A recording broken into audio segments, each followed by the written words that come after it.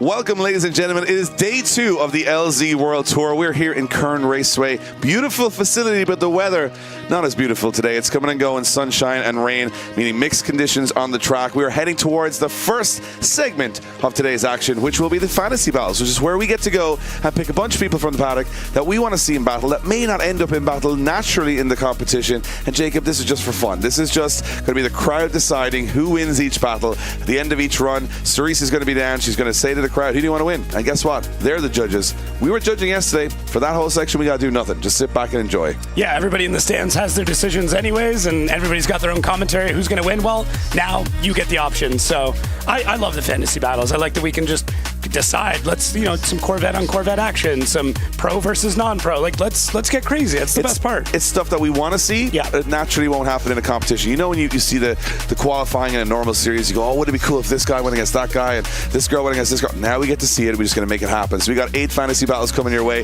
They're going to be hot and heavy on the track. And I'll tell you one thing, the conditions are going to make them very sketchy. Some of these guys and girls are going to struggle with those conditions. There's a very slick track out there, and I'm looking forward to seeing how they handle it. There's going to be some grudges. There's going to be some bragging rights, and sometimes bragging rights are worth more than all the trophies in the world, because what you can do then is just relay that information to your opponent for the rest of your life of how you beat them in front of the crowd in Kern Raceway, and the crowd decided. It wasn't even like you can blame the judges because there's too many of them. There's thousands of them, so it's very hard to track them all down, which is good for all the judges involved. So we're going to head towards our fantasy battles. We're going to have some fun before we kickstart our main top 16 later on today. Let's head to the fantasy battles and let's see what happens.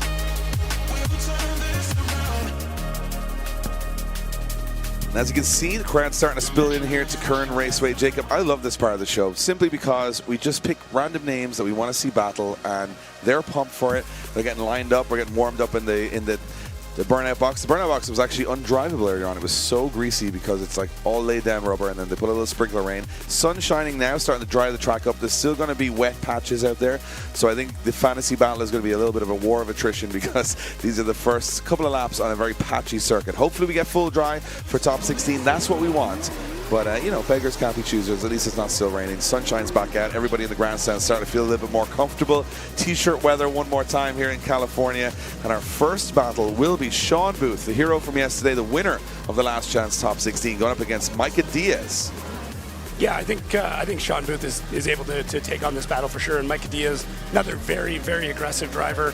It's going to be interesting. I mean, we are seeing everything dry up quite quickly. I don't think it's going to be long, a couple of runs, and we're going to be back to full dry conditions. So it'll, it just adds to the plot, right? Spices it up a little. Absolutely. Now, of course, these two guys went up against each other yesterday. So this is a rematch. They had a little argument in the pit area, and Michael was saying, I don't know if the judges were right or the judges were wrong. Well, they're going to do it again. They want to have a little grudge match because they actually felt they could drive closer and more aggressive than they showed to the audience yesterday. Now they get a chance back at it again. And of course, we are not the judges in this particular case. It is going to be the audience on the track. So this is going to be interesting. Diaz, one of the wildest drivers out there. Booth, one of the wildest drivers out there. And I guarantee you on this run, there's going to be some paint traded. Yeah, it's going to be wild. And after, getting to feel each other out by doing those set of battles earlier, kind of know what to expect. And, now you can start to predict what the other driver's going to do. So Diaz out front is going to take the lead, and then Booth is going to be chasing behind in that, what's left of that beautiful S15. It was beautiful, and now it's got a couple of marks on it. I don't think he minds hitting everybody else for the rest of the day. He's going to be one of those guys to watch in that main top 16. Of course, Diaz not in the top 16. He got eliminated yesterday, but we get to see him go back at it again. As you can see, it is BMW on S15 action here in our first fantasy battle. Nick Swan's going to get the word, and he's going to set this track alight for the first competitive run of day 2 of the LZ World Tour here in Kern Raceway. And here we go. We see them come out from that Tire Streets Bridge, and Diaz out front. Great initiation there, and Booth not giving up much space as they get into a slightly wetter section. So we have to see how this holds up. Diaz going real wide as the track loses a bit of grip. And Sean Booth able to keep things sorted as they transition out. There's the smoke. We get into the drier line. Diaz still going a little bit wide. Sean Booth transitioning back around and diving as we get into our last set of outside zones. And both drivers able to handle the mixed conditions quite well. It's funny, they went into clipping zone 1 and the two cars just went, whoa, we just flew off the track. Gotta say, incredible control from Diaz. He did a great job not going off the track, right? Yeah, I mean, you definitely could have. it's amazing how he was able to kind of predict and see where that wet line is and then get back on throttle where he needs to. I mean, definitely went really, really wide. It's a lot of momentum in the dry to then swap over to a wetter section, but hey, it just makes these battles What I that much love more about it was Sean Booth could have just backed off and said this is not going to go well, but he just followed him off the track and said, no, wherever you're going, I'll go as well, I'll be fine. It was a great run from both of these guys, showing the ability and the skill that they have. And these guys are natural-born entertainers, right? That's what it's all about. So you guys here in Kern Raceway want to hear you make as much noise as possible. After the second run, you guys are going to decide who's won this grudge match. It's on you guys, not us. So we want you guys cheering. We want you to give a big round of applause. We want to make your voices heard. Cerise is going to be getting you guys pumped up. We're going to have a little word with both of our drivers at the end of the run. And as they regrid and reset, it's going to be Sean Booth in the lead position. And it's going to be Mika Diaz in the chase position. Now, Sean doing a good job in the chase position. This is going to be all on Diaz now to bring the heat. Let's see here, Sean Booth up front. Whoa, do we get a bit of a slowdown? Nope, back on throttle. Sean Booth looks like he's run a bit slower. First big bang right there. And I saw a bunch of white body parts flying everywhere. Sean Booth, keep going. Mika Diaz, I am not sure what happened there, but Mika Diaz, I don't know, let's just do some burnouts, let's do some donuts and throw the car around while Sean Booth continues on through the course. I'm excited to see that replay. I'm not sure what happened there. I think we have a broken wheel or a broken suspension arm on the front of Diaz's car. Maybe DB'd it. He hit pretty hard. I know he's doing a bunch of burnouts right now, but there's something definitely not right with that BMW. We're putting on a show here in Kern Raceway. If you're in attendance, make some noise for Mika Diaz and Sean Booth. Awesome stuff from both of these guys, and it looks to me like it was all over on the first corner. Yeah, you can see a piece of wheel just fly. That looks to me like that front suspension arm is definitely broken. I'm sure Cerise will have more news for us down on trackside. Cerise, that was some hot and heavy stuff to kick off our fantasy battles.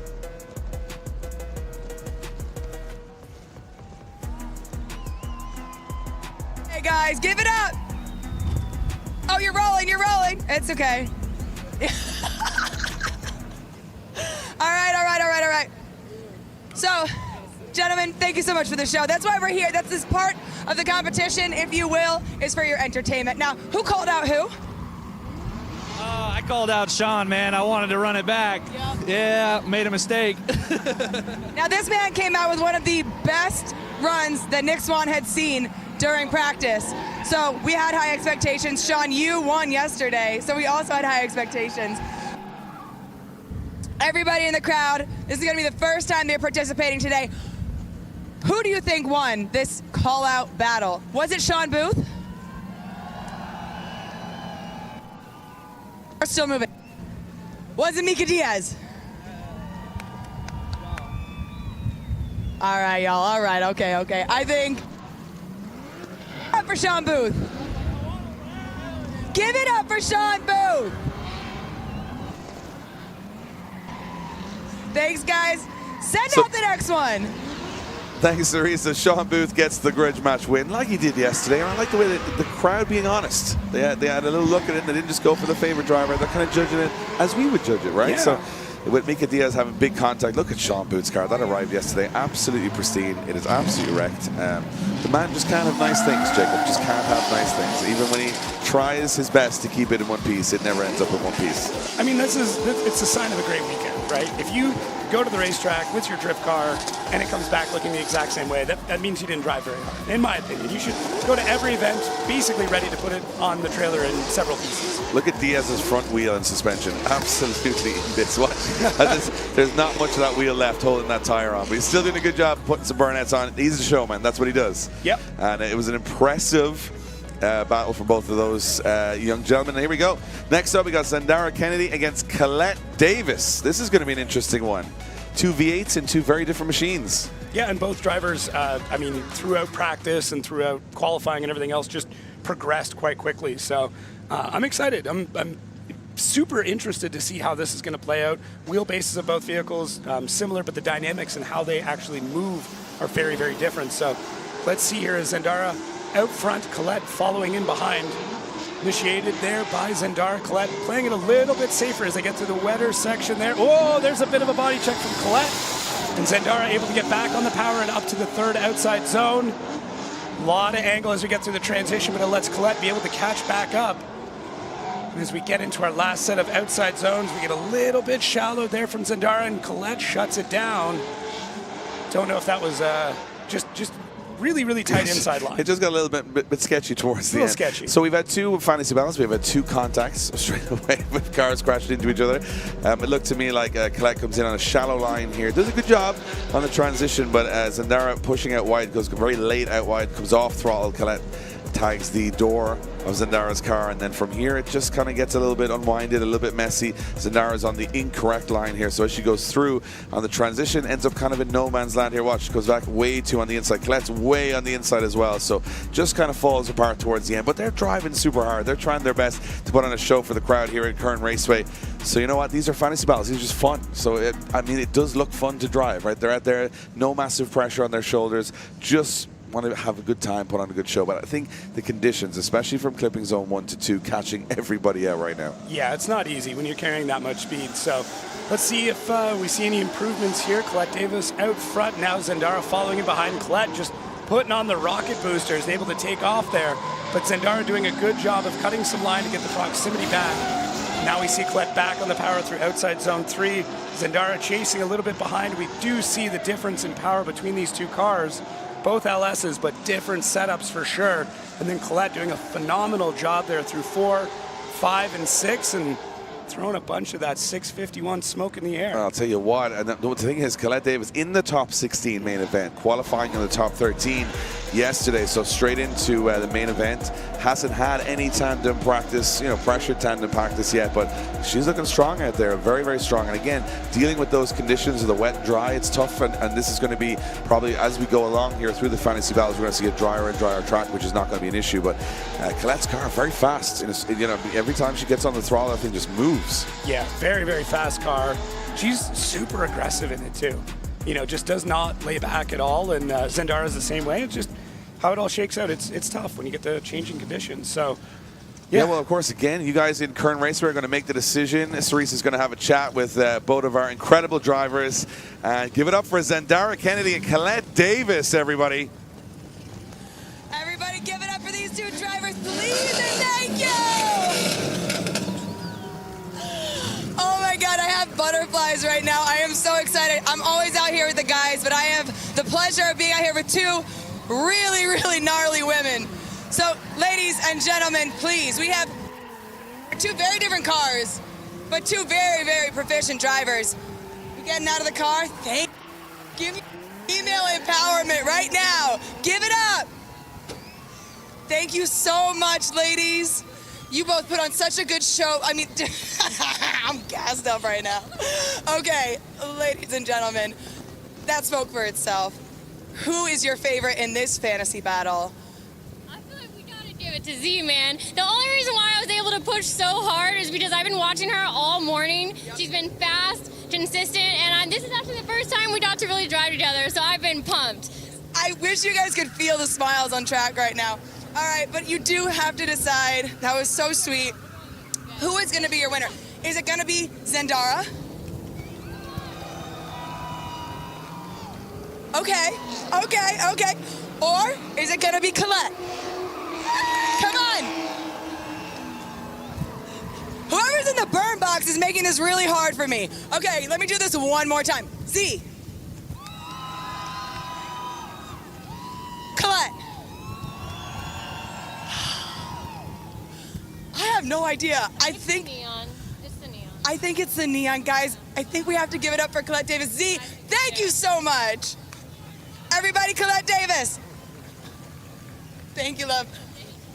Well, there you have it. Colette Davis getting the win, and you can have a little check of how much damage she's done in that fantasy battle. I mean, it's, it may just be for fun, but it still costs the same when you get it wrong. That's the difference. Yeah. Fun costs. It's expensive whether you win or lose in drifting. It doesn't really matter.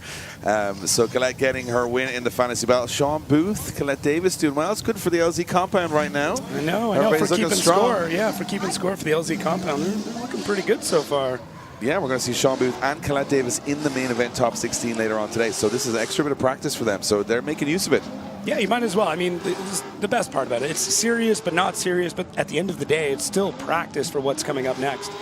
And I will say, I think we need more matching race suits and liveries. Like, it's got to be a requirement. I'm all for it. Yeah, let's do it. I saw T-Pain's race suit today. Oh, it's great. The Pickle Rick on the back of his helmet? Incredible. Yeah. I mean, there's a man that he might have won, I would say, the fashion element of drifting before his career started. He's wearing a chain. I've never seen any driver in a chain. I've never seen Odi Bocci's rock a chain. No. In the middle of qualifying. I mean, he needs to step the game up. I think so. It's going to be a little bit of competition. Next up, we got some characters on track. We got Dustin Farrell. We got Officer Dan Brockett, who to me is one of the most interesting people I've ever met. He's a stunt man. He owns a racetrack. He's an ex-Formula D driver, and he's an all-right good guy. He goes up against Lil Webby, Dustin Farrell in a car that looks like it's an S15, but it's actually an S14. This is going to be a fun battle. These guys have kind of equal power. Definitely more experience with Dan. Maybe a little bit more spice for Dustin Farrell in his setup. And let's see what happens when they go into their fantasy battle. Good friends behind the scenes. Will they be good friends at the end of this? We shall see Dustin Farrell out front with a really solid initiation, but Dan using all that experience, make sure he doesn't get too far away, and we're going to see Dan right here use that cut, and there it is, a nice little dive from Dan. Still not as tight in as we would like to see, but Dan starting to pull the leash and get him in a little bit closer, but Dustin Farrell, a little bit of that new school vibe, taking on a bit of the, I wouldn't say the old dog, but the old guard, if you will, of drifting. He's pretty old school. I'm surprised Dan is still alive with the life he's lived. He's doing pretty well to still be here. He's been buried alive. He's been in stunt cars, and he's just an all-around. Dan Brockett is the type of guy that said yes to everything since he was 6 years old, and this is where it gets you, to a fun life. Yeah. He just says yes. You want to run a racetrack, Dan? Absolutely. Do you want to go drifting this weekend? Absolutely. And he was my co-commentator last year on the LC World Tour. We traveled all around the world, and he was rekindling many stories as he went along. So Dustin Farrell, I think Dustin Farrell, he's, to me, he's a new kid on the block, and he looks very strong in that car. I mean, he's got a lot of talent. You can tell the way he's adapting to the conditions on the car throughout. Every lap he's done, he's got better and better and better, which is a sign of a driver really improving. Dan's in the lead position. He's going to have to hope Dustin doesn't turn the screw too much here and get on his door. So let's see if Dan's got anything tricky up his sleeves, initiating basically one behind the other. Dan now transitioning a little bit later, and Dustin, let's see if he can get in there. They go through that small wet patch that we kind of got left on the track. We're seeing a lot more of that 651 smoke coming out of Dustin Farrell's car, and then Dan throws on the smoke screen, popping some cones off. It's an interesting move. I'm not sure if he's just trying to throw them back behind him, get Dustin off his game, but doesn't look that way as Dustin dives into the pocket. Yeah, it's very, very sketchy. Through the center section, they decided, I'll tell you what, you go this way, I'll go that way. We'll meet you at the last corner. And kind of everybody ended up in the same position at the end. Dan Brockett throwing the Mario Kart moves, throwing the cones back at Dustin Farrell. It didn't seem to throw him off one bit. They're now just completely unleashed. No idea where they're going or what they're doing. They've lost control of the situation. The marshals are trying to fix cones, but there's cars doing burnouts everywhere. This is what it's all about here at the LZ World Tour. Kern Raceway, make some noise for Dustin Farrell and Officer Dan. Dan doing it for the people. Dan is definitely doing it for the people. Listen, standing burnout to full-on brakes. when Tire Streets donates all the tires for your event, you might as well use them up. Anybody here get any indication that these guys did not pay for these tires? Did anybody get a clue there? A little bit? Yeah. So, this is going to be an interesting one. You guys are going to be the decision makers once again between Officer Dan and Dustin Farrell. Cerise, that was a smoky one. And I'm glad both of these guys got those cars back in one piece because it was close at times. Honestly, if I had free tires, I would have done the same thing. All right, guys, let's get out of these vehicles. Let the smoke subside. We got two beautiful cars. Would you not say so? These cars are pretty nice looking, huh? Okay, give it up for the drivers. Come on over here. Mr. Dan. All right, so who called out who in this battle? He called me out. He came for you. He came for me. Yeah, he was like, this is his first competition back. I want it. Yeah, and I think he got it. What's he doing? Were you hoping for more damage? Yeah, I thought I was going to hit it a little more, but I guess I missed it just by a little bit. Hit it on other things. I know, I can tell. All right, ladies and gentlemen, that was a lot of fun. So one time for both of them. Give it up. Thank you so much. All right, ladies and gentlemen, who do we think won this fantasy battle? Was it Mr. Dan Brockett? Could have been better. Was it Lil Webby? All right, guys, you said it unanimously. Give it up for Lil Webby! You gotta do better than that, come on! This is the only time you gotta say, thank you. You want it. Oh, Yeah, with a little bit of lag there. A little bit of lag. He didn't celebrate. He was just thought Dan was being overly affectionate for some reason, and then all of a sudden he realized, no, I won. Actually, that's what Dan happened. is very overly affectionate. Yeah. In a good way. Yeah. And Dan, this is like a passing of the torch. New drivers coming in, old school drivers from, you know. Dan said he's one of the guys that had. He always says he had a failed Formula Drift career. That's his own statement. I think he did pretty well. I think he did amazing. Yeah. But there you have it, Lil Webby putting on a smoke show for all the fans here in Kern Raceway. Dan Brockett doing a good job as well. Dan going through that top 16 as well. He's in the main event later on. High qualifying run yesterday, and as you would expect from an old pro, he's going against Matt Field. Yeah. So talking about the old school versus the new school. Easy one. Yeah, Easy one for Dan sure. Brockett. Easy lock. Yeah, Matt just Field got Matt Field there in the top 16. Everything's just going to be rosy. Yeah, the Beast in the Bay is not going to be an easy battle. That's for sure. A lot of accelerant left on the way out of this one. Yeah. From Tire Streets, of course, supporting all the drivers this weekend. Free tires. Free tires. It's never happened before. Love it. There's no such thing as free tires. No. They're giving them tires. That's what I want. No one, the Tire Streets didn't find free tires. They're donating them to the sport to make sure that you guys have as much fun watching it as possible. Lead drivers have an opportunity to come out here and show what they're all about. So we thank your Tire Streets for that. Also, we move on to the man himself. Name on the billboard. Adam LZ into the main event later on. Had a little bit of a fire at the end of his qualifying run yesterday in this blue E36 2JZ powered. He goes up against Dylan Hughes. This is a fight of two very, very nice E36 BMWs with two drivers that not only today will be doing a fantasy battle, but may end up in a battle in a couple of weeks' time in Long Beach as both of these guys go to Formula Drift. We're getting a little teaser here as Dylan Hughes will be in the lead position, Adam LZ in the chase. This one is just for bragging rights, but don't expect anyone to back down.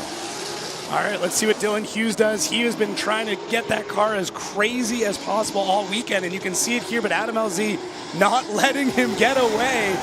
We're talking about two full FD drivers going at it here, and Dylan Hughes hitting all those zones, but Adam is not letting things get too crazy. Is Adam going to dive in? There it is. Adam taking off some of that Permatex paint on the side of Dylan Hughes' car. You wouldn't know that he's ready to pack that car up and ship that down to Long Beach to compete. It's like he's got a full car ready to go. Yeah, this looks like they're forgetting they have things to be doing.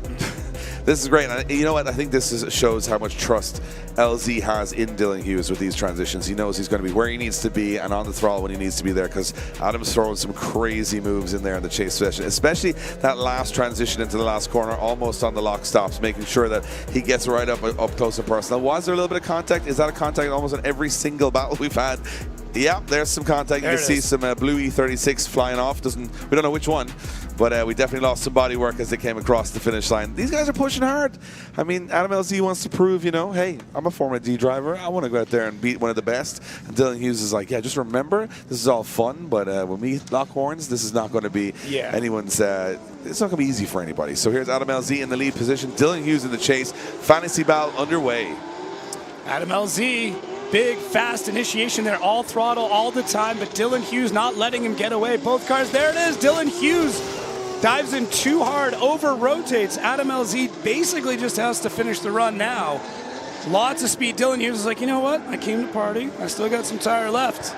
Let's go. He's keeping this battle going, but Adam way, way out front, absolutely decimating those tires. Yeah, and it goes to show that wet patch hasn't gone away on clipping zone 1 to 2, because Dylan just dropped over. You can see lose a lot of grip on the back end of the car and just hooped around. It's looked to me like it was an unforced error. We'll have a look at it here on the replay as he comes through. Dylan just drops out into that wet patch and just loses traction completely. And LZ was right on the edge of how much lock he had in that E36 as well. He was using the throttle to get out of there, and unfortunately Dylan, but look at this, LZ almost over rotating it in the center section as well. So it's not easy at the moment with track conditions changing. They'll probably be a little bit more consistent later on, or we hope so. But right now, there's still some moments out there where they just seem to think they've got false levels of grip. Cerise, they had a great battle, but we had an over-rotation. What are the guys thinking after that one? Okay. I'm just making sure these cars don't roll away one more time. Guys, that was very, very close to being one more time. Yeah, just let it go. Just let it go. Just come join us. All right, that was really good. You guys have two professional level drivers here driving at the Adam LZ World Tour. Dylan, get over here. This is your event. That was an exceptional run. That was fun. That was awesome. That was good times, buddy. I wish I could have gave you a little bit better of a chase on that one, but kind of washed out. I don't know if I tagged a wet spot or whatever, but I just went straight to the lock stops and it just stayed there. So good job to you, buddy. That was freaking awesome. I mean, I pretty much spun on that, so I would have zeroed myself.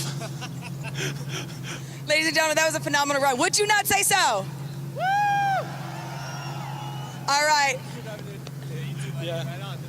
They're so sweet. All right, guys. Who do you think won that one? I mean, I'm sorry, it's probably a little obvious, but let's do Dylan Hughes first. Was it Dylan Hughes? Woo! Okay. Was it Adam LZ? Who is Adam LZ? Adam, congratulations.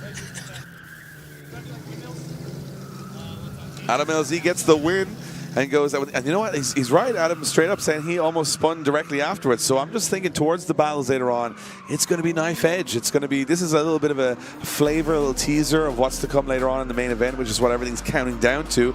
But I got to say, for Adam LZ and Dylan Hughes, I was about to say, two most consistent guys on the track yesterday, both almost over-rotating in the fantasy battle. So as judges, which we will be switching into our mode with Sean and Jason later on, we're thinking, we don't know what's going to happen here for the rest of the day. But good to see, you know, many moons from when they were created, the E36. All they needed was a Toyota engine and maybe a turbo and a few other bits and pieces, and they're still competitive in 2024. An older chassis, but hard to beat, right? Well, we're getting better and better with them. I mean, more parts, more development, more everything, and yeah, it's insane how fast these cars are getting, and just what they're able to develop for them. But I mean, you know, some of these cars are older than I am, and they're still relevant. They're still crushing it. Yeah, and now they're getting expensive too, which is even worse. We destroyed many of them in Europe because they were worth €100, and now they're not worth €100 because of us. There's an S13 around the corner for me, $10,000. Wow. Yeah, wasn't even in good shape.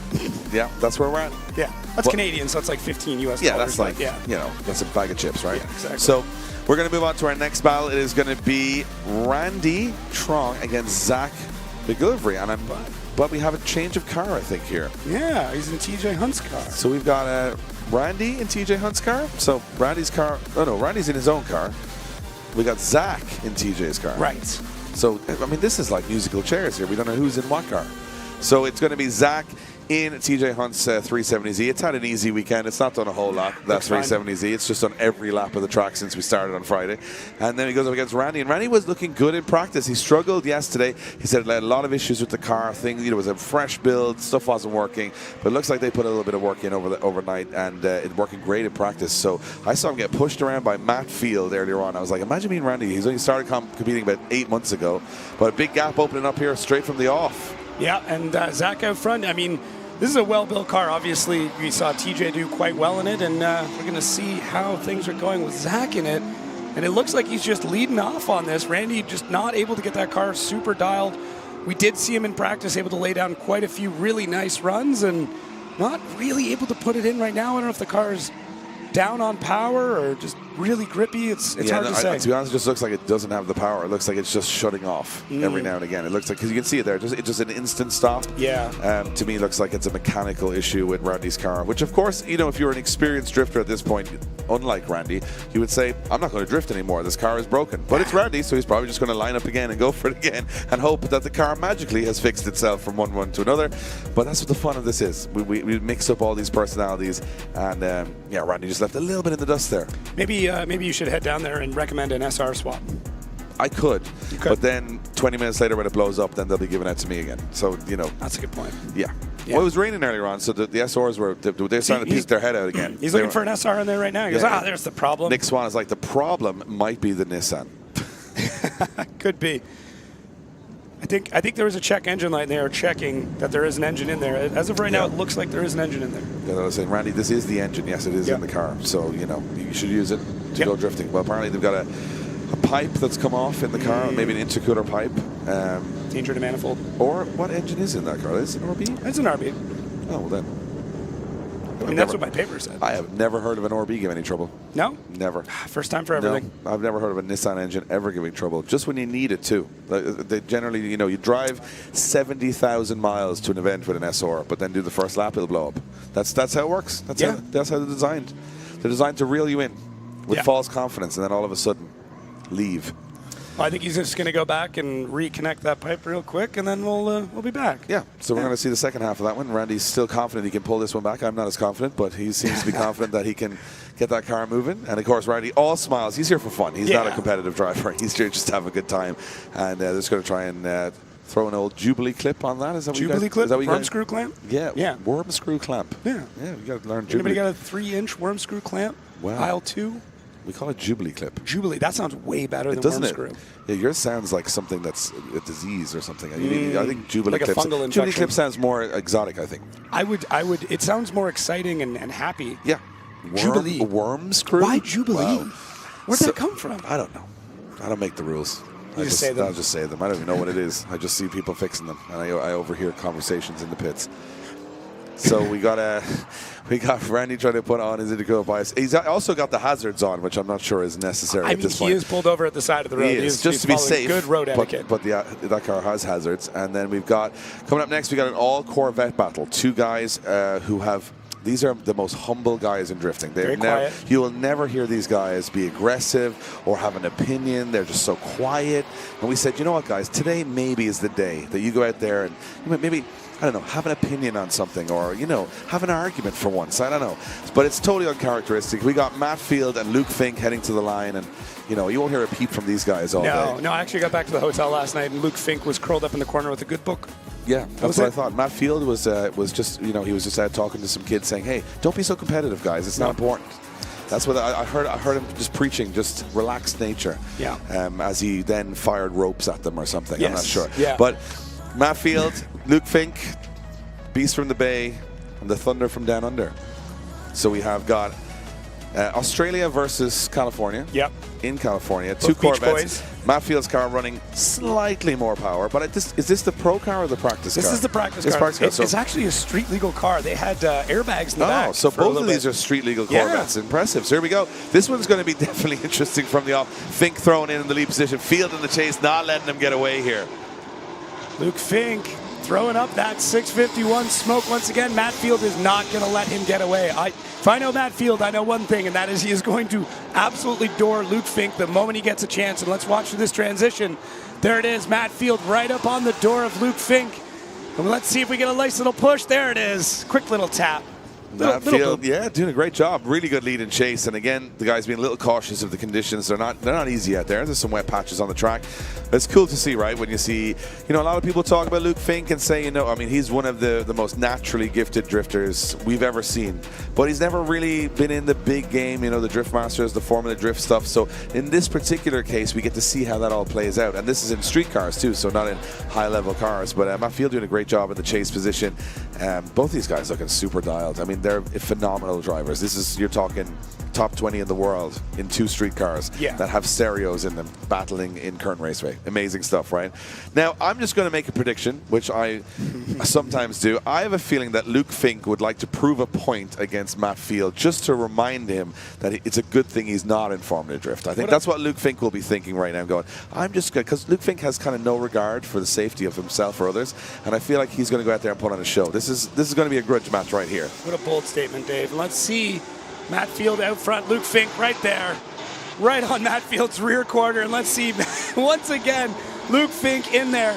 Matt Field doing a great job getting into all the outside zones, but right now that doesn't matter because Luke Fink is trying to put as much blue paint on the side of that Borla logo as he possibly can. As they transition around, there it is, Luke Fink just booping the bottom of that other Corvette. It's Corvette on Corvette in action. It's Corvette on Corvette crime.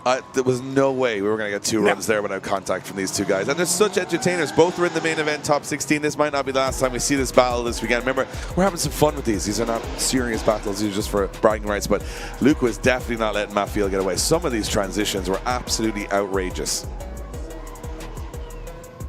Was there a bit of contact here? Oh, close. No, this transition was pretty good. Definitely into the last corner, I think we saw Luke make some contact just here. Watch on the transition. Boom. Hits the back of Matt Field's car. Hits some cones. And then they stay in it. All good until the end. These are two amazing drivers. With Kern Raceway, you're seeing greatness in front of you. Give it up for Matt Field and Luke Fink. All right, everybody. That was a phenomenal show. Give it up for these two drivers, please. All right, you guys are both very much known for rowdy driving. How are you feeling right now? Oh, it's awesome. It's awesome. This is just an awesome place to be. This is one hell of a track. This is one hell of a crowd, and I'm just thankful to be driving with you guys. And with Luke Fink, nonetheless. Where are you going? Luke, did you have anything to prove during this battle? Stock Corvette's better. All right, ladies and gentlemen, between which driver do you prefer? Was it Matt Field? Mr. FD? Or was it Luke Fink? All right, Matt Field wins. No, I'm just kidding. All right, everybody, give it up for Luke Fink. Luke Fink getting the win. Stock Corvette versus just a bit more than a stock Corvette. A little. Matt Field could be like, I'm going to get the other Corvette and we're going to see what's up. It's in the trailer. It's ready to go. Get the good car. Yeah. So get the big one. Get the big one. We'll see where we're at. So we got Matt Field, Luke Fink putting on a show for everybody here in Kern Raceway. It's just the fantasy battles. It's the warm-up for the main event. That's what we love about it. It's just to get everybody feeling the vibe, get the crowd loosened up, get us loosened up, get the drivers a little bit more familiar with the track. And we got Luke Fink and Matt Field. And where would you see scenes like this? Absolute chaos donuts. What is happening right? Oh, yeah, look at that. They sorted themselves out. And it is going to be Luke Fink and Matt Field. Give it up, Kern Raceway, for two international superstars. One from just down the road, the other from many oceans away.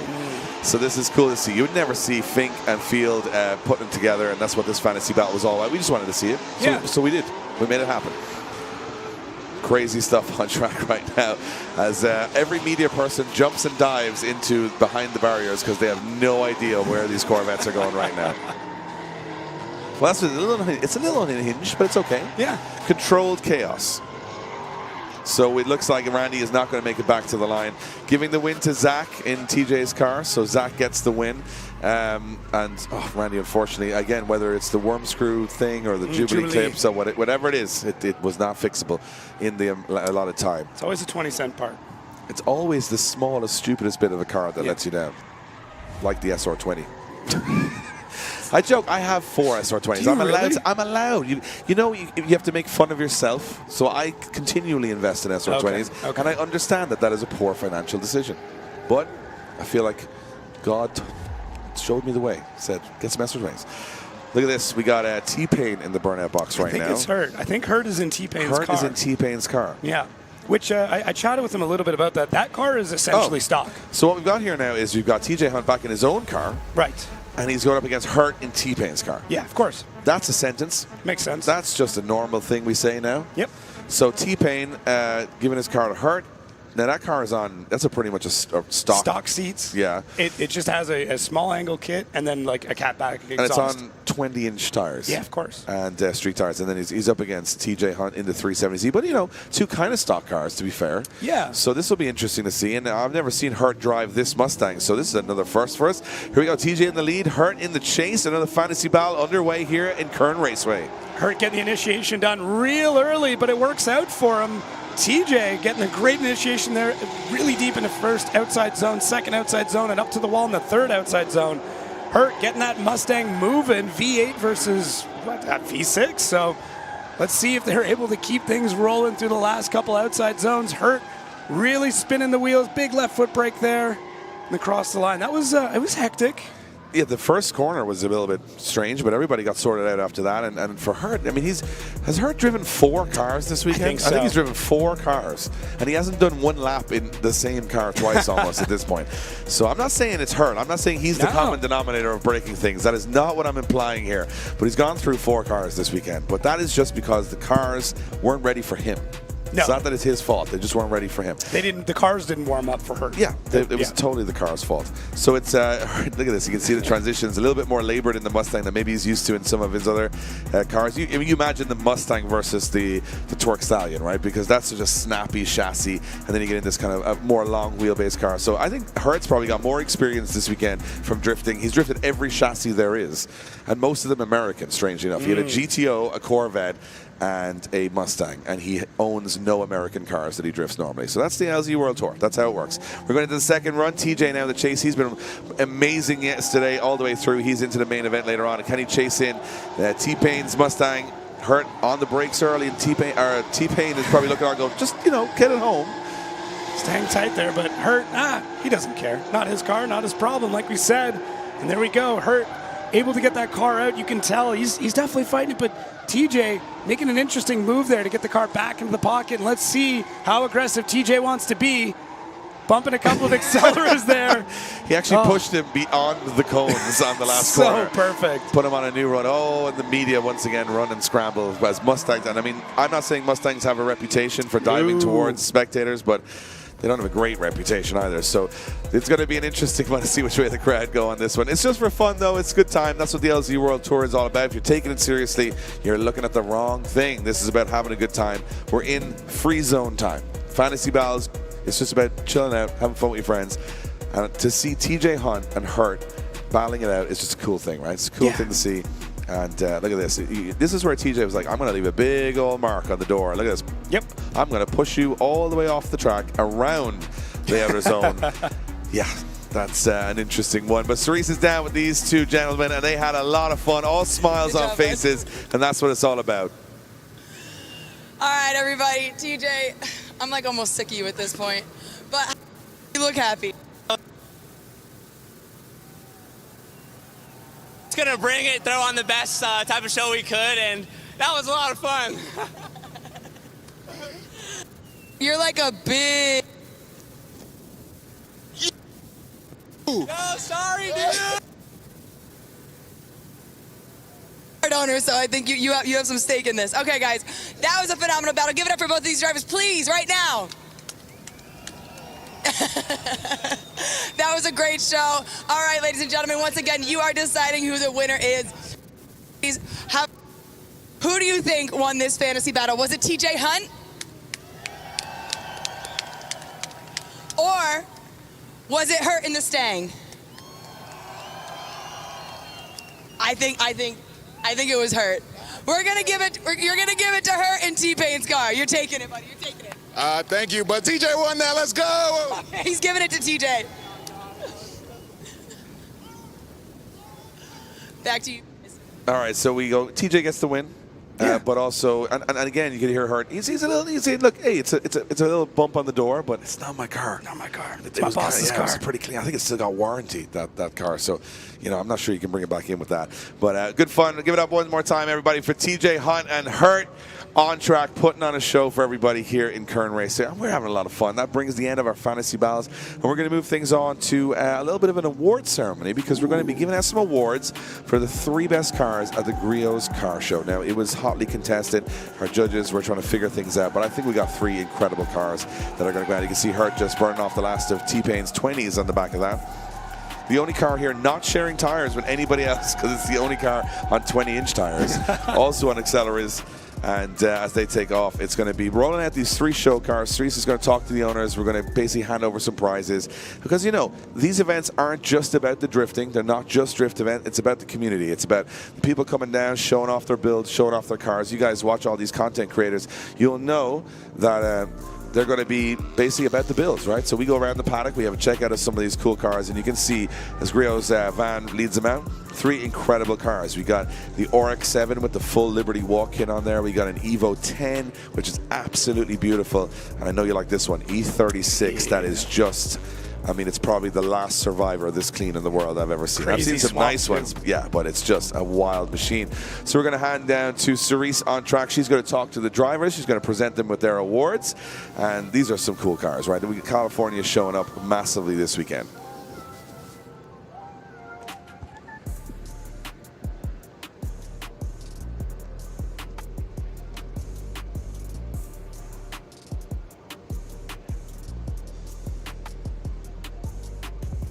So the sun's shining once again. Cerise, you're down with 3 incredible machines on track, the 3 award winners from Griot's, and I think this is a beautiful mix of machinery. We got everything covered. We got 4-wheel drive, we got old school European, and we got new school Japanese body kit on an old school Japanese car. I love the mix. All right, we have 3 absolutely beautiful cars from the Griot's Garage Car Show. I'm going to go ahead and get a word with each of these drivers. We're going to call about who they are, starting over here with a Ready 36. Name? Adam. Richmond, California. Okay. A little bit about the car. What's your Pro Charger sounds? Yeah. The wine, yeah. Thank you. Moving on to the next one. All right. Now here we are. Your name? Jojo. Jojo, and where are you from, Jojo? I'm local from Bakersfield. Wonderful. Okay, so he's representing. What is things about this car? I think we're cutting out a little bit. What is All the hard work and memories me and my brother have made working. oh, real? Who can relate to that? Right? It's all about the memories, all about the experience of owning the car, driving the car, and coming to events like this. All right, sir. Will, Will. Where are you from? North Hollywood. Hollywood. What's one thing that you love about this car? My carbon Kevlar Recaro seats. Yeah, I can confirm these things are nice as hell. All right, guys, we are going to do a fan favorite. Now, we might be cutting out a little bit. We're cutting out, aren't we? I'm going to try my best. We're going to get through this. Ladies, we're going to start over here. Scream as loud as you can for your favorite car in this lineup. Gentlemen, right here. Dang, it's that cherry red, I tell you what. Okay, okay, okay. And, ladies and gentlemen, number 2. Think about this car right here. I like it. Yeah. All right, guys. Where was this energy during the fantasy battles? Come on. All righty. And, ladies and gentlemen, the last car in the lineup. What do you think?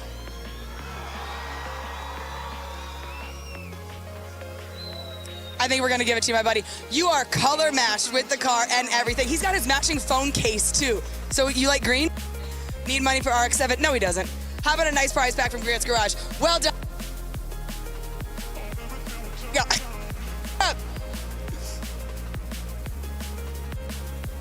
Right here, they're getting some beautiful products. Right here, we have our ceramic 3-in-1 wax. We have our ceramic washing coat, ceramic speed shine, some beautiful PFM microfiber towels, and some ceramic washcloths right there for you. That's wonderful. Ladies and gentlemen, sponsoring this car show up, and thank you for being here.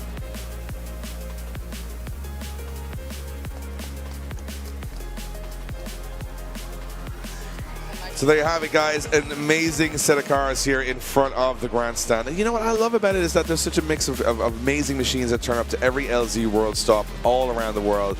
It's not just about the drifting, it's also about the builds, it's also about the community. And thank you to everybody turning up today in their beautiful machines. All you guys in attendance, thanks for turning up. And if you're tuning in at home, thank you for taking time out to hang out with me, Jacob, and all the boys who are trying to put a very entertaining show on for you guys. We're doing our best out here. A lot of amazing teams behind the scenes as well in the live stream and the marshals, the track, everything. Trying to do everything we can as we head to our main event top 16 later on today.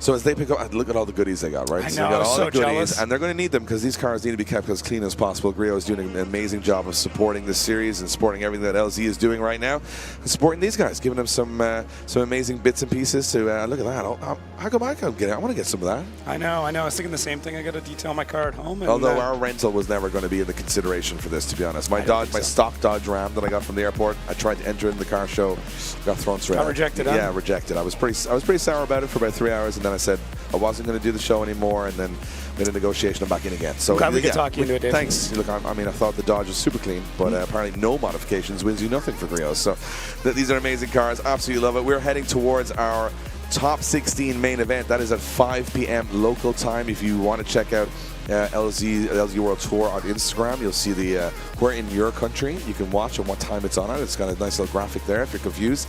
But if you're watching right now, it's in about an hour and 10 minutes time. So you're going to see the top 16 main event. That's where we're going to see the content creators. We're going to see the Formula Drift pros. We're going to see the old school pros go head to head for a prize of a cool half wheel from Kansai and some skateboard decks as well. Remember, it's all for fun.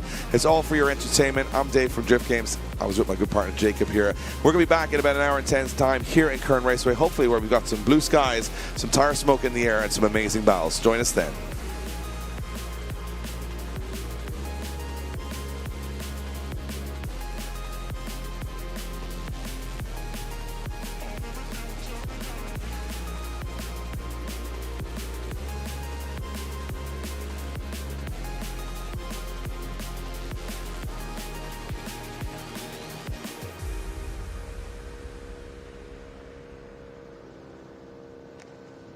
Streets is the official tire supplier for the LZ World Tour.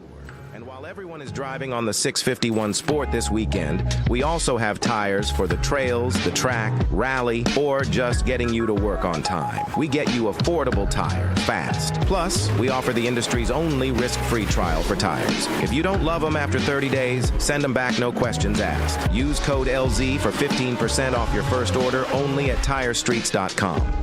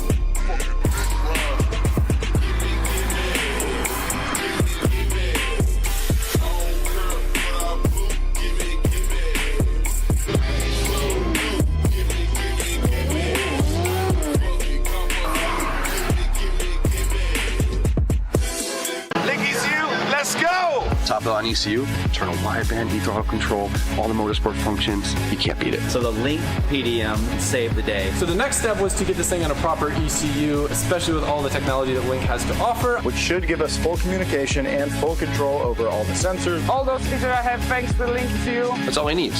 Simple, cheap, easy, works, good ECU, weatherproof. It's got enough IOs too, like we're doing tons of stuff. Oil, fuel pressure, boost control. I like it. Definitely big shout out to Link ECU.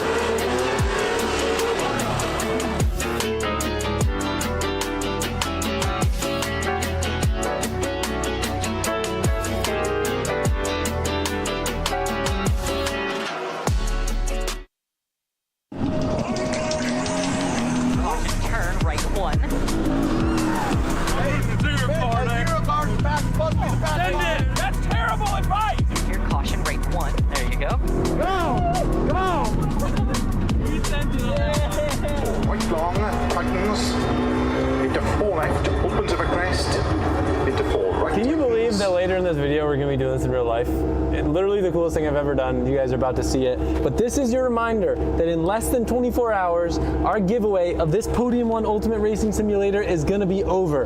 Every $5 you spend on DriftHQ or LZMFG.com is going to get you entered for a chance to win one of these simulators, the full motion, all the doodaddles, customized to your needs, and $15,000 cash. Get some cool clothing, some parts for your car, whatever it is. Support us and you're going to get a chance to win this thing, and it ends soon, so don't wait. Enjoy the video.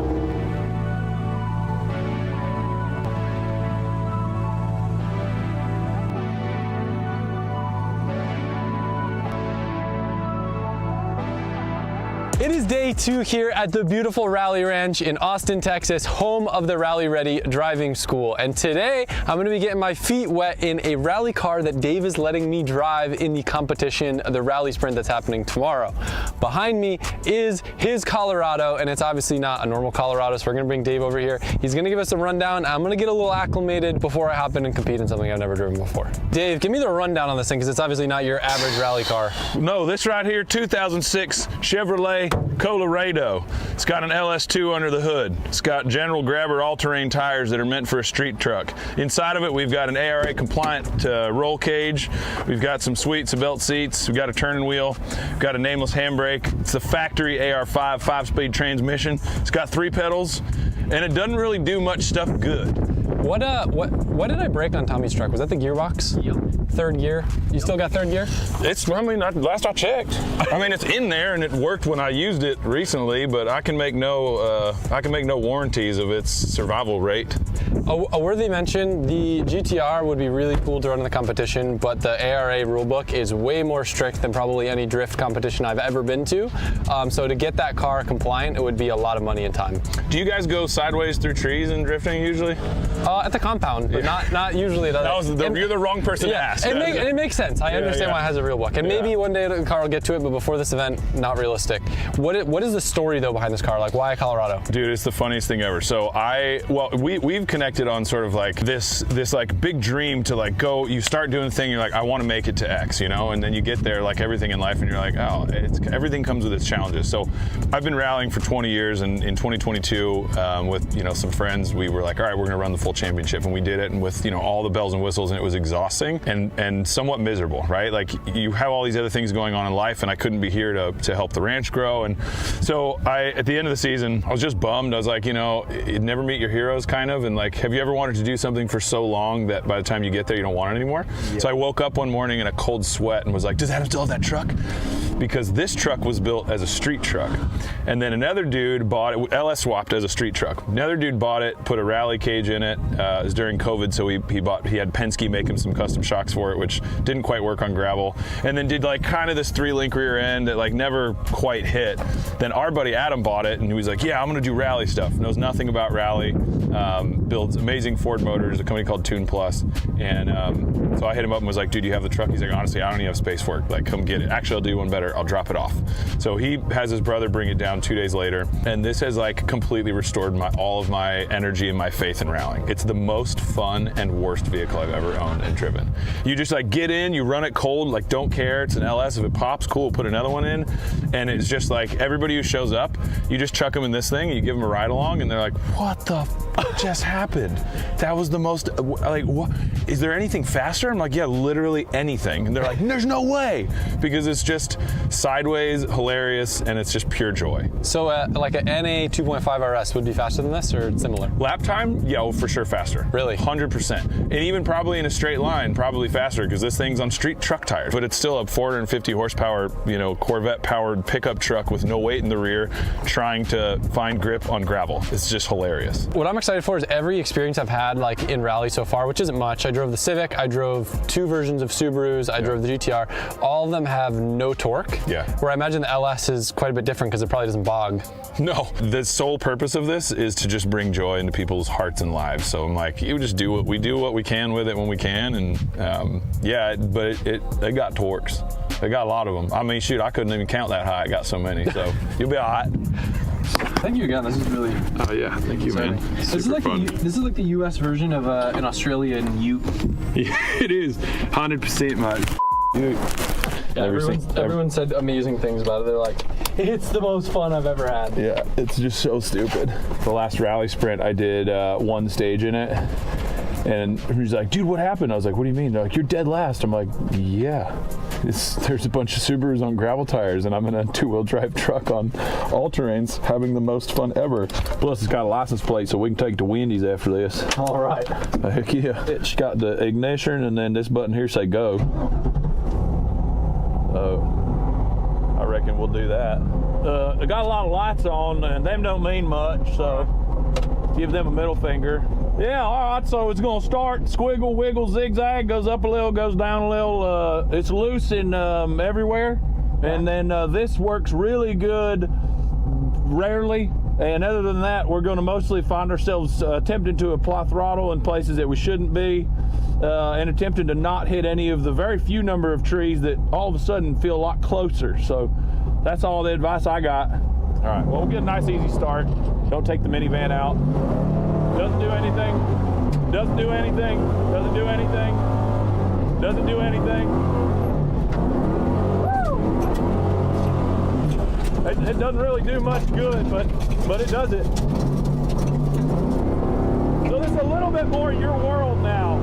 You'll feel pretty comfortable in this. And I don't really use the clutch to downshift. I don't really need it. You also don't need the handbrake. You can just kind of breathe on the throttle and it sort of, you know.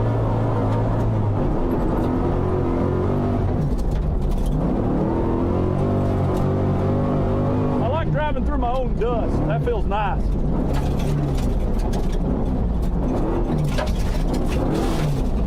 little loose through here.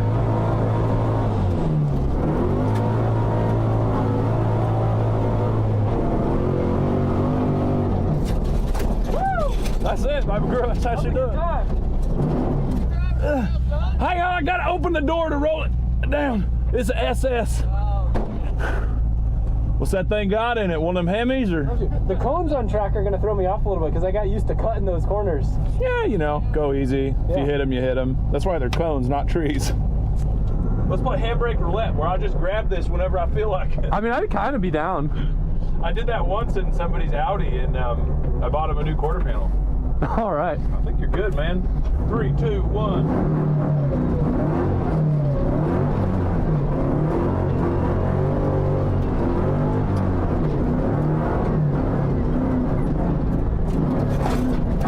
Hucking over crest is the best part of rally.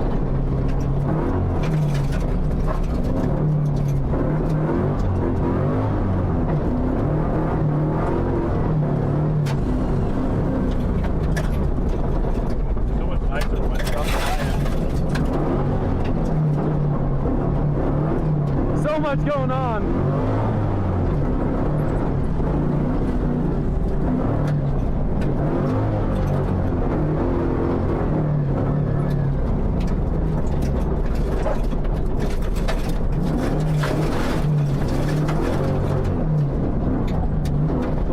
A little bit there. Run at an angle. There you go. Woo! It's so good. Yeah, that was good. It's pretty sick, huh? It feels a lot slower from the driver's seat. Yeah. In the passenger side, I was like, holy shit, this thing's moving. We're gonna die. But off the line, I was like, it's any minute now. Yeah, I know. I feel like I got to get my confidence up a little bit on some of the corners, but dude, you can run as much as you want, huh? I felt okay. I think it looked great. Thanks. You just, I mean, like we said, you just kind of caught. It's tricky there too, because last night I cut like a foot of material, so it's super loose on that corner, and then right where it started to step out on you is like the end of the loose stuff where it steps back to grip. So I mean, you know, there's no angle. Like it's nothing about this is a competition vehicle. So. I'm retraining my brain too because I got so used to the left foot braking that I was like second guessing myself what to do with the pedals.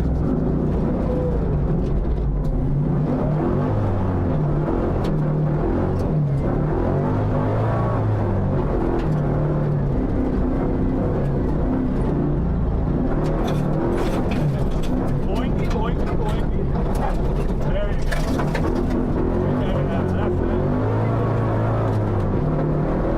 Come on, baby. Come on. Come on. Chug her in, baby.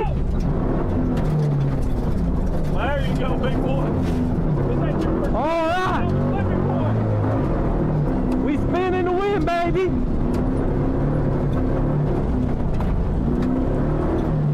We're loosey-goosey. Dear baby Jesus, please let us make it to this corner. Dear baby Jesus, please let us make it to this corner. Dear baby. All right.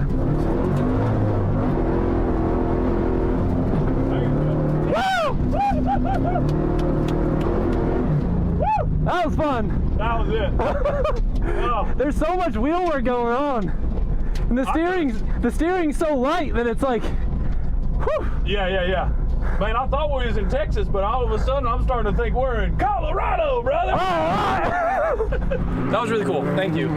Dude, that was sick. Did I do okay?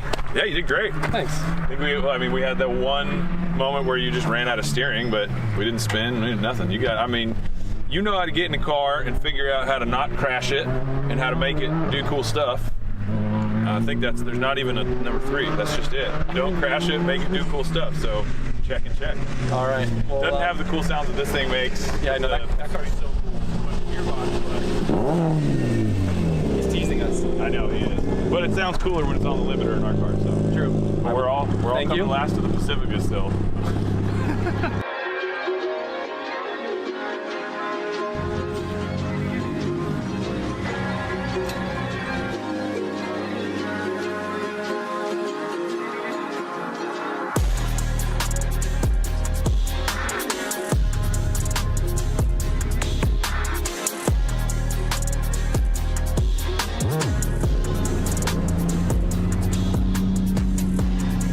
It is competition day. Today's the day of the rally sprint. There's 4 different stages you guys haven't seen in the woods yet. I just spent the morning doing recce or reconnaissance, which is basically driving through. Normally you take notes, but I didn't do that. I just drove through because I didn't have a co-driver. I am gonna have a co-driver, but I'm not technically in the competition. I think I jinxed Dave and he went out and he broke the transmission in his Colorado. So I assume full responsibility for that. And what we're actually gonna be doing is taking my GTR on the stage, which is something that we haven't been allowed to do because obviously they saved it for the race. We are going to be the 00 car. So what that means is essentially my car is not to the rule book. So we are going to go through at a moderate pace. Essentially before the rally race, there are cars that will go out and make sure there's no obstructions, there's no pedestrians in the trail, make sure everything's kosher. So that's going to be our job. But Dave is going to stick a co-driver in my car. You guys will understand why it's important when you see the stage. There's just so many corners that come up, and like if you don't know what's coming, even if you're cruising through at like 20 miles an hour, they can sneak up on you fast. So we'll have comms. I don't have a lot of experience. I probably should have driven the dirt game without the things that pop up on the screen, but at least I kind of know what the numbers and the corners mean. So we'll see. It should be fun. I think we've got a rig set up to where you guys will be able to hear the comms too. So I'm really excited.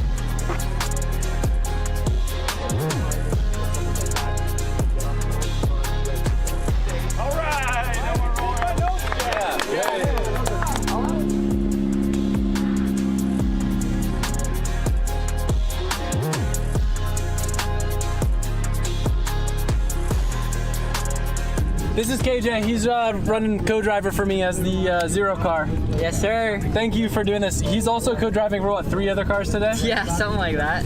He's 21, but he has probably more years of rally experience than anyone I know. So I'm very honored to have you in the car with me. Yeah, man, this is gonna be sick. I'm excited.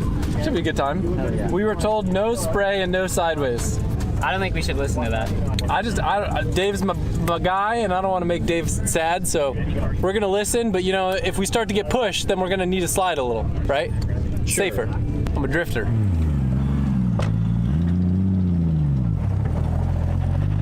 If I'm 0 instead of 00, does that mean I can go faster? Technically 00 is supposed to be slower, but well, they just I don't think the rules apply here. I'm really excited to hear all the information. Yeah, it's a lot. Comes in quick. Well, thankfully I've run this first one enough. Yeah, so. Yeah, we'll see. Once you get in the woods. Yeah. Once you like think about it, it helps so much. Oh, I can imagine. It's like, it takes a second, but once it clicks, then it's like, oh, it's like opens everything up. See, I made the mistake of like playing dirt. I have the signs show up. Yeah, so I got used to reading the signs rather than listening. Oh, yeah. Oh, can you change it? Yeah, rear-wheel drive, all-wheel drive. Oh, pull up the handbrake, you see that red light? That means it disconnects the front diff. Oh, that's sick. Alpha, Bravo, do you copy? Bravo, do you copy? Bravo, copy. Okay, ladies and gentlemen, I think we've got a rally race. Okay, car 0 may start when ready. We will not start the first car until car 0 has finished an entire lap. Okay, start and finish. You can start car 0 when you're ready. Ready? Here we go, yep. Right 6, left 6. Right 4, left 6, right. 50. Right, left. 100.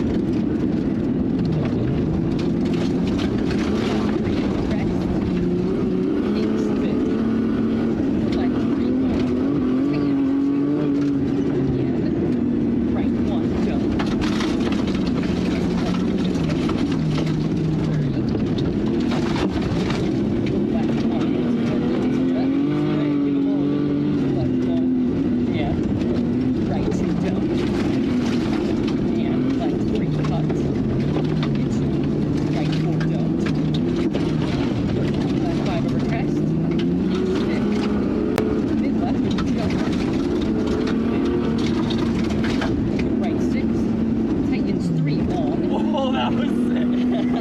Didn't take us 3 long. 30. Left 6. Tightens 2 dumps. Into right 2 over drop. Your right 2 over drop. Into left 1 at pass. Into right 2 long. Tightness. And opens at the jump. Right 2. Left 2.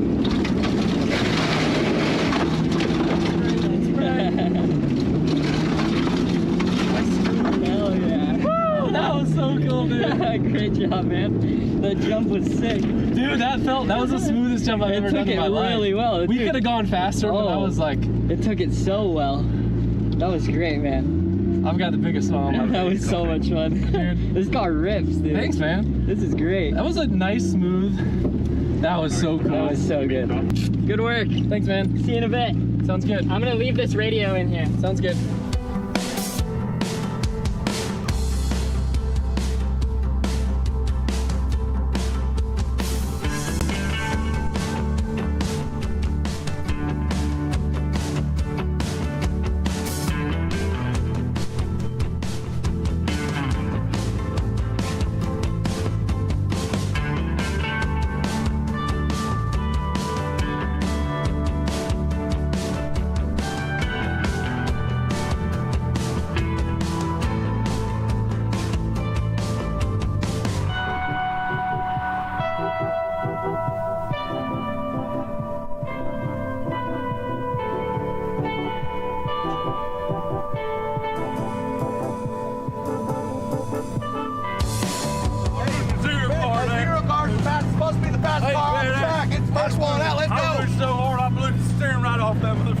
Bro, no power steering the whole time. I lost power steering in the first corner. Thank God we got a break when the course was still blocked off because I needed a second for my arms to reset. Yeah! Dude, feel this. Oh, you're good to go. Oh, you're fine. That ain't nothing. Dude, that was the coolest thing ever. So I'm really hoping the comms worked that time. Bro, so he was like, flat out over jump. And I was like, are you sure? He's like, send it. That's terrible advice. Dude, the one on the back straight, woo, we were airborne. The step up. I don't know what it was. Yeah, when you come to the wall of dirt, you step up and then you transition. Did you hit the transition right? I don't know what happened, but it was sick. He blacked out. Perfect. Love that.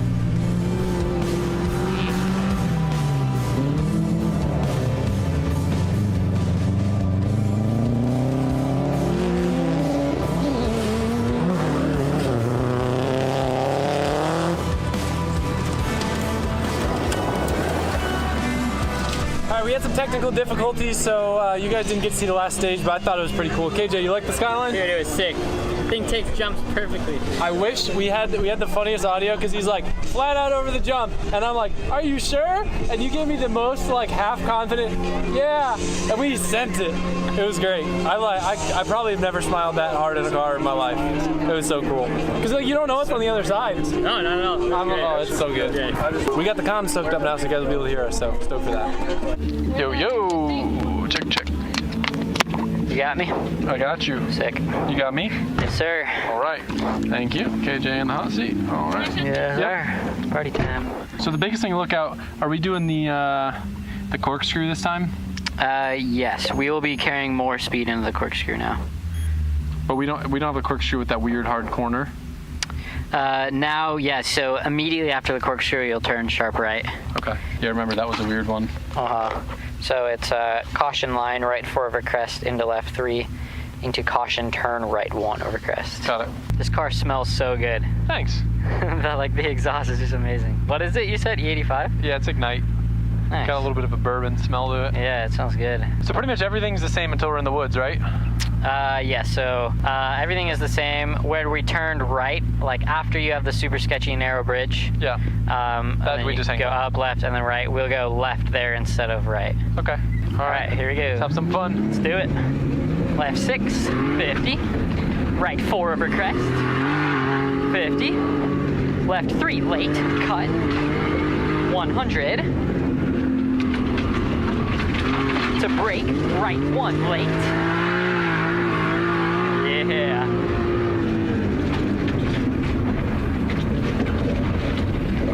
into left 5, into right 5 plus, 70, caution brake, left 5 short, into right 2 tightens, down here right 2 tightens,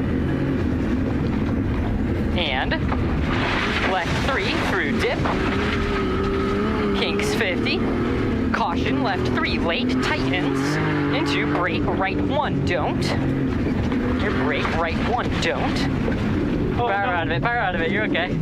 There you go. Into left 1. Here, left 1. Into early, right 2 don't.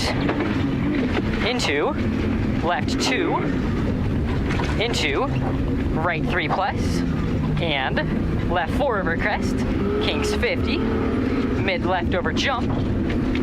50. To right 6, tightens 5. And caution, left 5 over crest, tightens 4, then tightens again. We're going back here, right? Yep, here tightens 4, then tightens again. And early, left 1 over crest. And brow. And right 2 plus, late. 100.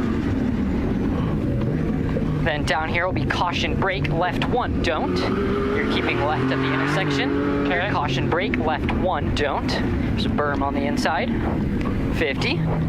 Right 2 long. Into crest. 100.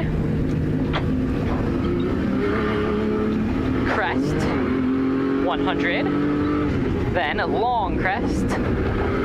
100. To caution line, right 4 over crest. Into left 3. Into caution turn, right 1 over crest. You're careful here. Caution turn, right 1. Sharp right here. Opens 4 long. Into left 6. Kinks 150 over crests. Short right 5. Into left 5. Into right 6. 50. Right 5. Here, right 5. 30. Left 4 plus long. 70. Left 3 plus long.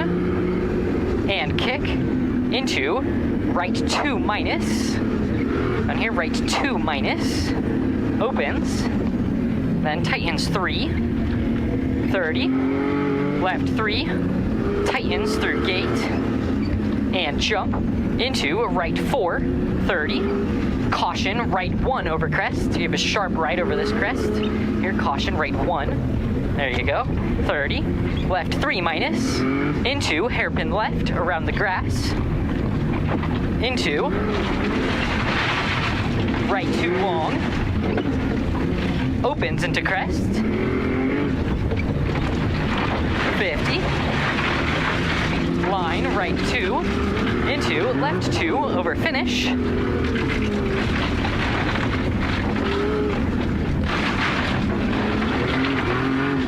Yeah, that felt pretty solid. That was great, man. Not as much laughing or giggling as before. Much more serious. I feel like the comms are maybe a little bit lower on this one, so I was having to like hella focus on what was going on. Woo! Yeah, nice work. That was a good time. Oh, we had power steering. That was an adrenaline. Listen, when they're all left 5s and right 5s, and you got to be moving fast, I'm laser focused trying to. Because the second you say 3 or 2, I got to be braking. Yeah. That's so fun. That's great. Hey, Billing, how are you? Yeah. This guy's the first guy that told me he had a left foot brake. Oh, no way. Hell yeah. Hilarious. Thank you, man. Yes, sir. Good job. Appreciate it.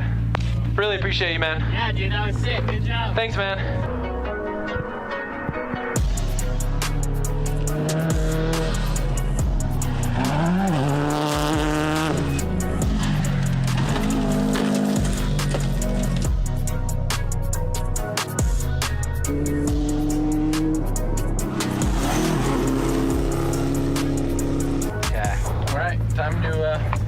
Faster, slower, anything to be mindful of? I think it's slightly slower. We're doing reverse of the same stage we just did. The entry of it is a bit spicy. You've got a long straight and then you're like braking into a long left that just keeps tightening. I can't really visualize anything, so I'm just gonna... You'll see it when you go. The note is like a caution brake before crest. So when you hear that... This is the start line, right? Yes. There's just no marshals here? Oh, there is. Oh, there he is. He's hiding. Alrighty, you ready? Let's do it. Let's hit it. Starts line, right 2, into left 2, opens, 50. Jump into left 2 late. Your jump left 2 late. Into hairpin right at the grass. And rough right 2 late. Into caution left 1 narrow through gate. Your caution left 1 narrow. 30. Left 3 over jump. Into right 4 opens. Keep left over the junction here. Right 4 opens. Keep left? Yep, keep left. 50. Left 3. Tightens 2 late. Here tightens 2 late. Into right 6 over kick. 40. Right 3 plus. Opens. 50. Right 4. And short left 4. And line left 5 plus. Into right 4. Into left 5 opens. 100. Crest. Into line right 5. Into slowing left 3 long on. Tightens 1 over crest. You're slowing left 3. Tightens 1 over crest. Into right 4 through dip. Into left 6 over crest. 100. Then you have 100 after the crest. To another crest. Then 70. And all the way down, caution brake, crest, and left 3. Here it is, caution brake here, and left 3. Opens, then tightens, 50. Caution, right 1, don't. Bank inside.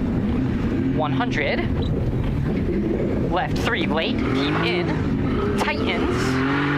Here, left 3, late, keep in. Tightens. Then opens. Into brow and caution narrow right 1 don't over crest into right 5 opens then tightens over jump into left 5 50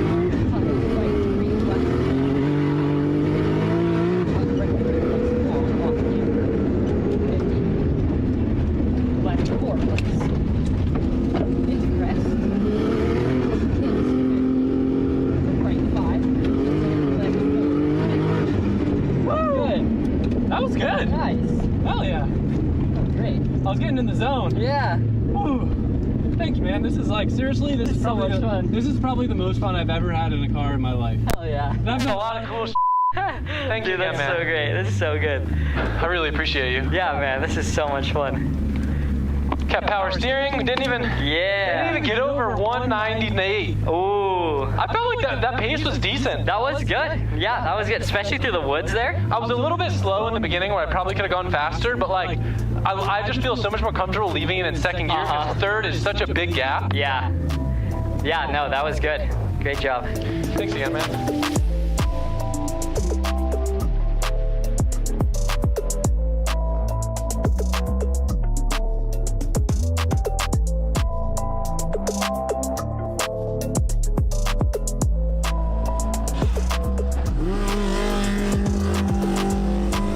Do you think the sun's gonna get in our eyes at all, or?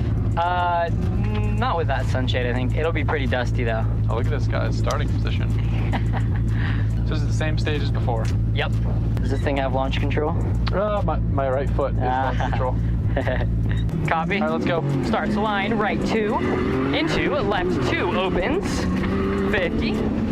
jump, into left 2, late, into hairpin right, at grass, and rough, right 2, late, into caution, left 1, narrow, through gate, 30, left 3 over jump, into right 4 opens, 50, keep left past the junction, to left 3, tightens 2 late, and here tightens 2 late, into right 6 over kick, 40, right 3 plus, opens, 50, right 4, and short, left 4, and line, left 5 plus, into right 4, into left 5, opens, 100, crest into line, right 5, into left 3, long, on, tightens 1 over crest, down here left 3, long, and tightens 1 over crest, here's the 1, into right 4 through dip, into left 6 over crest, 100, crest, 100, then crest, 70, all the way down, caution brake crest, and left 3, here it is, caution brake crest, and left 3, opens, then tightens, 50, caution right 1, don't, 100, left 3, late, keep in, tightens, then opens, here keep in, tightens, then opens, into brow, and caution narrow, right 1, don't, over crest, into right 5, opens, and tightens over jump, into left 5, oh, and middle over jump, and left 4, into right 4, and short left 3, into right 2, into left 2, jump, into right 1, into late, left 1, jump, right 3, opens long, kicks, keep left over crest, into right 3, right 3, left 3, tightens 2, don't, tightens 2, don't, and right 5, 7, 2, right 5 short, break into left 1, late, left 1. Yeah, up, there you go. We're still going. 150.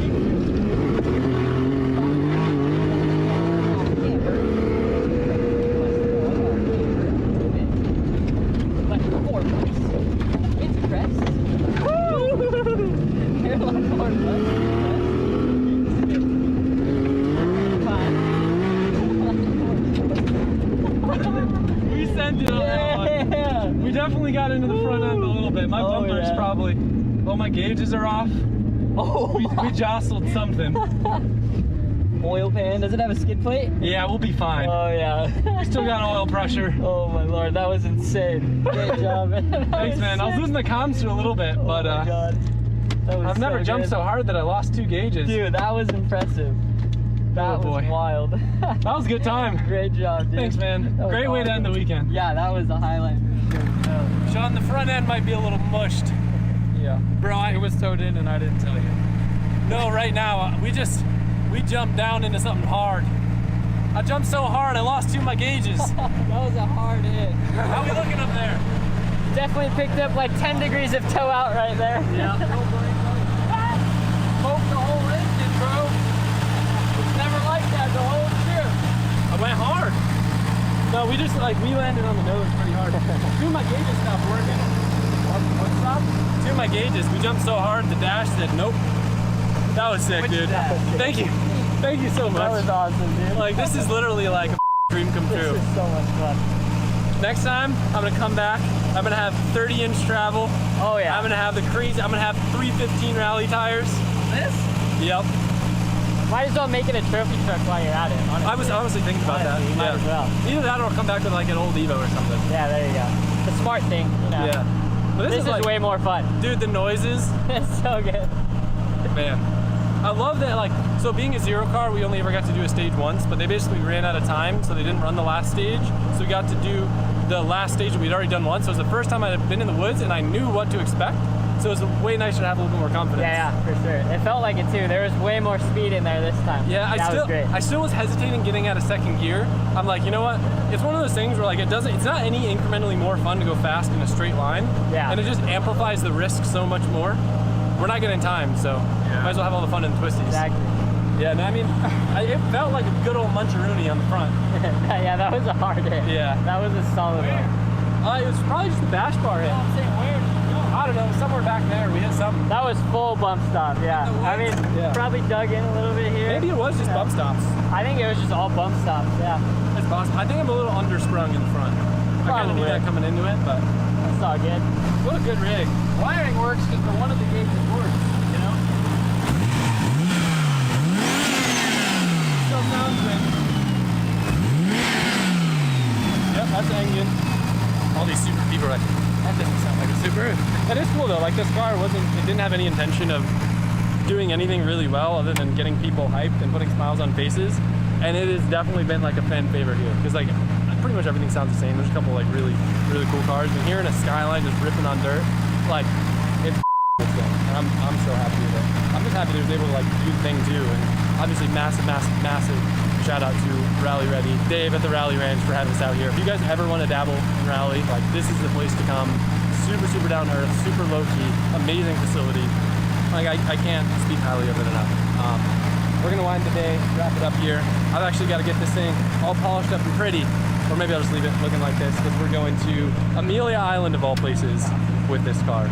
This car in the Mint 964, we're gonna be at Amelia Island this weekend, so hope to see some of you guys there.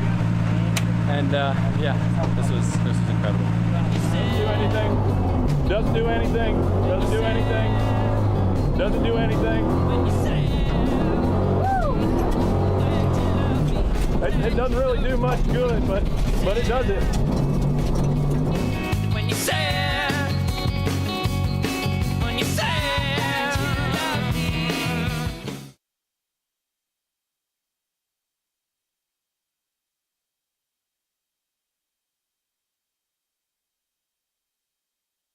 As you guys can tell from the title of this video, pretty big news. We're just gonna jump right into it. You could see the car behind me just got a brand new refresh, looking sick with its new livery, and it's going to Formula Drift, and I gotta tell you guys a lot more.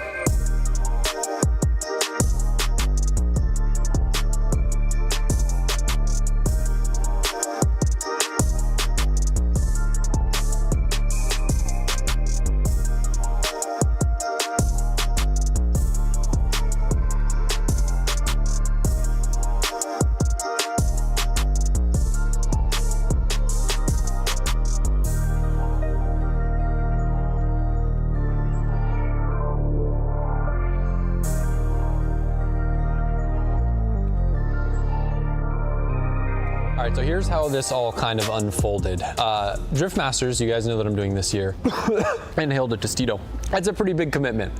It is only 6 rounds compared to an 8-round FD season, but with international travel, jet lag, I knew that it would be unrealistic. I shouldn't say unrealistic, but it would be too much for me to try to attempt to do another half season with RTR. Mentally, physically, that much travel can definitely wear on you, and for that reason, this is my formal announcement that I will not be doing Formula Drift this year with RTR.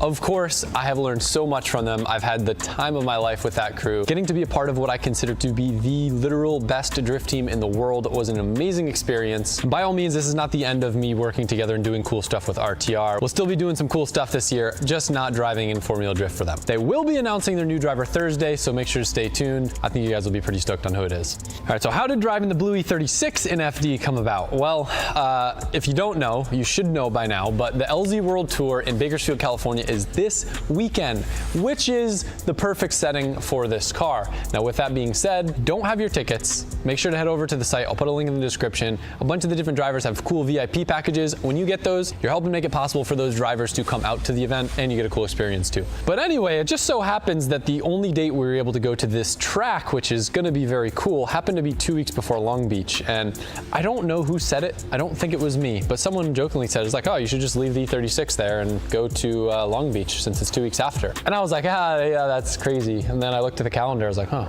that might actually be doable. So I kind of did a feeler with the guys in the shop, and I went up to Johan. I was like, Johan, imagine if we took the E36 to Long Beach. And he just looks at me dead in the eye. He goes, I'm down. I say the same thing to Owen.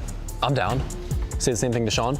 Let's go. So then I'm like, well, damn, everyone wants to go. And like, Long Beach is pretty cool. You know, historically, it's not my most successful track, but it's the only time we get to drive literally in the middle of the streets. Long Beach is beautiful. I love being in California. The weather is great. People are great. And there's a lot of excitement because it's the first round of the Formula Drift season. So why not, right? Car's already out there. Team's down. I don't know if it's going to be competitive. My original plan, and the reason why I signed up for Formula Drift, is I just wanted to do one round. And that round was going to be Formula Drift Orlando.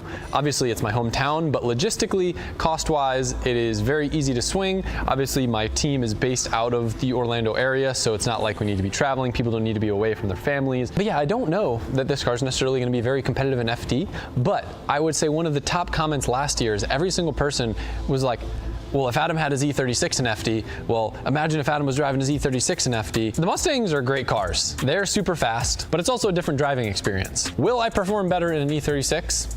I don't know. I'm certainly going to try, but a lot of it with the Mustangs, I think it just took me a while to unlock and learn how to use all of the advantages that are built into those cars. With the E36, I've had a lot of seat time in, and I feel pretty comfortable in the car.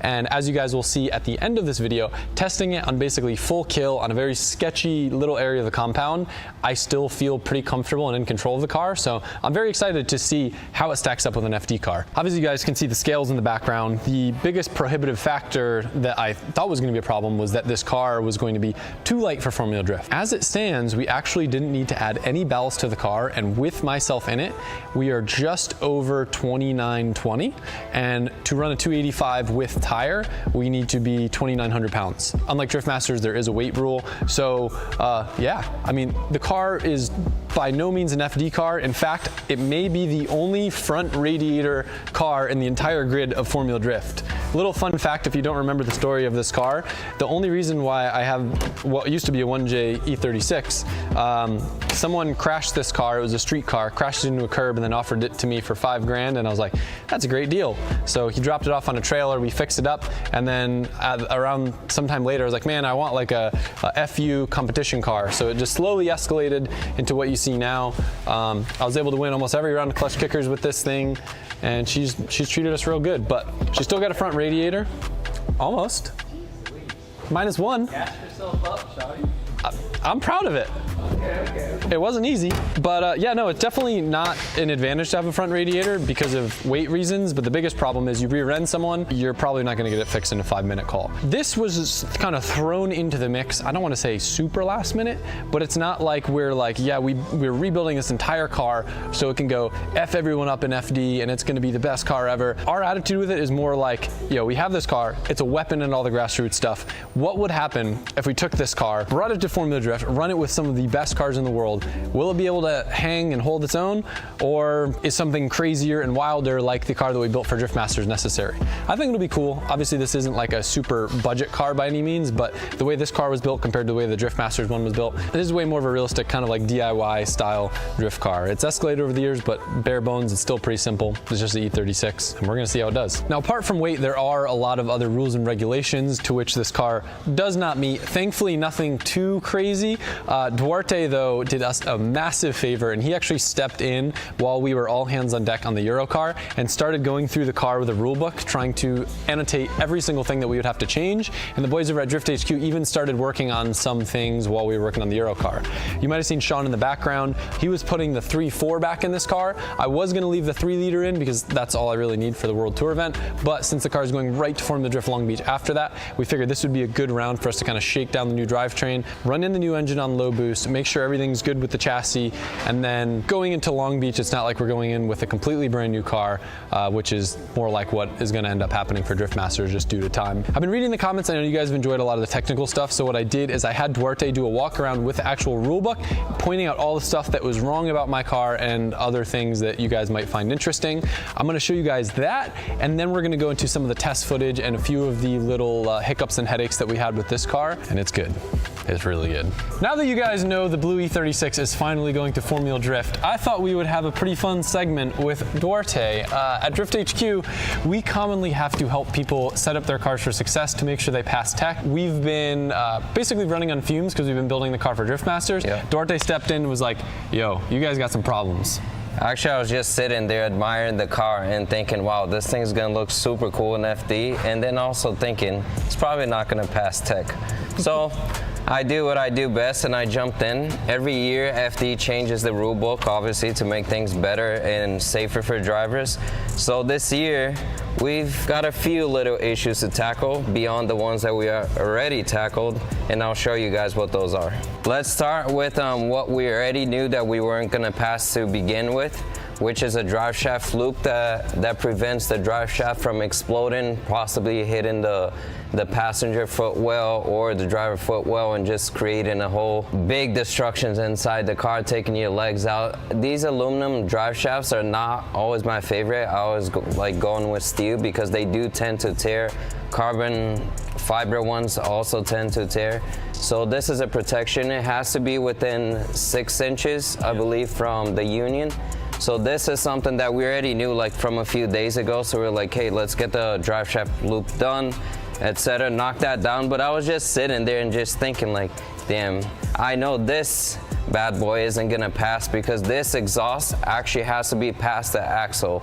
So that's what started me on getting on this today and being like, well, let's hit the rule book. This is 46 pages of rules, pretty much. Like most of the car has been built properly, but not everything is like up to par to its best safety that it could be. And because I said earlier, like things are always changing, light placement, where battery kill switches are, etc. So it's like it's best that we go step by step. What I usually do to make things easier is I highlight section by section, and when I see something that I don't think it's gonna pass or is in question, pretty much I just put a question mark or highlight it. So that's like the underneath of the car that I feel like these are the two things we would have to tackle first. So move this exhaust, easy.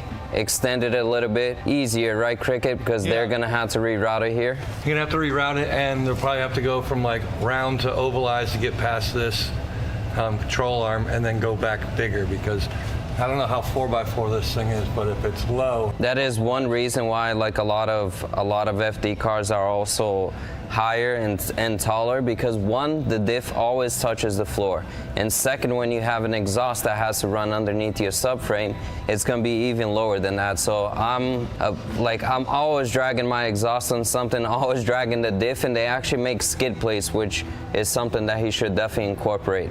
Because when you go on OSW from pretty much a bank to a flat, this is the first thing that takes the impact, and you guys will see like the sparks flying off of like the RTR cars. They have like magnesium, I think, on the bottom of them, and they just shoot huge sparks on the back. So definitely something to consider making here to protect this. So we'll lower the car, and I'll start going through the pages and showing you guys like the sometimes very, very small things, but when you're trying to get inspected, trying to get things done, then if you don't have it, you don't have it. And if nobody at the pit has it, you're not driving that weekend. One other thing that we already added this week was the fire suppression. Because Adam ran clutch kickers, he actually never ran a fire suppression, believe it or not, which is something that's crazy. Thinking that this car made 800 horsepower. This was his only lifeline right here. Little baby, and most of the tracks only required this, so clutch kickers was one of those. He only had this in the car. So we upgraded him with the lifeline unit. We use it in all our cars. He likes the mechanical aspect of them, but we do offer the electrical, the automated ones, which is just like I said, if it senses heat, it's gonna spray your car. I don't know if I trust those as much as I trust the other stuff. Like the electrical one is just a button, and the mechanical one, it is you just pull on here and it shoots off. But we had an issue with one that was too close to the actual engine compartment, and it just ignited it all out of the blue. So I would say, like, if you're gonna, I would recommend the mechanical or the electrical push button one. They work really good, and we never had an issue with any of them. So FD does require that this is within a specific area of the car, so they know that all the cars have this in the same location. They know that if there's an emergency and the driver has passed out, they're going to be able to come up to the car and pull the lever. They also require things as small as these, like the little sticker showing that it's there, even though they kind of know it's there, but those are just in the rules. Like same thing with the electrical system. This specific electrical system used to be on the other side. So in case there's a fire, he's out of conscience, whatever it is, the safety crew can run into the car, press that button, it's gonna shut the engine so it doesn't keep, or if it's on fire, it's not gonna burn the entire car down. So we already moved that this way, and Chris came over, installed the fire suppression, small tank. So that's a 3 kilo Novak system, and we offer Novak, and we also like have the chemical ones. The good thing about Novak is that it's very compact and it's very easy to clean after. The chemical ones tend to leave a huge mess after a fire. So both of the systems work relatively the same, but one is a lot easier to clean up. Let's say during practice, your car, something happens, you gotta clean the engine bay. The Novak system is gonna be a lot easier to clean. So small things like having that around so that fire doesn't come through. It's just a sleeve, but it has to be SFI rated. Something as simple as that, but it works. So let's go through what that I see that is still in question here. This is not 100% that he failed, but I do see this being a question. Most of the cars, like at least per the FD rule book, you can't actually reinforce the subframe strut towers in the back here. So it states here that it will only be allowed to be if they're using the Part Shop Max one or the SLR Speed one. So my question here comes, usually some people tie the cage to this, which then they tie that to the subframe, making it kind of like an advantage for other drivers. So they don't want to give any driver any advantage over another one. So they're saying that, yes, you can still support your subframe structure and the strut towers, because these cars, they just rip out of the cars. But you have to use a bolt-on version. You can't necessarily weld. So in this scenario, what we do is that we take pictures, we email it to Kevin, and he'll say yes or no, you guys are within the limit. If it was just a bar, I would say that perhaps we could have passed, but because this bar is attached to the main bar, which is attached to the subframe, I think we're actually gonna have to do something about it. Padding is a big thing, because obviously if you get in a crash and you hit your head against the roll cage, you're gonna pass out and have a concussion or whatever the case is. I see that Adam already had padding on this side where he has contact with the helmet, but he is missing padding here. So he should have padding on the A pillar as well as here. So he could actually hit his helmet here, there, or they call for padding is required anywhere the driver may come in contact with the roll cage along with the base of the driver's side A pillar and box if applicable. So he could be within reach, but he might need some padding on this side. Data monitoring is exactly what we discussed. So they need to actually have a 4-pin DTM connector wired accordingly to the table below. So they need to have this DTM connector ready to go. So look, they need to put this these systems may be used for judging and technical purposes. So there's a lot more to FD than just the eyes. See, Reese? I know you watching there. Doors, doors, doors. This here would be something they wouldn't even be thinking about. But one thing, I looked at this car and I was like, wait a minute, this car does have quick release doors. So that is something that is strictly forbidden in FD. So they have to go back to standard hinge type on the car. Last few things. Well, I noticed this car has no tow hooks. Well, you break down, and this has been me at the track, and like it's usually the cheapest piece is a $15 piece, and you're like, well, how are they gonna tow like the E92? I broke down the grill life, and I literally had to have them go through the grill of the car and pull it through the bumper while damaging the bumper. Not a good time. No, that's not. So the car obviously needs to have a tow hook in the front, tow hook in the back. Clutch kickers was easy. We just pushed the car off the field, didn't matter, or it barely drove on a tow truck if it ever needed to be towed. But this is something that every car needs to have. Yeah. They require a few things on the engine bay that are essential. So these are the things that I was checking. Overflow catch can must be at least 1 quart. This must be in a car for baffling purposes. Oil catch can must at least be 1 quart.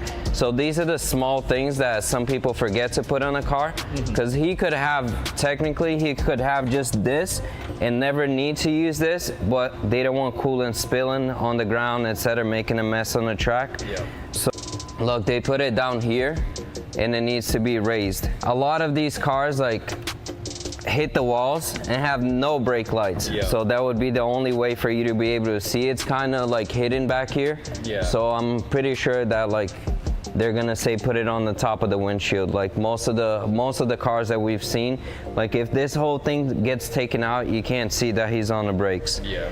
And FD started doing a lot of night track driving with the pro guys. So for any night type driving, this car would need a full Type S kit on it. It does have one that's like lingering here, but who knows when this thing got installed. If this car is to ever run in any night event, which I know it is gonna run a night event, it's gonna need new lighting. So that's the final thing for him to pass. If you guys ever have any questions about things to pass, like I was messing with them saying that I never failed a FD tech inspection, like probably a lie. I'm sure that at some point we did with other drivers that we took, but we are always improving, helping drivers pass, especially because a lot of the times the pro spec round used to be in Orlando and they would be calling like, hey, I didn't pass for this, I didn't pass for a bolt, I didn't pass because of my cage, I don't have a fire suppression. People forget to check stickers on fire suppressions to see if they're expired, which there are some places that fill it, but if they don't fill it, hit us up and we'll get you all the safety stuff. Arm restraints, right? Yep. What's up, baby? So arm restraints are something important that people forget. Gloves, fire safety suits like have to be up to date. It's the silly stuff. It's the like imagine going racing forgetting your helmet. Happens all the time. But whatever you guys need, we're here to support you. If you have any questions, always hit up sales@DriftHQ. Ask for me if you have any technical inspections, and that's it. Right, baby? Not gonna fail. Not gonna fail. First try. Here's the book. Thank you. I came all official for Sean today just to stab him with the book, right? Here we go. So it's technically just a day after what you guys saw with me testing the Europe car, and we're gonna be testing this car today. Got a couple little things to check out. Sean wants more than anything to make sure the engine setup that he put in is good. Big JZ guy now, huh? Yeah, I mean, they're pretty good. So this thing went on the dyno last night. I'll film a little bit that I can insert here talking about the power numbers between both cars. Essentially the same exact thing. This car just has a stock intake manifold. It makes a lot more torque in the mid-range, which is gonna be really, really nice. If you look at this graph, the yellow line is the blue USA E36 and the green line is the Europe E36. Both cars have 3.4 liter 2JZs and for all intents and purposes are almost identical, but the biggest difference is the intake manifold. You can see that the USA car makes almost 200 wheel more in the mid-range, around 4750 RPM. Up top, it rolls over a little bit harder than the Europe car does, but I think what we're finding is at my power level, you don't really get to take advantage of the beautiful Plasma Man setup. So if we have time, I think in Europe, I'll likely make the shift to a stock intake manifold again, seeing how big those gains are, because that'll translate to a huge difference on the track. I wish we had more time to do the same setup on the Europe car, but we did what we could. But look at this rig, good looking rig. Tried and true, pretty much the same setup that I've already driven a bunch of times. Slightly different grip setup today, so we'll be testing a little bit of chassis, but more drivetrain than anything.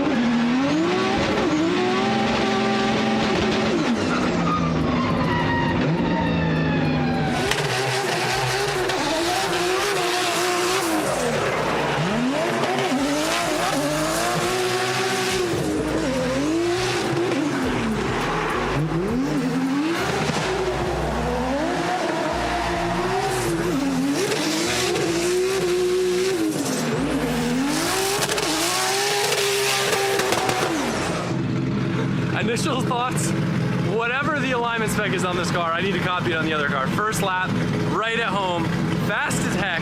If not, I honestly felt like it felt faster than the other car, but I do have this car all in right now, which I never got to do with the other car. But wow, wildly different.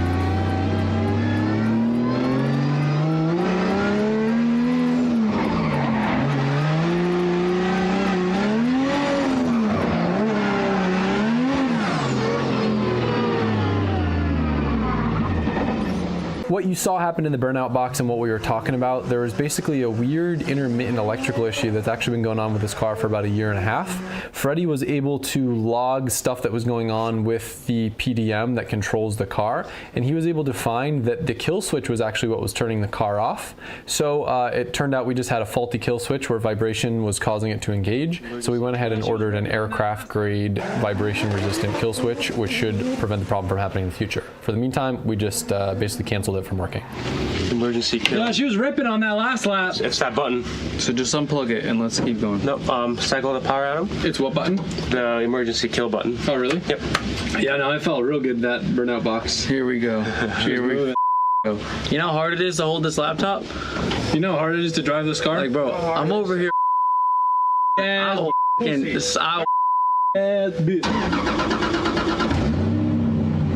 God we got Freddie, bro.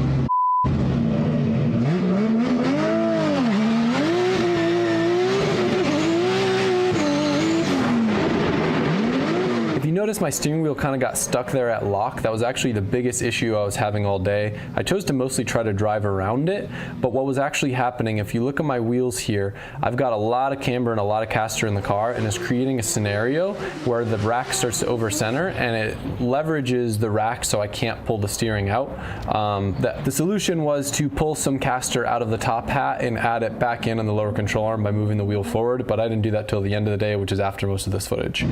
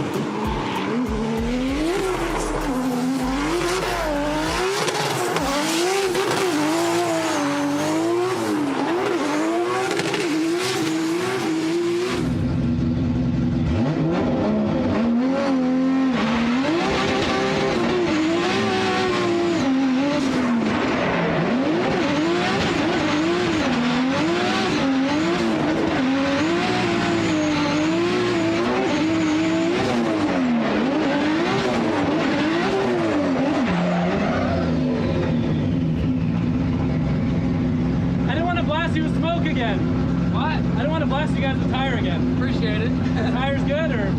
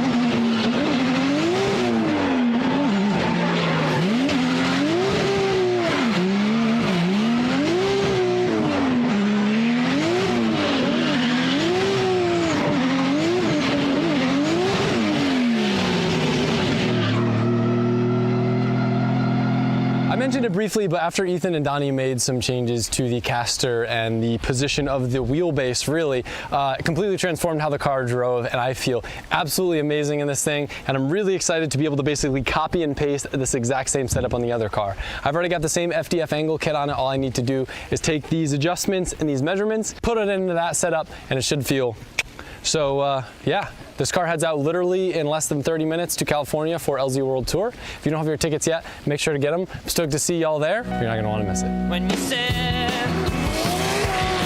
when you said,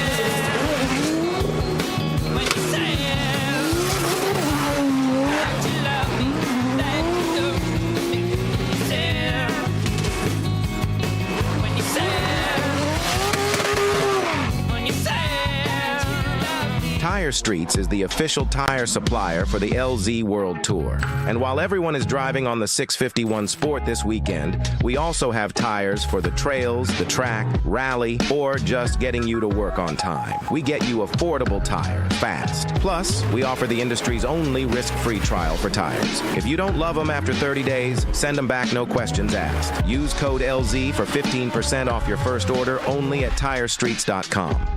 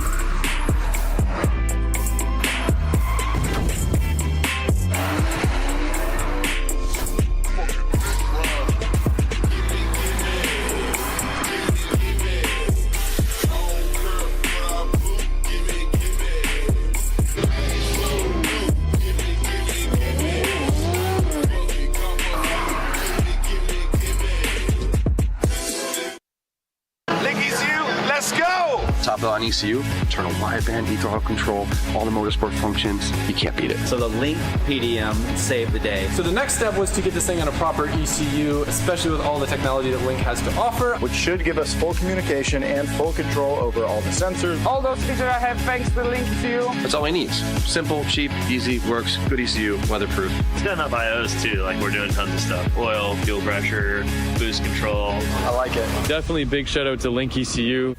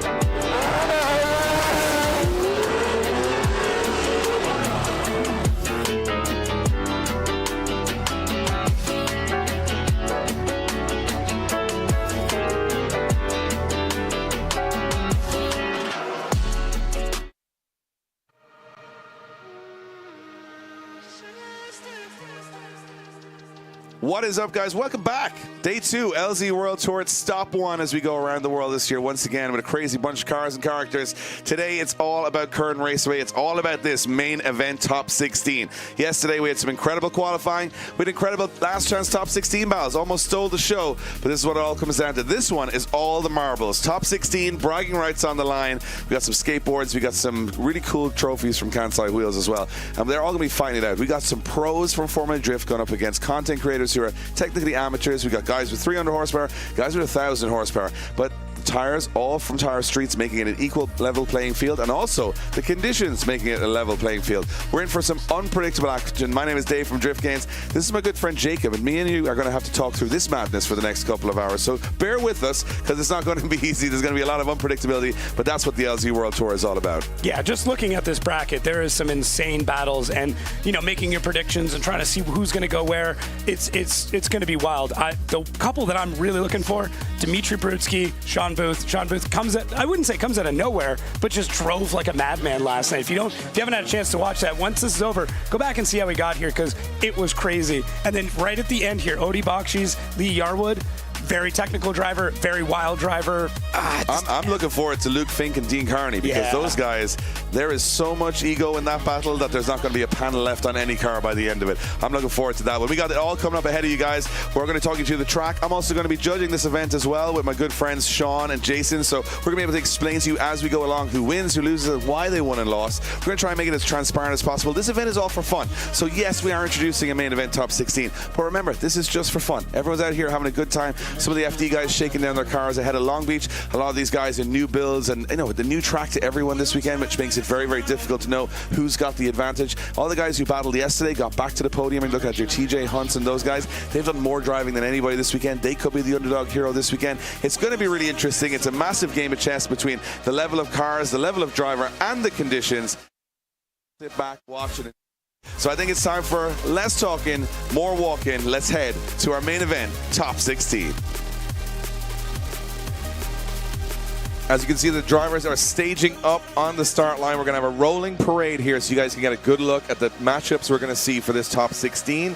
And it's going to be a very interesting one, because we've got some real mix. One thing is, we've got a beautiful looking grid. Amazing machinery. Look at this. You got LZ sitting there. You got an SR20 sitting there. You got Nate Hamilton sitting there in the new machine. This is just really cool stuff. Such a mix of machinery. That's what drifting should be all right. Where are you going to see Corvettes, Vipers, E36s? Well, you probably see them in Formula Drift. You're not going to see many SR20s. Just going to put it out there. So what we're going to see here is the guys roll out. You're going to see all of the battle action coming your way for the rest. You got Dylan Hughes going up against TJ Hunt. That's going to be our first battle of the top 16. LZ going up against Jason Bostrom in the SR20 S13. Nate Hamilton going up against Colette Davis in a very fancy and bright colored battle. We got Michael Essa against Zach MacGillivray. Luke Fink, Dean Carney. What a battle that's going to be. Two guys that go way back in the sport. Back again at it here at the LZ World Tour. Matt Field and Dan Brockett. What is this, 2012 again? 2013 no, what year again? is it? Yeah, we got Dmitry Brutsky against Sean Booth. two guys on the Drift HQ side of things. And then we got Odie Botchis against Lee Yearwood. So Odie in his practice car going to be against Lee in the E92 with the Orb. Some interesting battles. I'm looking forward to this, Jacob, because this is where it really gets interesting. The track is completely now slick, it's slippery. Horsepower means nothing. It's all about driver ability. Yeah, it's. I mean, we talked about evening the playing fields by everybody running the 651 Sport Acceleras, but now we've added a bit more rain into it, which means the playing field is so flat, so even, anything can happen.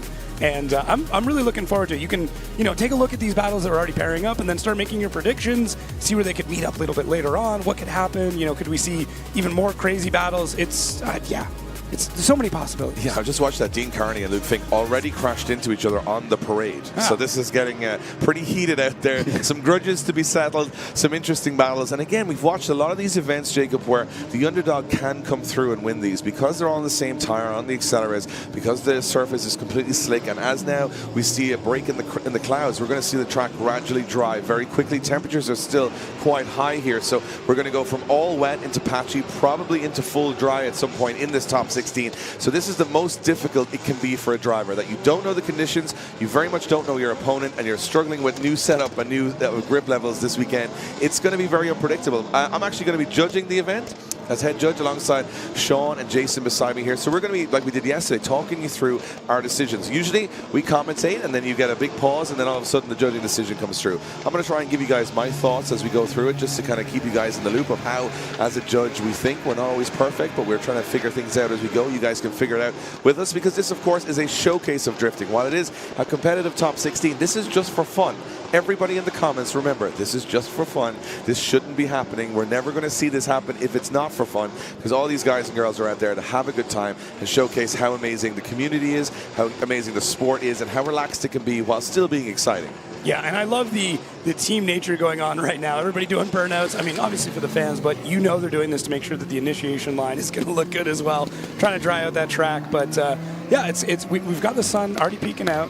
The big crazy black clouds are way past us. Now it is all sun. I don't think it's going to be long before this track dries up, which means it's going to be spotty in parts. It's just going to get wild. Yeah, and in some area, I mean, what you don't notice, especially if you watched the battles yesterday, and we were looking at this from a judging perspective, you don't notice the surface changes until you see the wet weather come in. So really between clipping zone 1 and 2, that's where you're going to see a lot of guys and girls struggling, because it actually goes across a surface change and then it goes up a bank. So that's going to be bone dry really quickly, because all the water is going to run off there. So there's going to be so much thing. I mean, it's going to be a little sketchy, I think, to start with, and we're going to hope that people can get it together and keep as smooth a line as they possibly can, but it's not going to be easy right off the bat.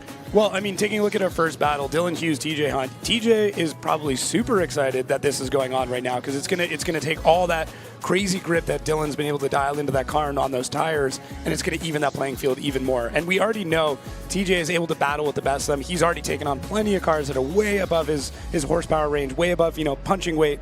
And Dylan's just going to be the next one that he's got to face at this point. Yeah, well, TJ Hunt's looking at it going, I'm not expected to win this battle. I'm the amateur. Dylan Hughes is the professional. Dylan Hughes goes in with more pressure. However, he's been really good all the way through the competition. He did have an over-rotation in the fantasy battle, so it goes to show he was our highest qualifier, most consistent driver. He's even making mistakes out there. Hopefully, we won't see too many of those creep into the battles as we go through the bracket. But I think TJ Hunt, he's come through last night. He's going to go up against Dylan Hughes, nothing to lose. And with the car, being so smooth in a stock 370Z, he's going to be having the right amount of grip levels and not enough power. Like, you've got a decision to make when you have a lot of power.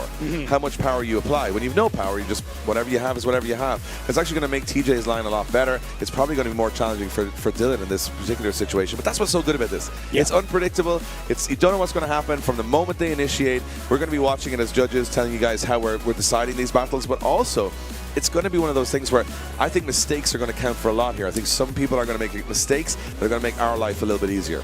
Yeah, the judges were already chatting, you being one of them, about how this is going to be judged and how they're going to start to incorporate, okay, are we going to look at this and pull points away from mistakes? How do we look at mistakes? How do we look at patchy tracks? How do we look at, even horsepower discrepancies? That was something that came into play last night where, one driver having less horsepower and another driver having more horsepower. You kind of have not a double standard, but you look at the way that they can use utilize their power and their horsepower and their car in a very particular way, and you're expecting those high horsepower guys to be able to do certain things. Yeah, and I think it'll be a little bit different today with the wet weather conditions. But I think one of the things that we really want to talk about is how these twin bells work. If you're new to drifting, I know a lot of you guys watch Adam's channel and you know how drifting works. But we're going to break it down for any newcomers that are here or anybody in attendance that's new. So each driver is going to take turn at lead and chase. So one will be the lead car, then they switch to the chase position. Over the 2 runs, we'll decide which is the better driver and who goes through to the next stage of competition. What we want the lead car to do is be as smooth as possible, fluid as possible, use all of the outer zones. So we've got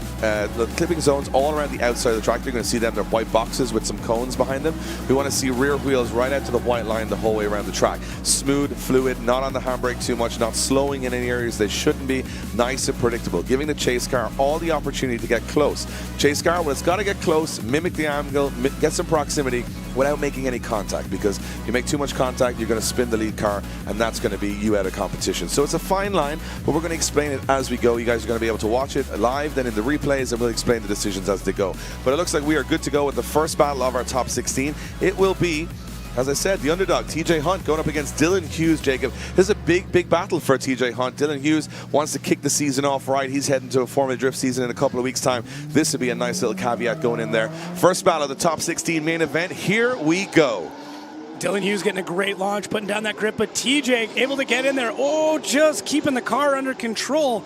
Dives in as Dylan goes through first outside zone. TJ taking a shallower line, expecting, Dylan to maybe grip up the car, and here we get into a drier section of the track. So let's see how they're able to hold those cars down, especially going through a very tricky outside zone 4. TJ keeping the proximity, Dylan keeping that car more or less in control. Not easy with that much horsepower and how wet things are. Big puddle there they're going through. TJ loses a bit of speed, gets a bit more angle, but they do make it through the line. Not perfect, but they do make it across. Yeah, I've got to say, I'm one of 3 judges, so I am a minority here, so any opinions you hear me say, I have to discuss with my other judges, so it's not, but off the bat, what I'm thinking on that first run is you got to give some props to Dylan Hughes. He played with that throttle perfectly. When he didn't have grip, he came off throttle to keep the momentum up. That's where TJ fell down a little bit. You can see him hammer the throttle at times, and he lost ground because he's spinning the wheels too much. So therefore, Dylan, a much more cleverer pro in a way, was using the conditions of the track and adapting to them. TJ did a great job through most of the course staying with him. Don't get me wrong, he's definitely still in the fight here. But if you look at this last corner, Dylan's barely on throttle, keeping the car moving, and TJ over-rotates it a little bit, losing a lot of ground towards the end. So there's some moments in there, especially TJ diving in on that first corner, maybe overcooked it a little bit, had to back off. So maybe an advantage right now to Dylan Hughes, but it's going to change very, very quickly in these conditions, so it's never over till it's over, and definitely TJ has a lot to fight for here. Dylan with a slight advantage, but hey, you can throw it away in an instant when conditions are like this. Second run, here we go. Off the line, TJ out front now, and Dylan following in behind. TJ with a really good initiation. Dylan giving a bit of space so he can start to reel him in, as now we watch to see if TJ can hold this car in position while Dylan starts to hunt things down. Oh, TJ gripping up really, really hard there. He might have reinitiated it. We're going to have to watch the replay to understand what exactly happened there. But TJ now adding a bunch more angle as they come out of outside zone 4.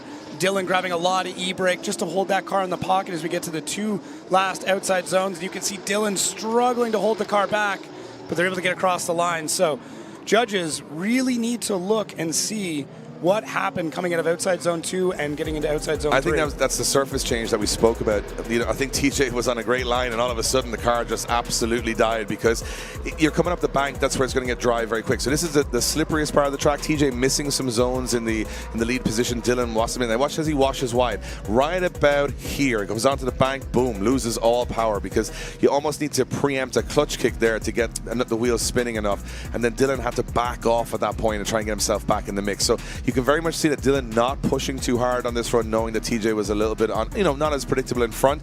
And as it gets to the last corner, once they settle, this one Dylan really puts the exclamation mark on the run, where TJ started to drop off in that position. Dylan was right there on the door. So excellent driving from both drivers, and we're going to have a little discussion on this one and come to a decision.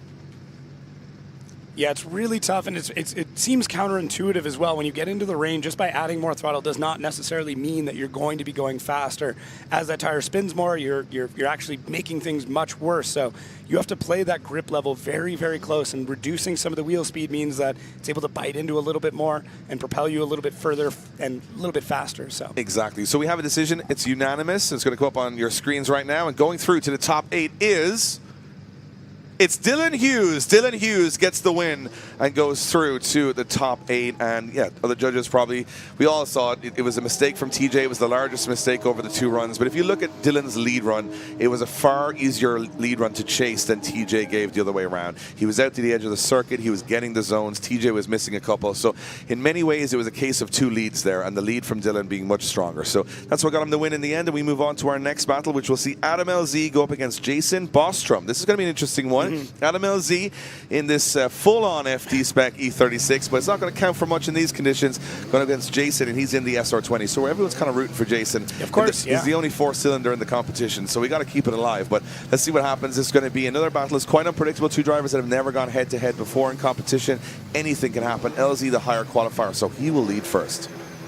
Yeah, it'll be very interesting to see how they're playing this and how they're looking at the conditions. We can see that there is a dry line basically leading up to initiation as they come out of that Tire Streets arch. And Adam with a really good initiation, but Jason immediately loops the car around. Now, that being said, Adam in the lead still needs to finish this run. He does need to complete the whole thing, and he's going to be trying to keep that car under control, understanding what is going on, making sure that he's able to get everything through those zones and that the changing track conditions don't screw anything up. So we can already see that getting into zone 5, 6, and 7, that it's already drying up quite quickly. It's not taking long. It looked to me like, Adam comes in, not a major amount of angle from LZ on the initiation. He was being cautious, which I think is the clever move in these conditions. But I think if you can see from Jason here, he definitely doesn't want to let the lead car go. Adam goes on angle. Jason kind of loops in. It's one of those half 6 of one, half dozen of the other.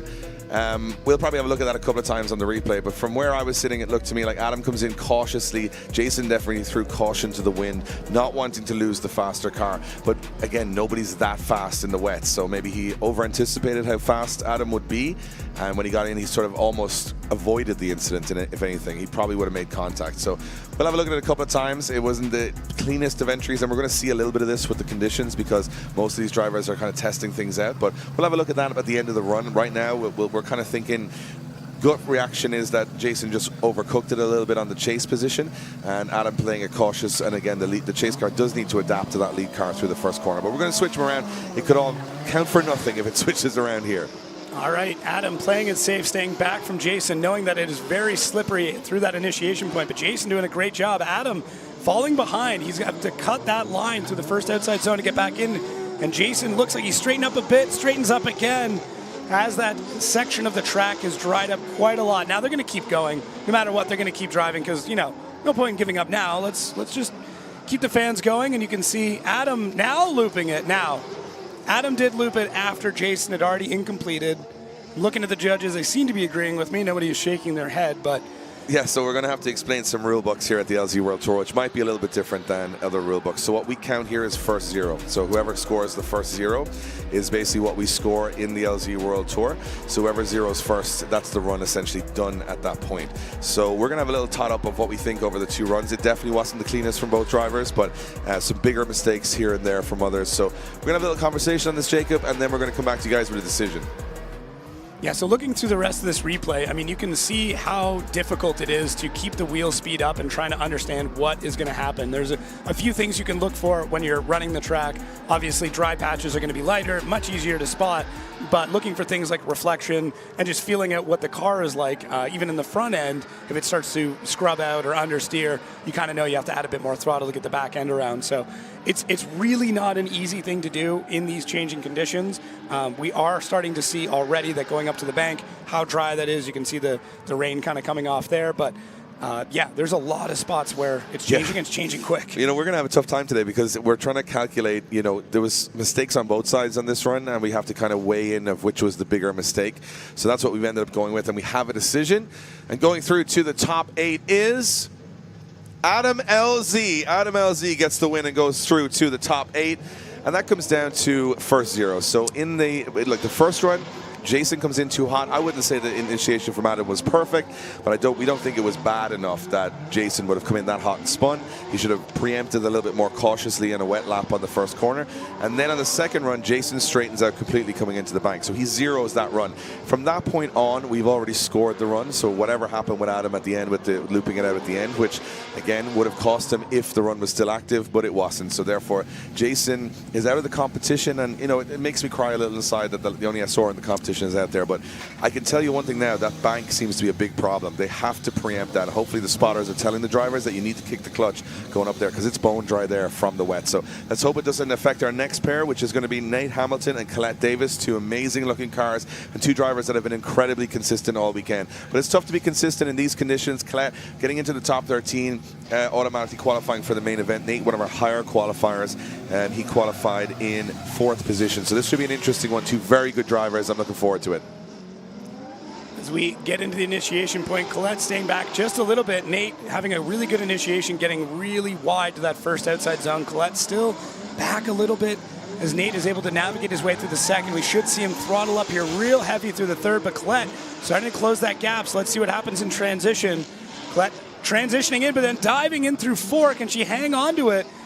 Looks like she does, as Nate very gingerly making his way through the rest of the zones, but Colette starts to dive in and push that amazing looking car of Nate Hamilton. You know what, Colette definitely not giving up on that one, trying to put a fight on towards the end. I mean, again, I'm giving you my gut reaction. We obviously discuss a little bit further afterwards, but this is how I saw it. Very cautious initiation from Nate Hamilton, and Colette even more so, just trying not to mess it up on the first corner. Transitioning here, you can see Colette's very offline, dropping off, and Nate doing a good job of staying to the edge of the track. And at this point, Colette not really forcing the issue, not much aggression. They both do well here to not have a major straighten up. Now, this is where Nate makes his big mistake. He transitions back and in the wrong place and misses this outer zone, but it's not crazy bad. And again, it allows Colette to catch back up again. So Colette's starting to grab some more points as she goes into that last corner, because Nate's on a good line, but Colette's doing some great aggressive stuff. So from my position, with Colette not having much proximity for most of the run, she's at a disadvantage, but only a slight one, because she does make up for that by getting back in the hunt, and the fact that Nate misses a zone on the inside. So not, good run actually from in these conditions from both drivers. Definitely in the balance. I think if Nate brings any sort of aggression here, this could be his for the taking, but you can make big mistakes doing that too. Yeah, it's still anybody's game here, especially with how everything is sitting right now on track as they leave our tire streets arch. Colette out front, and Nate definitely being way more aggressive in the chase here, almost impeding. I think he was able to get that to settle just right, but Colette doing a good job to get to the first outside zone, setting herself up quite well for the second. Now needs to get on throttle real hard for the third outside zone. Nate getting left behind. Is he able to grip the car up and dive in? He does on the fourth, but not quite enough. As they transition to our last set of outside zones, Colette doing a good job. Nate in a little bit deeper, but lacking some proximity. Not quite mirroring the angle perfectly. Not perfect. This might have been one of the chases that Nate would probably want back. So we're going to flip over to the replay here. I can already hear the judges discussing. This is not going to be an easy call. So let's take a look here. Look how close Nate is on initiation. He times that really well. But then from this point on, starts to struggle a little bit. You can see how shallow he is. The angle is not quite there. Now, Colette does not get all the way out to that second outside zone, but does nail the third one. And then through here in transition, Nate dives in, but really holds the e-brake almost too long. And even being shallow, isn't able to close the gap there to Colette as we come through 5, 6, and Nate, once again, pretty shallow. So there's points to be given and taken away from both drivers in both their runs, and both judges all of our judges are very much intensely chatting about how this needs to go. Nobody's thrown any fists yet, but it's definitely a little bit of a heated conversation, and it's going to be interesting. I really don't know which way this is going to go. Yeah, we have to have some heavy debate there. So we have a decision. We know which way it's going to go. And it is going to be a one more time between Colette and Nate. And we're going to explain why. So Nate comes into that second run, and he has sort of a small advantage, and he has good proximity, but he loses it massively as Colette picks up the pace, and that is not Colette by being on low angle. She was actually just doing the perfect line, and Nate cuts massively through the course to stay. So even though he has proximity at the end of the run, he's cut straight through the course to get there. So we have good proximity at the start, good at the end, very bad in the middle, balancing off that. And to be honest, I think Colette had a little bit tidier of a lead in places. So what it balanced off lead versus lead, chase versus chase. It kind of balanced that. Nate had the better, I think, lead run, but Colette had a bit more proximity overall in the chase run, and that kind of balanced it off to a one more time for us. We want to see it go one more time. So we'll see that in a few moments as we move now on to a man a lot of people are watching online, Michael Essa of the DD camp. He is back. He hasn't competed for a year and a half, and he's back in his E46 going up against Zach in the 370Z, which would normally have no chance here, but under these conditions, I think everybody's got a chance. So this is going to be another interesting one. Michael Essa back in the game. Everyone's excited to see him this weekend. And the same thing with Zach. Can he show that a stock 370Z can keep with a Formula D Pro car, championship winning Formula D Pro car? Let's see what happens. Michael Essa being real aggressive on initiation, but Zach also staying with him as they transition to our first outside zone. Zach keeping a lot of proximity. Michael Essa going very wide, but Zach pulling a great line to hold that proximity as they come up into the bank into our third outside zone. Watch here for Michael Essa to start to pull away, and he does, but Zach dives in. Great timing from Zach as we now start to transition into zones 5, 6, and 7. And Michael Essa holding a good line, but going a bit wide as we see a few of those cones exploding. And I'm sure our track workers now have a bit of work to do. Yeah, a little bit of cleanup on aisle 9 there. I mean, this is an interesting one because Michael Essa comes into the first corner, all the gusto, and we're sitting here going, wow, this is great. When he transitions, he realizes he's going way too fast. So he goes off the circuit, putting two wheels off. Watch the transition as he comes back here. Look at this. He's washing, and he's off the track here. Now he gets it back together, but it allows Zach to get right up on the door. And this is excellent proximity. You can see no real wavering in the chase position. This transition here is as close as he'd be comfortable in these conditions, doing a really good job. And then this is pretty even from both guys as they transition back. But watch Essa here. He also washes too wide. He goes off the track and leads Zach into this big puddle. So Zach loses a little bit of proximity, but he shouldn't really be out there if Michael Essa isn't out there, if you get what I'm saying. So for me, an advantage to Zach slightly over the first run, but Michael Essa, he's a pro. He's going to have to bring some proximity. We expect him to, but this is definitely not a cakewalk for Michael Essa. He's going to have to put some pressure on. But if Zach can continue that super smooth flow that he's had all the way through the competition, Essa should have all the confidence in the world now to go up on the door and be close. But I think, yeah, just a good proximity from Zach there, giving him a slight advantage, but very much still in the balance. Yeah, this still could go either way. I mean, Zach obviously not having quite the same horsepower that Michael Essa's got. I mean, Michael could just turn up the boost if he really felt like it, but in these conditions, I mean, it's only going to be good for what? The run up and maybe one outside zone. Exactly. I think Michael was actually trying to do too good a lap. He was being too aggressive, too much fun. He was having too much of a good time, so he washed off the track twice, and again, that allowed Zach back into the fight twice on that run. So I think Michael's trying to do the perfect run. He could have been a little bit more cautious. I respect that, but we can't reward that because he is going off the circuit a little bit. So dropping some wheels here and there. Interested to see how this one works out on the second run because you got two very good drivers here in two very different levels of machinery and experience. So I love this about the LZ World Tour is that it's anybody's game, and with the track now dry, I mean, it's almost bone dry in some areas and completely puddled up in others. So it is very tough to be very consistent here. Yeah, I don't think it's going to be. I mean, it's going to be crazy. I have a feeling that Zach is going to go all out and just see what he's able to do. But as long as he can hold things together, I mean, really, it's his battle to lose at this point. So great initiation from both drivers. Michael Essa on that rear quarter panel right off the gate. Zach a slower transition into outside zone 1. Michael Essa definitely holding that car back while Zach gets the car sorted and up to outside zone 3 where it's really dry now. We're starting to see the smoke coming off the tires and then back to steam coming off the tires. Michael Essa really slow through that transition, but Zach went super, super wide. As we get into zone 5, 6, and 7, we get a bit of contact. Zach going at a snail's pace to get through the rest of the zone. So did Michael tap him there? I can't quite tell. So we'll have to go back to the replay. But Zach definitely slowed the car down in our last set of outside zones, meaning that Michael wasn't able to really get the run that he wanted behind him. So through initiation, Essa right there, right on his door. Now we see how slow that transition is for Zach. Big e-brake drop there. And we start to get up into our drier section. They both take off, and you can see Michael Essa lighting up those Accelera tires. Transitioning through here, Zach is pretty slow. Michael has got a ton of angle and has to kind of snap the car back into place to get into outside zone 5. And then right here, Zach is putting as much beans as he can, but not able to get the car to go any faster. So one of the hard parts in the rain is just that throttle control. You'd think it'd be much easier because it's slick, but it's really, really not. So our judges right now more or less discussing any of the points where the drivers made mistakes. We both know that, you know, these drivers are incredible and can put together solid runs. So we start to get a little bit nitpicky as to, you know, who made more mistakes, who made bigger mistakes, where they made those mistakes. So looks like they're still discussing, but Dave, what do you think? Yeah, we have a decision, and I'll explain it afterwards. But right. It's a tough one. You've got, again, it's the conditions making it. You're trying to find out what the bigger mistake is, but we've decided on it. And going through to our top 8 is Zach. Zach MacGillivray goes through to our top 8.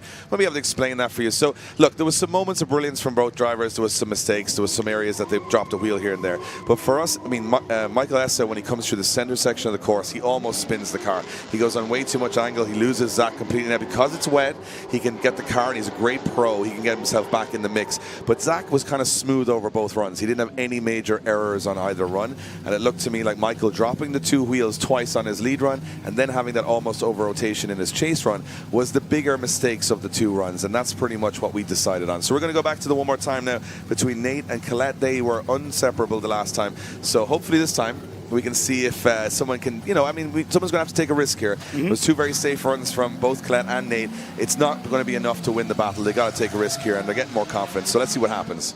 Colette with a great jump out of the gate. Nate Hamilton way more aggressive now. I think he heard us. I think he's learning from it.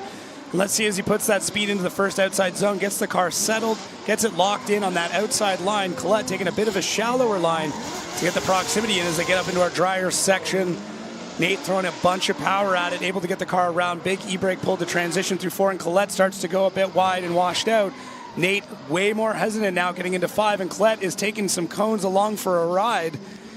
As now Nate pushes really wide. It's almost like the tires are getting hot through sections 3 and 4. Yeah, no, and that makes it tough. I know a lot of people are going to watch this and say, oh, but they're dropping wheels at the end. So this very last section of the course is actually almost invisible to the drivers. Because of that sheen of water there, we're not deducting hugely for the finish of that corner. One, because they can't see it, and all the white lines that we've put on there are gone. Secondly, we just want to keep the momentum going to that finish line. So if that's the one part of the track, once that very last quarter of the corner, it's very wet, it's very slippery. In the dry, we would be far more aggressive on, you know, wheels over there, but it looks to us like it's just not able for the drivers to see there. I'm not too concerned about that. That was a really good run from both of these guys. I'll be honest, Colette does just wash pretty heavily, and the reason she does it is because she's got 2 of the cones stuck underneath her car, and they're not giving her a whole lot of grip. She also goes too wide on the center section. So I think in the chase, Colette just dropping some wheels off the track there, being a little bit, you know, messy in the center section. It seems to be catching a lot of people because you're going from kind of a dry bank then to an almost slippery inner part of the track again. And when they transition back, it was good. I mean, she recovered pretty well, but she took a lot of the debris on the track with her as well, and that sort of shows that she was too far off the track because those, you know, they're a little bit over the overhang. You can imagine those cones as like a concrete wall around the track. That would be a big hit for, you know what I mean? So we have to kind of look at that. But again, it's not like I would say Nate Hamilton blitzed the run and ran away with it. There was some mistakes, but I think, you know, we notice on all of these runs that until we have 2 in the bag, it's very hard to make a decision because at any moment someone can make an error here. And it's going to be like that until we see full dry conditions. You could argue, though, by bringing the clipping points with you, you're not missing them. No, she definitely got those clipping points, and those clipping points became friends with other clipping points later on, which she dropped off. And if we're lucky, we'll have little clipping points by the time the weekend's over. You never know. So a little bit of cleanup on the track. I think, look, Nate and Colette are starting to learn that where to put the power down, where to come off. I mean, the more laps they do. The only problem is because it's California and because the temperature is so high, the track is drying so rapidly that every run it'll feel different in the car. You'll get to one point and go, oh, we're in full dry conditions, then boom, you hit a puddle and you almost spin out. So this is going to be a tough half an hour, and this is why the top 16 here is going to be probably the toughest part of the competition for these drivers, and that's why you're going to see some upsets left and right, because it's not about driver skill, it's just about reaction time to whatever's happening. Yeah, it's it definitely becomes an equalizer, becomes an experience game as well, but it also kind of becomes a game of who's willing to take the biggest risk? Who's willing to try something that's a little bit different, transition it in a different spot? Yeah, and that could pay off. Yeah, Colette's been super consistent the whole way through the competition. So Nate's got to trust that now and go. No one has really, grabbed this battle and said, I'm going to win this thing. And that's what Nate will have to do right here. So Nate, very aggressive again on that initiation, knows Colette can outrun him and does not want her to. Now, Nate does have a straighter line approach to that first one, causing him to go super, super wide. They'll have to go back in the replay and see if he had to reinitiate. A lot shallower now. He's seeing how quick Colette's car is. Nate diving into outside zone 4. Colette being super smooth through there, but now a bit shallower as we get into 5. A quick little body check there from Nate Hamilton as they get back on the throttle through 6. All that momentum is gone. They're just fighting to see what they can find on that wet track. But yeah, it is going to come down to who made the least amount of mistakes here. Great set of battles, though. I mean, super cool to see both these cars with incredible liveries as we swap over to our replay.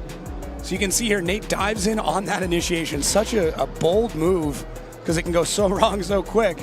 And then Colette does go wide on one, which does, Nate is trying to use her as a moving clipping point. So he is going to come out a little bit wider on that. And then through this section here, Colette fires off, but then Nate a little bit more shallow. Colette going super wide. And that means that she is going to be shallow through there. And then Nate does give her just a little tap. Just a little boop, if you will. And then across the line. So looks like the judges came to a decision fairly quick. Yeah, they have a decision. That one was a little bit easier because there was a little bit more reference point for us in some of the errors around the track.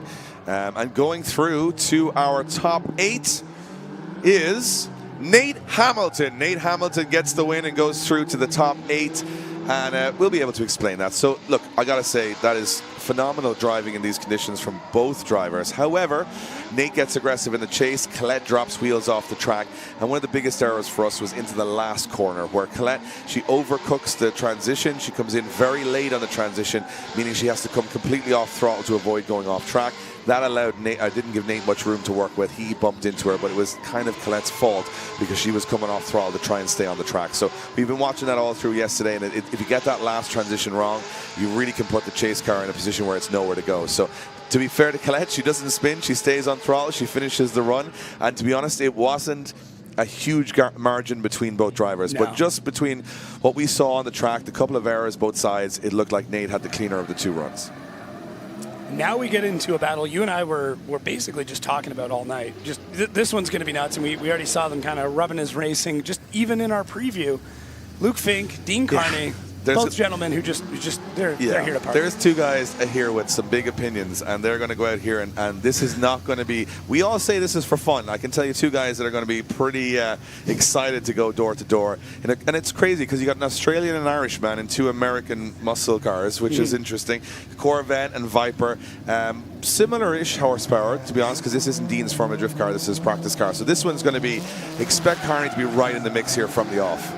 Yeah, Dean using that rolling approach there is Luke Fink. Big initiation, almost up against the wall, and Dean Carney following in behind. Look at that dive as they're going to first outside zone. Oh, so close. Dean throwing it just a bit too hard against Luke Fink, who held out to the last minute before he got back on the throttle. And now Dean's going to play a little bit of chase. Could get a little bit dangerous. He already knows he's out in the chase, so what's Dean going to do now? Luke's got to finish it, and Dean's spitting flames out of that V10 as Luke gets through outside zone 6. We're going to see a little tap here. Oh, super close. I was kind of expecting Dean just to give him a little yeah, love. I mean, it's a good recovery from Dean, but we got to have a look at that first corner again. And it's, look, I think the initiation was a problem for both. You watch Fink and Dean, they do 2 separate initiations. So Dean stays super wide, so he's picking up a lot of pace. Fink is on the correct line. Dean fires in. I think he's just avoiding the impact more or less. He's going to either hit Fink or he's going to have to go on angle. For my initial reaction to it was that he just was holding on at that point. I think Luke, when you look at the pace that all the cars are coming through there and how they're adjusting throttle, he was pretty similar to everybody else, just waiting for the car to settle. But I got to give it to Dean. He comes back into the fight later on, and again, he's not out of the count yet, and it's so cool to watch these guys go door to door, right? Where would you ever see Dean Carney and Luke Fink in 2 American muscle cars, smashing into each other in the middle of California? Absolutely love it. But I think, yeah, maybe a slight error for Dean there as he transitioned to the first corner. But then it could happen just as easily because Fink is a very aggressive driver, which means he puts himself in the danger zone here. So let's see what happens in the second run. And Luke Fink pulling a Dean Carney with a rolling start. Big initiation there from Luke Fink right on Dean Carney's door. Can he hang on to it? Is Dean going to do the same thing that Luke did? Oh, they're able to hang tight. I mean, it got a little bit shallow there. Dean looks like he's struggling a little bit as we get coming through, and then he puts down that V10 power. And now Luke just Luke's already got the win, but he doesn't care. He's here to put on the show. As Luke really pushing Dean around the track. Are we going to get more contact? There it is. I think at this point they're just glued together. I thought Luke Fink was just going to hop into the car with Dean by the end of it. That was a phenomenal finish to that run. I'm going to have a quick conversation with my fellow judges, and we're going to try and come up with a decision on this one. Yeah, I think Luke Fink was pretty much ready to reach through the window and steer the car for him. So we get a couple of 360s here from Dean Carney. Lots of fire. That V10 running real rich. So let's check this replay so you can kind of see what happened here. Good initiation from both. Luke has to hold on to the e-brake for a really long time. Really bobbles there from Luke Fink. Now, Dean did slow down a lot through that first outside zone. Now, Luke going for the proximity game at this point in time. So as we transition through 4, you can see Luke basically behind him. Dean pretty shallow, adds a bit more angle into the car. As our drone operator also trying to drive the car from him, getting almost into Dean Carney's window. We get across the line there. So as Dave said earlier, they're really not putting a lot of point deductions into our last outside zone just because you basically can't see it as you come through there. There's a lot of glare, a lot of rain on it, but looks like our judges have come to a decision. Yeah, we've had a little conversation about that one. We're taking it very seriously, even though it's a fun event, just to make sure we get the right calls. And going through to the top 8 is Luke Fink. Luke Fink gets the win and goes through to the top 8. So what we were looking at was their excessive slowing from Luke when Dean had that problem behind him. And when we look at the other replay, Dean does exactly the same thing. Huge slowing down in that area. I think it's just the natural speed you're carrying versus the lack of grip. And it looked like Dean almost over-rotated to react to Fink, but Fink was a little bit clever and was able to get up on the door. Dean also has a couple of areas on the track where he's excessively using the handbrake to steady the car. I can imagine that's down to the fact that he's in a Viper, and it's not an easy car in these conditions in the wet. But Luke does an amazing job to deal with it, stays on his door the whole way around. And I mean, when you see the proximity like that, it's very hard to get the lose when you're that close the whole way around in these conditions. So a really good battle, but Luke definitely getting the call from us.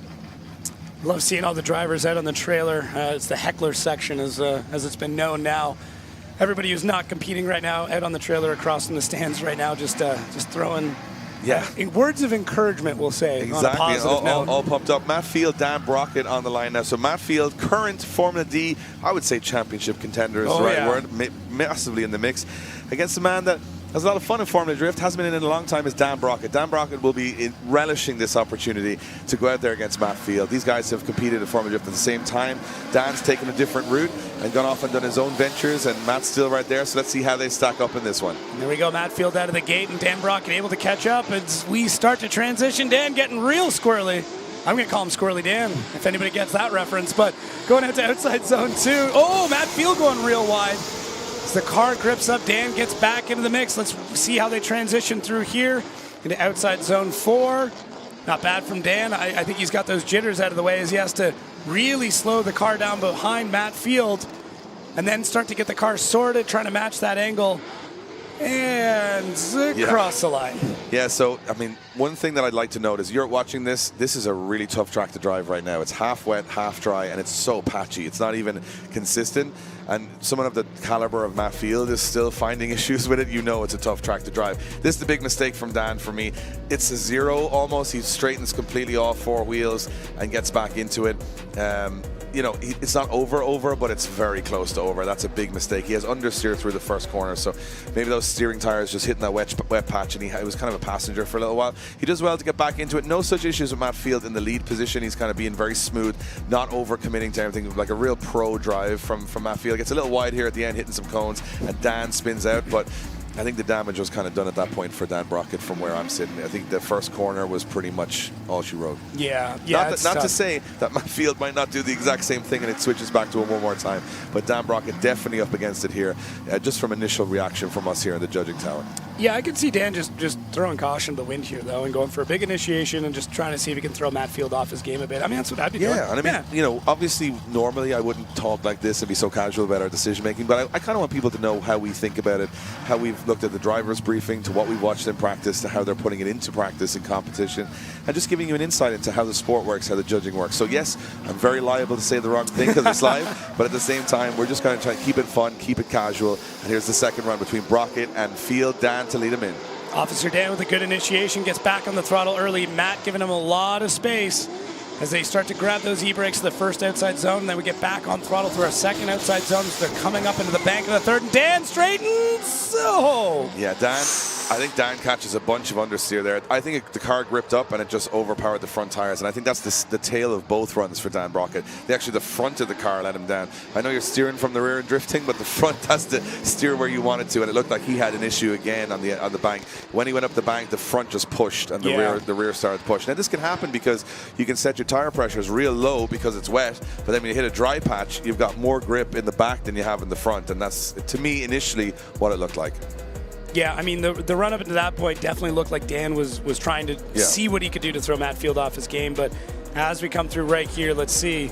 Watch when the grip changes, the back wheels just stop spinning and he pushes the front. And I think he comes on the brakes to avoid going in the wall. I know, and Matt Field just getting away. Maybe a scratch? I don't know. And Matt Field spins out after, but I think he's had some damage from the impact. Who knows what happened? It didn't matter anyway, but yeah, we got a decision from the judging panel here anyway, and we have someone going through to the top 8. It's been tough going on these drivers. I got to say, it's very tough to judge, but even tougher to drive. But going through to the top 8 and getting the win it's Matt Field. Matt Field gets the win and goes through to the top 8. I think you don't need to be an expert judge to realize that when Dan was heading straight for a concrete wall halfway through the run, that's not going to win you a battle. No. But Dan will still be all smiles. He's a great driver. It's amazing to have him back. And I mean, I spent the whole of last year standing beside him in the tower commentating, but he's always like, I wish I was out there driving, wish I was out there driving. Well, he got his wish. He got into the main event, and he got to go up against Matt Field, which is not a bad way to go out. There's no shame in losing to one of the best drivers in the world right now. So Dan has said himself, he forgot how to be a pro driver for the last couple of years. So he said he was trying to he hasn't found a clipping point in years. So he said he found a few of them this weekend. He'll be happy with that. He seems to be a pro at everything else. So I see why he took a break. He may not win this event, but he's winning at life because he's pretty good at everything else, from stunt driving to owning racetracks to just generally partying. He's always the last man standing. We move on to our next battle. We're cracking through them. It's going to be Dimitri Bruschi against Sean Booth. So Sean Booth winning last night in the last 16. We really impressed us with his chase driving threat. Dimitri Bruschi, however, as you said, multiple Pro Spec FD champion. Yeah. I mean, going up against an amateur here, you would put all the weight on Dimitri to be pretty solid. And I think because they're both Drift HQ boys, Sean Booth will trust that Dimitri is going to have a great lead run here. But I don't know how much you can trust anybody when it's this patchy. So there could be some mistakes. There could be some door rubs. We're hoping for a clean set of runs between Dimitri Bruschi and Sean Booth. We'll be keeping a close eye on this one. So staging up underneath that Tire Streets arch. Nick Swan giving him the point. Looks like we got the thumbs up from Booth. We got the thumbs up from Dimitri Bruschi. As they come off the line, let's see how quick Dimitri's able to get that car up and running. Well, not that fast. Sean Booth able to keep that speed going. Big smoke as things dry up quite nicely through that first zone. And there we go, back on throttle. Sean Booth with some of the most track time of anybody here. He's already done 2 transmission swaps this weekend, but could not tell as they get a ton of angle through outside zone 4, transitioning into 5. And Sean Booth not leaving much room between as the car's now starting to grip up through 5 and 6. Oh! We are going to need a cleanup.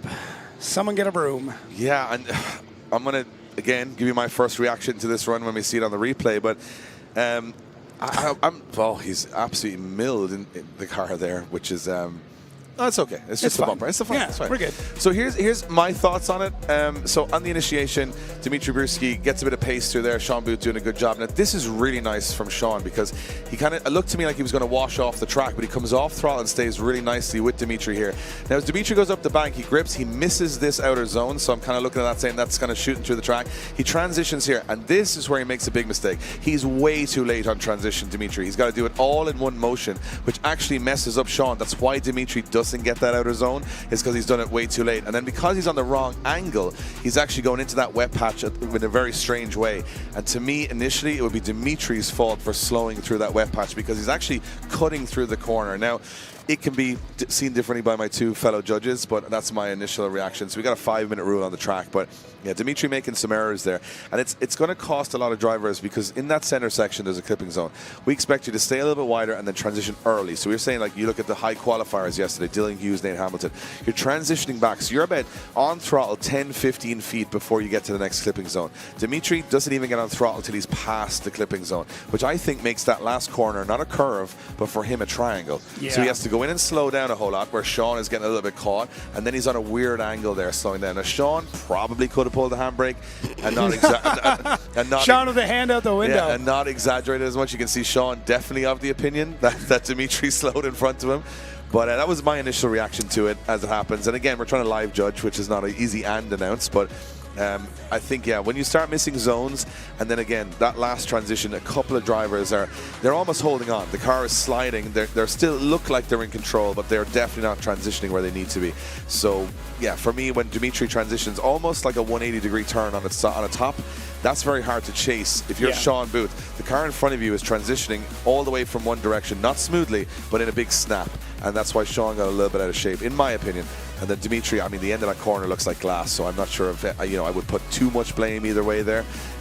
It's very hard to find traction for whatever reason. It seems like that last corner looks like a slow motion replay in real speed. Well, I think too, the spots that are dry are where drivers have been. So if you start to come off line, it is going to be wet. It's going to be soaked down. So you're going to have no traction there whatsoever. You can already see through 5, even in getting into 6, it is drying out now. So if you're coming way inside at that point, your tires are going to be in the wrong spot. So you need to be super, super careful. Both drivers are taking a 5-minute. It looks like Sean Booth is pretty much ready to go. We can see directly into the pits here, as well as Dimitri Brudski's crew taking a quick look at the front end, see what's going on. Yeah, I mean, don't get me wrong, it was a hard hit. What I have to laugh about is how Sean Booth's car, I mean, the first thing Donnie from Drift HQ came up to me and goes, oh, wait till you see Sean's car. It's so clean. It's perfect. We spent all this time making it absolutely spotless. Finally, he's done some work to make this thing look good. Well, it was all for absolutely nothing. The guy has driven like a hero all weekend, but that S15 has no part of it. Not one panel is not damaged on that car after one day of driving. And I'm here for it. Yep. I like it. I like that attitude and approach. I mean, I know you guys over here in the States are very precious about your S15s, but we've been doing this to S15s in Europe for a long time. That's why they're probably so valuable, because we destroyed quite a few of them. But it's good to see. I think Dimitri, yeah, again, I think we can't be too harsh, Jacob, on how we judge. We have to be harsh how we judge officially. But as humanly, it's very difficult to be consistent out there. I'm looking at some of the corners now. The bank corner, completely dry. Before it, completely glass. So we're not going to see perfect runs. And some things are just going to happen at random. And I think it's catching some drivers out that I know if it was fully dry would never make those errors. Yeah, and we can see Dimitri backing out now. Michael Essa taking a look at the front end of that car as well. Michael being a huge influence on Dimitri's career. Well, Michael Essa built that car, right? Yeah. Am I right in saying that? Yeah, so it's almost like a sort of an evolution of his car. Mm-hmm. So, having a look at it. No man out there knows an E46 more than Michael Essa in that paddock, that's for sure. And now he's stepped up a little in the world, looking at Lamborghinis and Ferraris, but he's still an E46 guy behind it all. At the end of the day. Yeah, you can't get people out of them. Nope. So he's going to make his way back around to Dimitri Brudski to meet up with Sean Booth. These are good friends behind the scenes, and that's the thing. They're all smiling now. You can see the animation in the car, which you might not see at a high-level pro event, but these guys are having fun out there. So, as I said, this is a fun event. It's just a showcase for the sport. It's a kind of a what-if, the Marvel what-if, what if this happened? That's pretty much what this whole event is built on, having fun, having a good time, and enjoying ourselves. And I hope you guys at home and here in attendance are enjoying yourselves too, because that's what it's about. It is not Formula Drift. It is not Drift Masters. It is just a good time, and that's what we're trying to have here today. Yeah, a couple of track workers taking a look at the hood, making sure the pins are in place, because that's never happened to anybody. Never. So, not even once. Yeah. I gotta ask, have you ever had your hood come up on track? Have I? Yeah. Oh, many times. Okay, just checking. Yeah, now I give briefings giving out about it, but then it probably happens to me before the next guy. It's you jinx yourself. It's how it rolls, man. That's how it works. So Dimitri's going to jump into the chase position. Sean Booth is in the lead position, and it looks to me, from initial reaction, that Sean has a bit of an advantage here. But look, it's a whole other ball game when you get back on the track to that first corner. Let's see how it goes. It's Brudski chasing in Booth. Sean Booth, great initiation up high on the wall. Dimitri Brudski knows he's got to battle hard. Whoa, he's able to hang on as Sean Booth starting to push real wide through that first outside zone. Dimitri Brudski saying, I think I see a spot that's not damaged. Let's fix that as they come through our fourth outside zone. Dimitri Brudski again going wide, and Sean Booth keeping things under control, screaming, stop blowing holes in my ship as he comes through 5, 6, and Dimitri Brudski hunting him back down. And one more tap for good measure. Honestly, I don't know what people have against that S15, but everybody's hit it in the last 2 days. It's too pretty to start. That's the problem. It is absolutely wrecked. Every corner now at this point. But you know what? It's for your entertainment. We want you guys here in attendance in Kern Raceway. Give it up for Sean Booth and Dimitri Brutsky. Banging doors for your entertainment. That is what it's all about. We're going to pass a hat around at the end just to so Sean's able to replace the panels on this car. Oh, Dimitri, just finding different spots and banging into it. But at the end of the day, I mean, that's what we're here for. We're here to see two cars drive as close together as they can, and sometimes that means they kiss. Yeah, what we call it is Rubens racing, right? So if you can hit, you can have a little. There's no need. There's just no need after the finish line to hit the car again. But anyway, we have a decision of who is going to go through to the Great 8, and the winner is. Drum roll, please. The winner is Sean Booth. Sean Booth gets the win and goes through to the top 8. And you guys can figure it out for yourselves. Obviously, Sean taking an advantage into the second run. Dimitri pretty much over-rotates in the chase position. Even all the contact and the nudging and the banging, whatever. It was that big mistake in the center of the track. He just went on too much angle. He lost it. And it was enough to seal the deal and send Sean Booth through to the top 8. Yeah. Dimitri Brutsky burning off what is left of those Accelerus 651 Sports. As we said, provided by Tire Streets. Everybody on the same tire, free tires. Like, you just can't get better than that. Why not then, right? Free tires, Tire Streets, free tire. Give free tires to all these people, and now you're seeing the results. Look what you've done, Tire Streets. They have no respect for these tires whatsoever. Every time someone's leaving, they're going, I'm not leaving any tire on these rims. I didn't pay for these, and I'm not bringing them home either. But we're all loving it here. The fans are loving it too. We got the last battle of our top 16. This is going to be an interesting one. Odie Botchis in the practice car.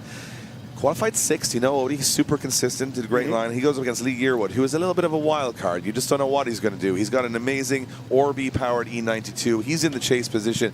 This would be one of the highest caliber drivers Lee Yearwood's ever battled. So this is going to be interesting to see if he can step it up here. Odie, we know, is super consistent, and believe me, nobody's been that consistent so far in this top 16. So Odie's going to need to, have as much experience as he can. He's been in every type of condition over the years, and this is going to be an uphill battle for Lee Yearwood. He can't afford to make any big errors here, because I don't think Odie Botchis makes too many, and you know that. No, he does not. And Odie is particularly good in these type of conditions where things are changing. It's almost like he can see into the future. He knows what's going to happen. So let's see as we launch off. Odie Botchis out front. Lee Yearwood chasing in behind Odie with a ton of speed. Back in that car, and is he able to get the car grip back up as he destroys 3 clipping points. Goes a bit shallow of her line through outside zone 2, outside zone 3, gets back on the power, but Lee not letting him go anywhere. Odie with a lot of speed through 4. Oh, it takes 1 clipping point. Lee able to keep things stable.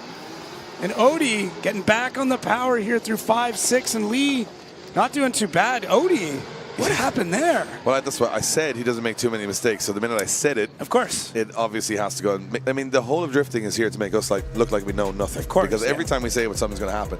So here's how I thought. First of all, Lee actually makes the bigger mistake here on the transition. He transitions too early here, and he goes on the inside of the track. But just as I'm looking at that, Odie goes off the track. So not that nice from either driver. Lee doing a good job here of trying to catch him up the bank. This is where I think Odie was picking up a lot of pace, a lot more than he wanted. As he transitioned back, he's going way too fast here. Odie has completely off throttle to get back, and that's the wrong place to transition. However, Odie does make it work. That's experience. He doesn't make a major error, but he's kind of washing again towards the end.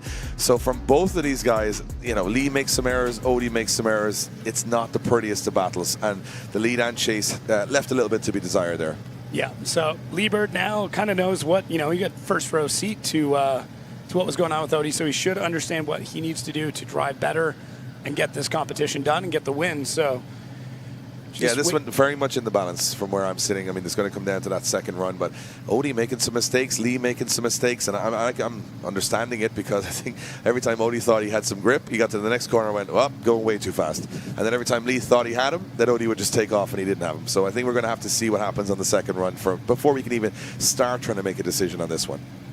Get a couple more cones in place. Yeah, it's been a hard weekend for the cones. They've had a tough old gig for the last 2 days. They've been all over the place.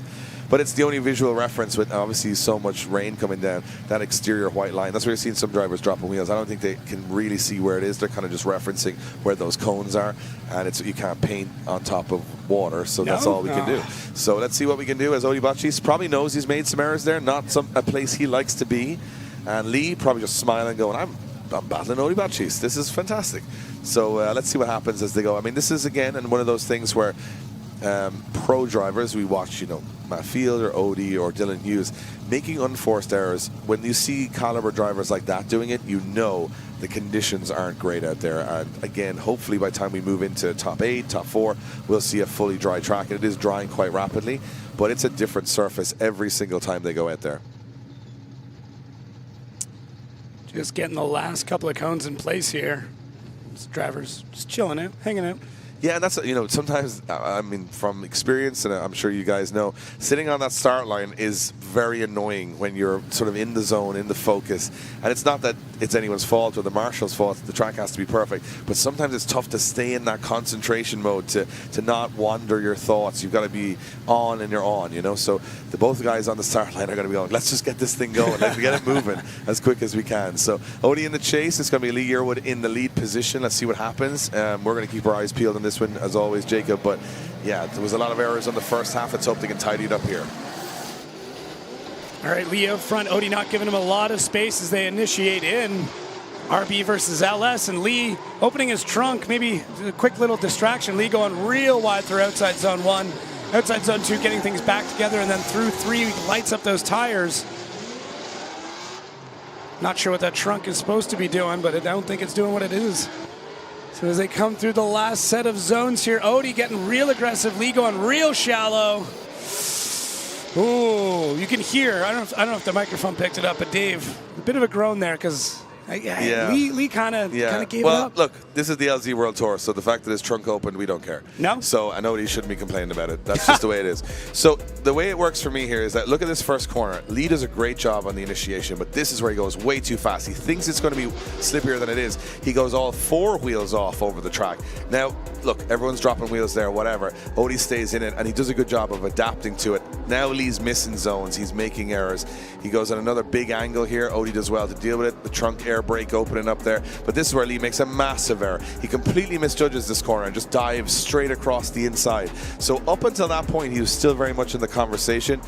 But that's a big error at the end there. He just kind of made his own corner, his own line. And I think that just might have been a visual thing. So I'll have a little discussion with the judges, see if they saw it the same way. Of course, I'm just one of 3, so I'm the minority here. But you're hearing my thoughts live as they're happening. In real time. Which is usually a very bad thing. Mm. I do like the tactic of using DRS and drifting.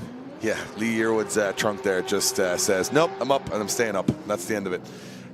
So we're going to have a decision on this. It's going to be for a spot in the final 8 positions. Grade 8? Grade 8. Grade 8, yeah. So this is the last spot in the grade 8 up for grabs between Odie Batchis and Lee Yearwood.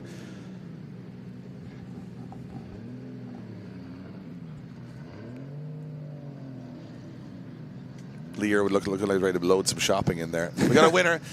Grade 8 going through is Odie Batchis. Odie Batchis gets the win and goes through to the grade 8. And I'll be honest, you know, it was a lucky one for Odie. He made a lot of unforced errors in his run. And for Lee, you know what, the 4 wheels off was a pretty big mistake. But then the last corner of just diving through the center, he was 20, 30, 40 feet off where he should be. Odie did a good job of just following, but I think at that stage Odie would have followed him into the car park if he was going in there. So it was he just did what he did. But Lee, you're great, and I gotta say, from my perspective, Lee, you know, to take it so and Odie running the wall. The media just took 2 steps back there. You know it's the practice car, not the pro car when you're getting that close to the media concrete. Mm-hmm. But I looked to me like Odie, very professional there. He followed the lead car where he wanted. And I got to say, Lee Yearwood putting it up to someone like Odie Batchis, you know what, kudos to him. This does set us up for our first set of battles for the grade 8, which is going to be Dylan Hughes and Adam LZ. Super interesting. There is a chance that they could battle it out in Long Beach these two battled in a fantasy battle earlier on, and it was Adam LZ that got the win. So Dylan Hughes will not want to be over-rotating when it comes to the real thing here in the main event. Adam LZ and Dylan Hughes, both in E36s with 2 different power plants, both Formula Drift drivers, both very good, competent line drivers and aggressive in the chase. I've been looking forward to seeing this since those 2 lanes lined up after top 16. This one's going to be a tough one for us, I think. But again, look at those track conditions, dry in some areas, not so much in others. they're going to have to watch for that. Spotters are definitely going to be on the radio, letting them know in the previous run where everything's slippy and not slippy. But yeah, this is going to be an interesting one, Jacob. I'm looking forward to seeing these two guys. This is like a little hint of what could be in Long Beach, right? Exactly. I mean, it's you want to see the top tier guys versus guys that are coming up, but there is something to be said about two top-tier Formula Drift level drivers going at it. So Dylan Hughes at the gate, Adam LZ following in behind, BMW on BMW. Dylan getting some good traction there, and Adam with a beautiful dive into that first outside zone. I don't know how he timed that. It was incredible as they go through 2 and 3. Adam following in behind. We're going to get another dive, and there it is. Just a little body check to Dylan Hughes, and Adam almost comes out of drift, gets the steering wheel cranked over to the other side. And a big left foot brake there to control the car as things slow down through our last couple of zones. Adam, you need this car soon. Yeah, I'm just going to, my initial thought, that's an unbelievable battle for this, the situation we're in. We just watched the whole top 16 of everyone being super sketchy. And these two guys, you'd swear this was full grip, max attack. LZ comes in on full attack. This transition's a little early from LZ, and I thought he was going to make massive contact, but somehow he just stays in it. He might touch Dylan Hughes' front wheel for a moment, but Dylan Hughes stays in it.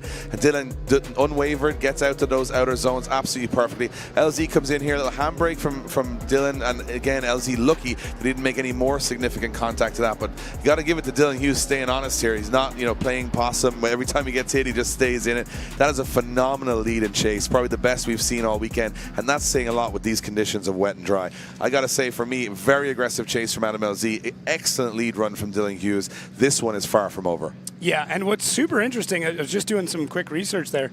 These two drivers have never gone together at the pro level. Oh, really? Yeah, so this is like, first time. Well, I could watch this all day, to be honest. Exactly. They could have their own championship of just these two guys and a bunch of E36s. Just going at it. But now you got to say, Dylan Hughes got to be aggressive here, Jacob. He's got to go for it from the off as they come into that first corner.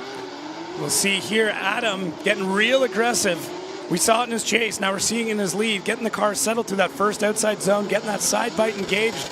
Going almost a little bit straight. That second outside zone is definitely drying up now. We are seeing this track tack up quite quickly. Outside zone 4, same thing. Now we're starting to see smoke through almost the entire run, and Adam going a little bit shallow through 5, 6, and then going wide. Is he able to hold it? Oh, barely. Barely able to keep it together through the rest of that run. So we are going to be taking a look here at our replay to see how this all shakes out, because there was a lot of things going on through that. So as we switch to our FPV drone view, great job from Adam LZ out front, being real aggressive. We can see the smoke coming off now, so we know that track getting really dry. The action's going to get a lot faster and a lot more aggressive. Dylan wavering a little bit in the chase there, but obviously the judges are going to be looking at both positions. Is Adam filling all the zones? He's a little bit shallow through 4, setting things up through 5. Basically misses it, which pushes him wide through 6 and real wide through the last zone. So it is going to be a tight one. There's a lot back and forth, and we are going to be taking it down to Cerise to interview these drivers real quick while our judges come together with the decision. Cerise, how's everybody feeling? How's the BMWs looking down there? Dude, my whole insides are just churned. That was insane. Honestly, okay, so Dylan, I'm gonna start with you. That was the first time ever going against Adam LZ in any kind of competition. You've never gone against him in pro driving before, correct? I'm trying to think. I can't really remember right now. I'm fired up, baby. I know, that was honestly insane. You both had very consistent lead and chase runs, so it's gonna come down to the judging for this one. Yeah, for sure. I mean, this track is hot garbage right now. I mean, the layout is super fun, but it is so unbelievably inconsistent. The full grip on the entry, full grip on the dirt bike berm over here on turn 3, and it's dicey, baby, but it's good stuff, man. Stoked to run with Adam. Yeah, the weather's not making this very easy. However, you got that was honestly, no, it was insane, dude. Well done. Let's go check in with Adam and see what he has to say. He's getting ready for his pro season. Dylan's getting ready for his pro season. Adam, that was freaking incredible, man. Have you ever gone against Dylan in competition before? I feel like I have. I don't remember off the top of my head, but he said the same thing. Yeah, that like he put down the most amazing lead run. It may have looked cool that I was crashing into him, but those were mistakes. That was not me driving really well. That was just me being too aggressive. He could have spun out, he could have done something, and he would have got the win, but he stayed in it, and that made for probably the coolest chase run I've done all weekend. That was so freaking consistent. I think everybody was on the edge of their seats for the entire both lead and the chase run. So we're going to have to really come down to the judges and see what they have to deliberate on, but that was phenomenal. Yeah, I think I made a lot of mistakes in my lead run and in the chase, so I have a feeling Dylan's going to get it, but we'll see. Okay, yeah, honestly, guys, your job is not easy on this one, so let's see what they have to say. Well done. Good job. The car's looking great. Cool. All right, guys, what do you have to say? Thank you, Cerise, and we have a decision from all three of us here in the tower. Going through to the final four is Dylan Hughes. Dylan Hughes gets the win and goes through to the final four, and I could explain it, but Adam LZ actually explained his own run himself. So basically, the chase from Adam was phenomenal. Dylan's lead run was phenomenal. When we switch him around, Adam's lead, it's all good 2/3 through the course, but the last corner, he really makes a mess. He washes wide, he misses 2 clipping zones, and he's kind of just anywhere on the track. He washes off, he slows up. And to be honest to Dylan, the couple of hits that LZ gave him, as Adam alluded to, he could have spun that car and won it from that point, but he stayed in it. And then when Adam was given the opportunity to lead, he just didn't give a clean lead for Dylan to show his ability to chase close on the door. Dylan hung back because that was all he could do. And over the 2 runs, Dylan would definitely, one of the easier decisions we've had today was to let him go through. But I love how Adam's so honest. He almost knew that himself before we got there. As we move on to our next battle, it is going to be Nate Hamilton taking on Zach MacGillivray. And Nate Hamilton got a lot more horsepower in that car than Zach has, Jacob. But I'll tell you one thing. Zach, every time we've counted him out this weekend, just keeps on swinging. So Nate Hamilton, fresh build, looking strong. But he had a tough one more time battle with Colette Davis. Didn't look too convincing. Zach might smell some blood in the water here. I'm looking forward to seeing this one. Yeah, and this is going to be the first time. I mean, this event is the first time Nate's been driving in the wet. First real event with his car altogether. So he's sorting it out. But that initiation was definitely sorted out. Zach getting a little wild through outside zone 1. We can see, you know, as the drivers are alluding to, the track is changing very quickly, but it is tacking up quite quickly as we get through the rest of our battles here. Nate basically just has to wrap this up, and Zach using up the tires. Why not? Yeah, we were just looking very closely at the back of Nate's car to see, did he drop a banana peel from the back of the car? It looks like he did not. No green or red shells used, so that's all within the regulations. Okay. But it definitely looked like Zach came in. He just caught a wet patch. It wasn't really his fault. He was on a line. In the lead, you wouldn't be on this line. Watch Zach on the inside here. As he comes through, just washes wide. He hits a little bit of handbrake, and it just takes off. It actually accelerates the rear end of the car. Nate probably not too aware of anything happening behind him. You try as a lead driver not to concentrate too much on anything behind you. I think he's just getting his job done. So yeah, we've had a couple of tough calls today. This first half of the battle won't be one of them. Big advantage to Nate Hamilton there. So Mario rules are in effect, though. Yeah, well, you're not allowed to use any Mario.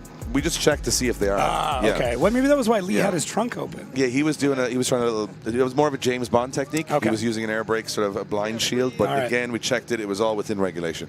So we'll move on to the second half of the battle. Nate Hamilton with a massive advantage. But we've seen people throw this away too. So I think he's in the lead position, not where you want to be if you want to try and turn the tides. Nate just has to kind of keep his nose clean here. If he stays in the fight all the way till the end, he's going to take a win and a move to the top 4. But easier said than done.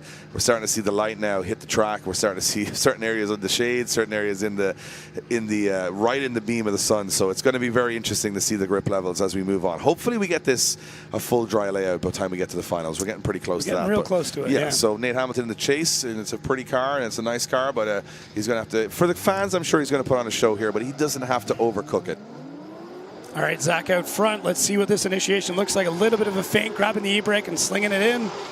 There's now Nate being probably as aggressive as he should be, but almost washes the front end of the car out. Zach going real wide, getting the car gripped up a little bit more to get it slinging back in through our third outside zone. Nate keeping a decent proximity, definitely not an inactive chase, even if we're judging for that. I have no idea at this point in time. But Nate getting real aggressive through our last couple outside zones, and Zach just keeping the car across the final line there. But well, Zach knew that some of the marshals we have were looking for a new fitness regime, so they're just hitting those last few cones every time, so the boys have to do a little bit of running around. That's good. I'll put it this way. I mean, Nate did everything he needed to, and to be honest, he did a bit more. He didn't need to be as aggressive as he was. He took a couple of risks there that were probably in his character to put on a good show for the fans here in Kern Raceway. He could have held back another car length, but that's not Nate Hamilton. It was a pretty confident performance, and I think this is going to be an obvious decision, and we're going to have a little defer with our judges just to make sure they didn't see anything that I didn't see.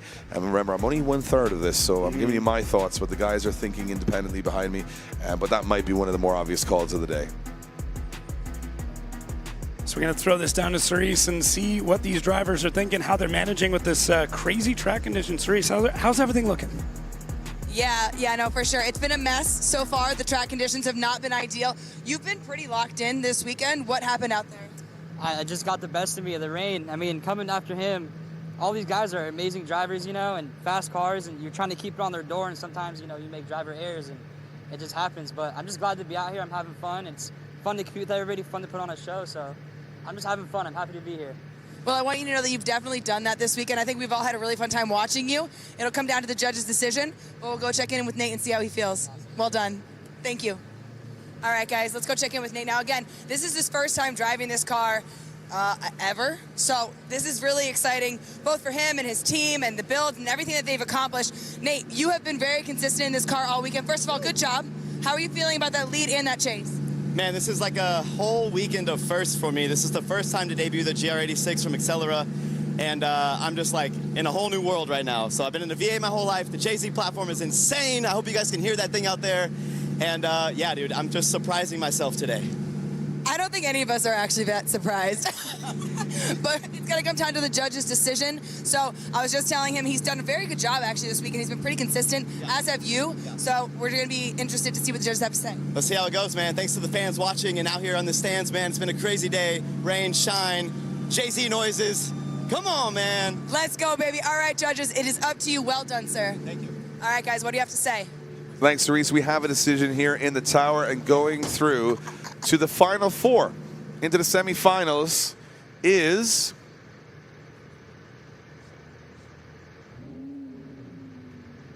Nate Hamilton. Nate Hamilton gets the win. He goes through to the final four. Pretty obvious decision if you're watching on. Unfortunately, Zach having that spin on the first run, that really kind of clocked it out for him. After that, Nate just put on a clinic. Very, very comfortable performance from him. But I got to say, for a stock 370Z to take it all the way to the grade 8 at a stacked Formula D sprinkled grid, that is an incredible performance from Zach. Really impressed with him. Nate just putting some smoky burnouts. Of course, he is Accelera sponsored. He's also getting some free tires from everybody, so he's leaving them all in the sky before he leaves. Puts another fresh set on ahead of the semi-finals. Well, I'll tell you what, we're going to take a small break, very, very small break, because we are still continuing into our top 8 here at the LZ World Tour in Kern Raceway. Don't go anywhere. Here's some words from our partners, making it all possible. Support the companies that support us, making cool events like this.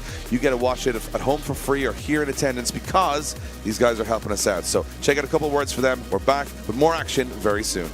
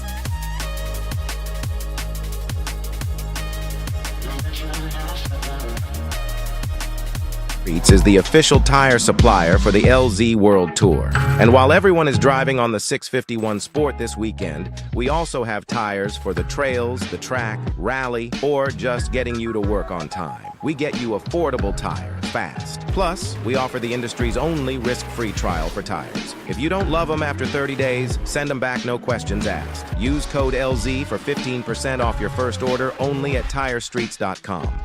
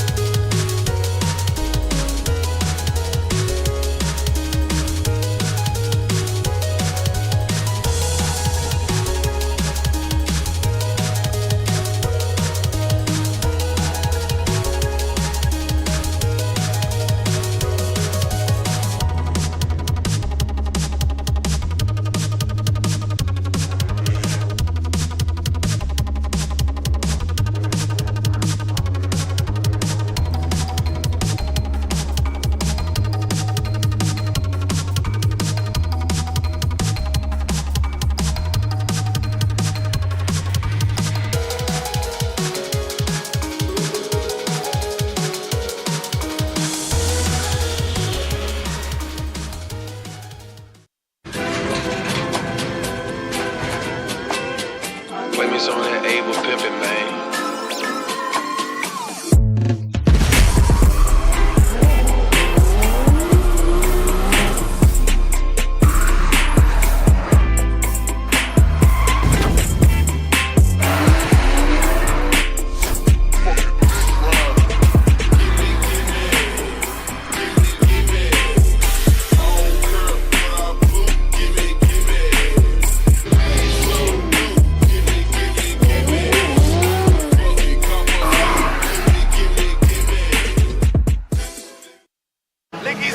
Let's go! Top bill on ECU, internal wideband, e-throttle control, all the motorsport functions. You can't beat it. So the Link PDM saved the day. So the next step was to get this thing on a proper ECU, especially with all the technology that Link has to offer. Which should give us full communication and full control over all the sensors. All those features I have thanks to the Link ECU. That's all he needs. Simple, cheap, easy, works, good ECU, weatherproof. It's got enough IOs too, like we're doing tons of stuff. Oil, fuel pressure, boost control. I like it. Definitely big shout out to Link ECU.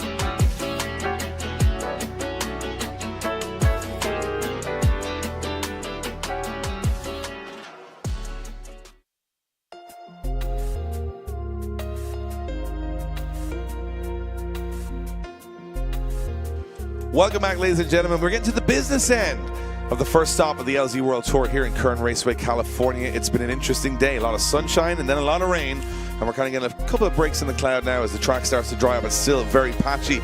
We got two Corvettes on the line and two very, very exciting drivers. Matt Field and Luke Fink. This is one of those fantasy battles we saw earlier on, and now this is for all the marbles. This is the real competition. Main event, top 16. Fink, higher qualifier in a street car Corvette against Matt Field's practice Corvette. Definitely going to be mono here. Fink throws it in. We've got Matt Field behind. Whoa, what a transition. Matt Field dives again, holds on to it. Luke Fink, oh, what was that? That one got pretty hairy very quickly, and yeah, we're going to have another look at that one, but it was definitely a lot of aggression from both drivers in the transition, and we didn't even make it past the first corner. To say I'm surprised, I'm not surprised, But I think both of these guys know the ability each other have, so they know not to give an inch. Definitely this, I would imagine there was a little bit of smack talk before this on the grid. And I think that probably boiled over into this first corner. We're going to have a quick look back at this and analyze it and see what we think. I think there was an argument over whose New Balances were whiter. And they definitely settled that argument. They did. All right, let's take a look at this. What big transition there from Luke Fink, and then Matt Field is way out in front of him, and then Luke tries to dive in. Matt kind of waves, says, sir, I have the right of way. And then Luke's like, oh, you're right. So, yeah, I think Matt Field just might have been too aggressive in it. Now, the question is, was Luke Fink holding on for too long? That's really what it comes down to. So we might have to see that section of the replay again to really understand what happens there. But, yeah, Matt Field just very, very much almost too aggressive. So we're going to find out here if they need a few minutes to iron their jean shorts out and make sure that the cars are in good shape. Taking 5. Luke Fink looks like he's good to go. He's just whipping it around. Yep, all right. Still driving straight. Matt Field, it looks like, doing the same thing. Giving each other a wave.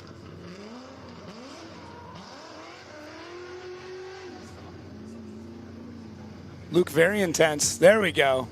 Here's the Luke we know. Yeah, we had a good look at that one, and we'll be able to explain it at the end of the battle. But we have a decision on kind of who was at fault there. But again, this is the second half of the battle. Neither of these drivers are going to know that. And I don't want to give it away either, so they have no information. So I really don't want to spoil these guys. Just I don't think they can hear you over the LSs. I don't think it's going to matter. We got Matt Field now in the lead position, Fink in the chase.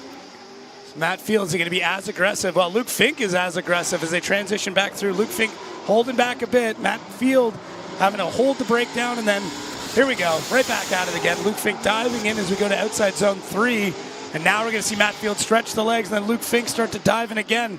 Both of these street legal cars with crazy liveries. Now Luke Fink diving right in on outside zone 5, and I was expecting just another little tap, and you know, just a little bit of connection there as they come back around. The judges are going to have a discussion on this and see what happened in that first section. So we can watch the replay here from our FPV drone. Yeah, this is actually a phenomenal chase run from this is what we expected from the first run. This is a great lead run from Matt Field.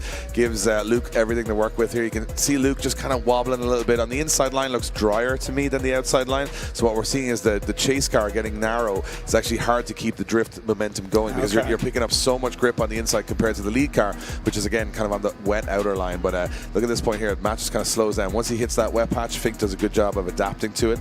And we've had a decision on the first half of the run as well. So this is going to be an easier one than always. It's not always easy, but this one we have definitely got a decision, but we want to hear from those guys from what their opinions were too. So Cerise is down with Fink and Matt Field. You know what? Fireworks from the off, Cerise. I expected nothing less from these two. I couldn't agree more. We honestly, we knew that these guys were going to throw down a crazy, rowdy run. Now, gentlemen, the judges are saying that they already have a deliberation on what happened in the first run. Do you want to give us a little bit of, I'm going to ask you, what was going on, dude? To be honest, I was so close on the transition. All I know is I was there. So any loss of forward momentum, rear momentum, but this track right now, that's the slipperiest part on the track, and this is nice and grippy. So it's honestly a crapshoot. You throw in, and if your tire stays inside the track, you did good, but it's totally a luck of the roll of the dice. If it's not already obvious to you guys watching at home, there's a serious bank happening. So the upgrade is going to be extremely dry, and then you get a pool in the background. So Fink, how do you feel about that first run? Oh, it'd be better if you didn't crash into my car, but no, it's literally you're so dead in the water out there, and figuratively, it's just wet there, and you get on throttle, and I'm like, let's go, and I see Matt on the dry stuff on the inside hooking, and I'm like, I can't back off. I'm like, oh, please don't wreck my car, and it is what it is. Both of you have applied a lot of pressure in your driving careers, so this is going to be really interesting to see what the judges have to say about the first run. However, it's a very entertaining session, I have to admit. So everyone knew it would be. Everyone knew it would be, yeah. The expectations are super, super high. So if I win, should he give me his front lip, or? Yes or no? Should he give him his front lip? Oh man, you're screwed. I don't know if you want this one. I'm short on lips and skirts, and it's a drought right now for carbon parts. I think we've been destroying them all. You know? All right, we're going to take a break from the Facebook Marketplace interaction that's happening right now. Judges, what do you have to say about this session? We have a decision, Cerise, and going through to the final 4 is Luke Fink. Luke Fink gets the win, goes through to the final 4, and it all came down to that first run. I think what happened was, to be honest, Matt's brave. He does a really snappy transition. The problem is that Fink is on the outer line. That's the wet line. So he's slower naturally, not by any fault of his own. All of a sudden, Matt Field goes into the really dry inner line, and he's picking up major pace. And he's got a decision to make. He either stops drifting or he hits Fink. So he decides what Matt Field would do is he hits Fink, but he hits his front wheel. He hits his door, hits his rear wheel. They could have probably stayed in it. But when he hit his front wheel, that obviously took the steering wheel out of control for Luke Fink, pushing him off the track. And again, great run from both in the second half of the battle, but right there it was a mistake from Matt Field. You know, a mistake, as he said, a crapshoot. He go into that, he wasn't going to let Fink away. He knew Fink was going to be close to him, so you got to respect the fact that Matt Field wasn't playing that one safe at all, and it cost him in that one. Yeah, it was I mean, we knew that this was going to be hectic. Yeah, and I don't think it's the last time we'll see something like that today either. Guys, give it up for Matt Field, though. What a performer today. Amazing. Throwing it all out on the line. And, you know, the sport needs a lot of Matt Fields and Luke Finks out there because you see the names pop up and you stand up. You go, this is not going to be an obvious one. There's definitely going to be bits of Corvette all over the place at the end of this. And remember, this is a fun competition that these guys are doing just as much damage as the final of the world final of drifting. So I love the fact that they never back down. We move on to our next battle, and it's as hard as it is to believe this is happening, but you got amateur driver Sean Booth, who won yesterday in the last chance top 16, still in the competition. He's the only amateur driver, I would say amateur level driver, still in the competition, going up against Odie Bocci's, one of the best in the business. Sean Booth is going to know everything about Odie Bocci's. He's going to know how good he is, how consistent he is. Expect Sean to come off the blocks very fast here, and again, he's got to be there because Odie definitely will be when they turn it around. So this is going to be an interesting one. Hope you guys are looking forward to seeing this one as Nick Swan sends these boys into that first corner. Watch that first transition. Watch clip in zone 1 to 2. It's going to get sketchy. Odie Bocci's out the gate real quick. Sean Booth a little bit behind. We know how aggressive Sean's going to be, so let's see as they transition into the first outside zone. We know it's slick, and there's Sean Booth right on Odie Bocci's rear wheel as they transition up the bank into outside zone 3. Sean Booth again, king of the dive right here. Not quite closing the gap as much as we would hope he would, but as we get into these last outside zones, Odie Bocci's going real wide. Sean Booth, the Kingslayer, deciding that's the time to attack as they come through 5-6. Wow. So Sean Booth definitely could have closed the gap a little bit more here and there as Odie Bocci's taking our clipping points for a little bit of a ride, showing him around, giving him the grand tour. Yeah, so again, you know, it's one of those battles where you think you've got it as a judge so sewn up, and then the last corner things kind of change around a little bit. So I'm just going to talk you through this.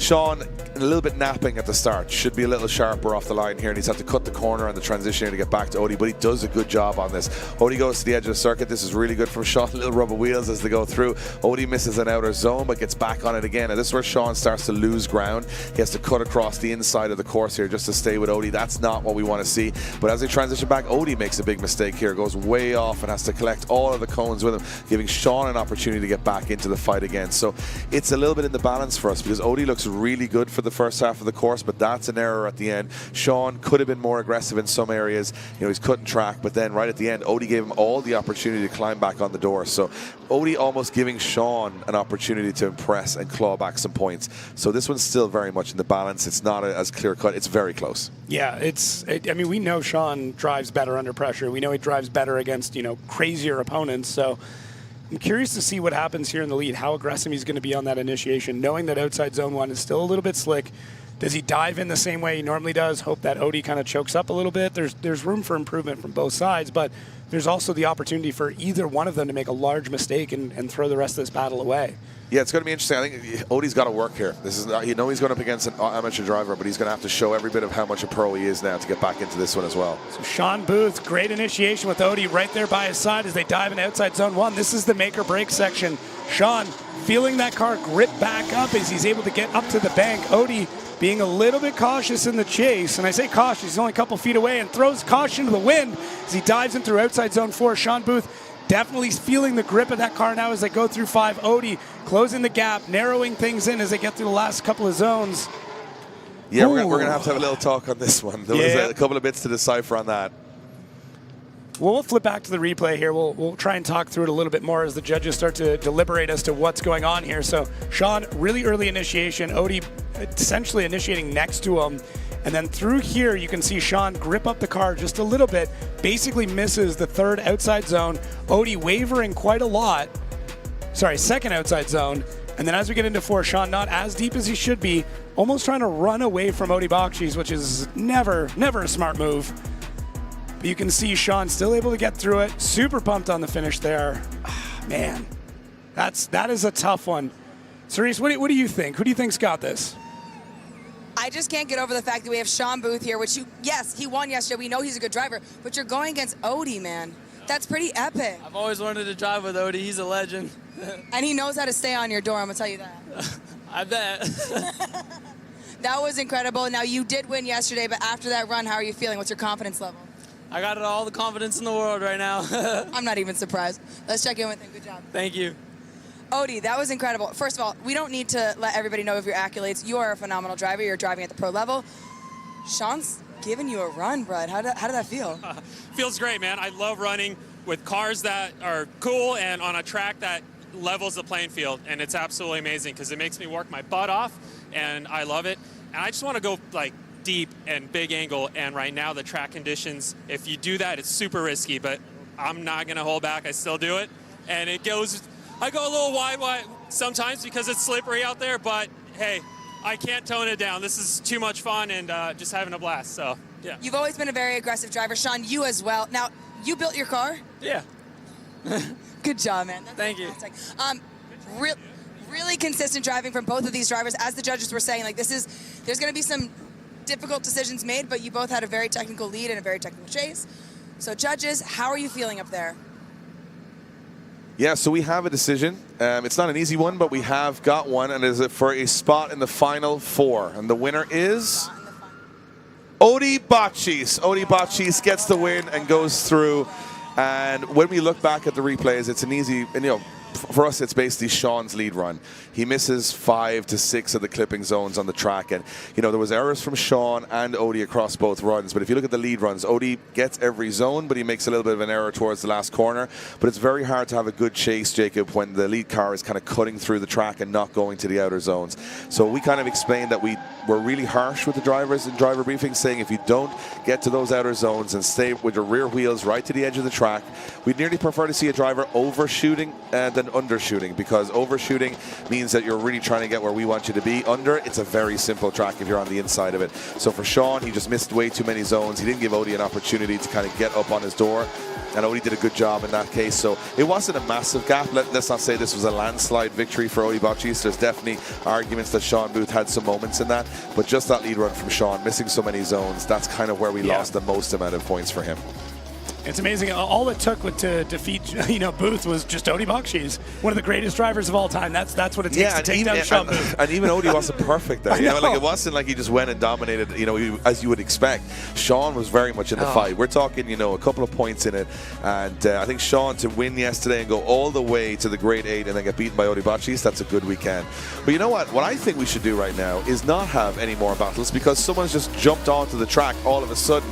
And it is Damon Fryer from Daily Driven Exotics in his Drift Huracan. And we said, you know what, Damon, if you want to just test the car out, burn some tires, we have no problem with that. This is crazy. And also, Damon earlier on had to ask our fire marshal here at the track, could he just warm the car up? He was so happy that the guy let him do it that he's actually in the passenger seat of this car right now, getting his life flashed before his eyes.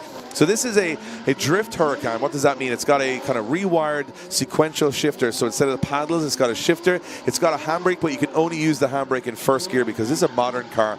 And modern cars do not like doing any of this. This is really, half the dashboard of this car is ripped out. I've never seen anything quite like the disregard that DD have for these machines. And there is nobody who buys one of these cars that's going to give it as much death as Damon Fryer is. But I'm all here for it, because that's why we love Daily Driven Exotics. They do things that we probably wouldn't dare to do with these cars. Yeah, only at the LZ World Tour do you bribe the fire and safety marshal by getting him to, just jump in a supercar and do some donuts. Absolutely. Kern Raceway, want to hear you make some noise for Damon Fryer from Daily Driven Exotics. Give him a big round of applause. Show him your appreciation. He's out here burning some expensive tires off an expensive car and driving it like it's about $2,000 worth on the track right now. Look at this. And again, very little angle on this car. It's the stock Lamborghini angle, which is about 15 degrees. Tough car to drive, believe me. And he's doing a great job of throwing it around. And this, how cool is it to see a V10 Lamborghini fire around the track in front of the audience? And it's so close to those concrete walls too, Jacob. Yeah, just, you get a few more sitting in the garage, might as well throw it up next to a wall. Yeah, he took some of the dashboard out of this with a machete. I'm just going to put that out there. That is not advised by Lamborghini that you use a machete to take pieces of the car out. But that is awesome to see Damon Fryer out here in front of the fans. That's awesome. Guys, give it up for Daily Driven Exotics in the house. And as you can see, that Lamborghini, pretty warm. I think probably pretty warm. They do love a good rev, though, the Lamborghini. You got a Lamborghini, you got to rev it. That's like a part of the... I think the whole instruction manual for Lamborghini is turn it on, rev it a lot. Just rev it a lot, and then turn it off sometimes. That's the 3 Lamborghini rules. And that thing revs probably higher than most and a lot more horsepower than most. That was awesome to see. And again, just giving you guys some entertainment before we head back to the start line for what is a battle of the gentlemen. A battle of the nice guys. And they can't be nice because one of them has to win, one of them has to lose. It's Dylan Hughes against Nate Hamilton. These are guys that were the most consistent. Everybody's been watching them all weekend in terms of those are the guys to beat. Well, now they go head-to-head with a spot in the final up for grabs. Dylan Hughes will be the higher qualifier and lead driver. Nate Hamilton in the chase. Track's drying up. Still some wet patches out there. Who's going to take the win? Here we go. All right, Dylan Hughes out front in the BMW. Good initiation. Nate Hamilton not giving him a ton of space as we transition to the first outside zone where things get a little bit slick, and Nate Hamilton going real wide, getting back into drift though, and Dylan Hughes staying very, very consistent through third outside zone.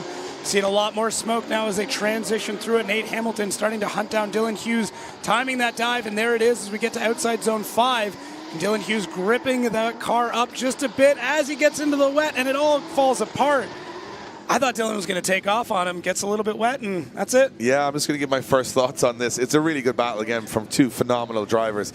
I think from what I'm seeing, Nate just goes for the aggression, but it doesn't pay off. He goes close on initiation. Watch, he picks up a lot of pace here, but he transitions a little bit early, and then as he drives through, he's on the inside of the track, has to make a big evasive maneuver, which loses him ground, almost puts 3 wheels off the track. Dylan, no such issues in the lead run. You can't really pinpoint any mistakes Dylan's making here, so it's not affecting Nate in a negative way. And again, watch Nate on the transition here. Goes in, dives, hits the front brake, a little too aggressive, meaning he has to back out again, losing ground, and Dylan ends up in the icy part of the corner, but I don't think it affects Nate too much at that point. Nate's not really up on his door at that point. So to me, and this is only my opinion, which counts for absolutely 0 when it comes to overall with the judges, but I'm 1/3 of those. It looks to me like an advantage to Dylan Hughes. Perfect lead run. Nate trying to be aggressive, but both times he did, he had to back out and lose ground. So it didn't quite pay off for him. That's the risk reward of going close. He's trying, but it just didn't work out on that occasion. Let's switch him around and see if Dylan can keep that consistency in the chase position, or will Nate run away from him? And Dylan right on his door through initiation and transition. This is where it's make or break. Dylan real aggressive, just touching front to rear bumper there. Nate Hamilton gets that car going as we get into outside zone 3 and transitioning for 4. Dylan behind him, so not quite up front wheel to front wheel, but playing a little bit more of a shallow game there as we get into our last outside zones. So a couple of mistakes from each driver. This is what it's going to come down to is which mistake was bigger.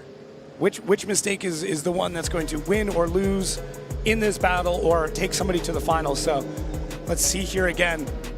Great initiation there from both drivers. Transitioning almost in sequence, but Dylan was a little bit tight, and I think he did rub the rear end of Nate Hamilton, and we can see Dylan not quite as deep, not quite as much angle. Dives in here, and you can see he's behind him. Kind of like an old school drifting technique where it was kind of front to back. We want them side by side throughout these. And Dilly really fighting the wheel there as we go through the end. I like Nathan Hamilton and Dilly Hughes. Yep, that's the 2 brand new names to the sport. We're going to have a little conversation on this one because there's a bit to decipher. But luckily we have Cerise down there who can talk to the drivers, see what they think, what their predictions are of which way this one's going to go. They got a spot in the final up for grabs, Cerise. It was a good battle. How are they feeling? I really like Dilly Hughes, I'm not going to lie. All right. Oh, you're good. Good. Feeling good? Okay, gentlemen. Now, you both had very good runs. However, you kind of both had your own errors, right? You both look consistent. You're both professional drivers. One more time already or something. I'm not really sure. You know? I'm sorry. Did you say that? Was that? Maybe. I don't know. We'll have to see what they say. All right, now, gentlemen, how do you feel about your lead and how do you feel about your chase? I mean, listen, I've known Dylan for so long. It's so cool to run with him, and he's at the top of his game right now. So just to hang with him right now is cool. No, honestly, being in the presence of both of you is very special. I think that everybody watching this, you guys are watching professional level driving at the LZ World Tour. You haven't even hit the FD season yet. Dylan, how are you feeling? Dude, I got so much love for this dude. Sorry, I'm going to let you do that. I got so much love for this guy. Like I said, me and Nate, we met through racing and drifting, and I was working for Chris Forsberg when I first was introduced to this guy, and I got nothing but respect and love for this guy right here. So whatever happens, I'm so stoked, and it was a pleasure running with you, brother. You are shredding. Let's go. I could not emulate that enough. These are both very, very stand-up drivers, highly skilled, so it's going to be a difficult call. Gentlemen in the judging booth, how are you feeling? I'm not going to lie, they're still discussing this. All right. This is not an easy call. We need a little bit of time. It's not an easy call, but we have a call. Ooh. We have a call. We have made a decision. It's for a spot in the final of the first stop of the LZ World Tour here in Kern Raceway. Between Nate Hamilton and Dylan Hughes. We've had a tough talk on it, but we have a winner, and going through to the final is Dylan Hughes. Dylan Hughes gets the win and goes through to the final. Look, tough call. I'll tell you what, this is what it all comes down to. There's a bump from Dylan onto Nate, and that's what everyone's going to have a look at, right? Mm-hmm. However, Nate deals with it, and it's not a heavy enough bump that it puts Nate off the track. Is it a deduction for Hughes? Yes. But it's a minor one because he has so much aggression and proximity throughout the rest of the course. Dylan's lead run was sensational, absolutely perfect. So when you look at Nate's chase, he has 2 moments where he gets close, but he messes it up and makes a mistake. So his chase run is not that strong. Dylan's lead run is strong. Turn him around, Dylan makes one tiny error, which is getting a little too close on the transition. But the fact that Nate was able to continue the run and get to the line means it didn't affect him too negatively, which means that Dylan then forced the issue for the rest of the run with a perfect chase run from there on in. So over the 2 runs, Nate, to be honest, being such an honest, good driver, you know, he could have thrown that and just driven straight, but he kept on it, which actually, you know, allowed us to give Dylan the reward without too much of a negative impact on Nate, pardon the pun. And over the 2 runs, excellent lead from Dylan, excellent chase bar that little bump, but again, he was being so aggressive, that's why it was happening, where Nate was never in a situation where he was going to have a bump because he just wasn't close enough. So great driving from both guys, but Dylan just on a mission there and looking absolutely excellent. And again, I'm looking forward to seeing Nate go into the 3rd and 4th place playoff and see what Dylan can do in the final. Yeah, it's going to really set things up, and I mean, both of the battles that are going to come up for both the finals and the playoffs for 3rd place are going to be real spicy. But we are now moving on to Odie Bakshi's and Luke Fink.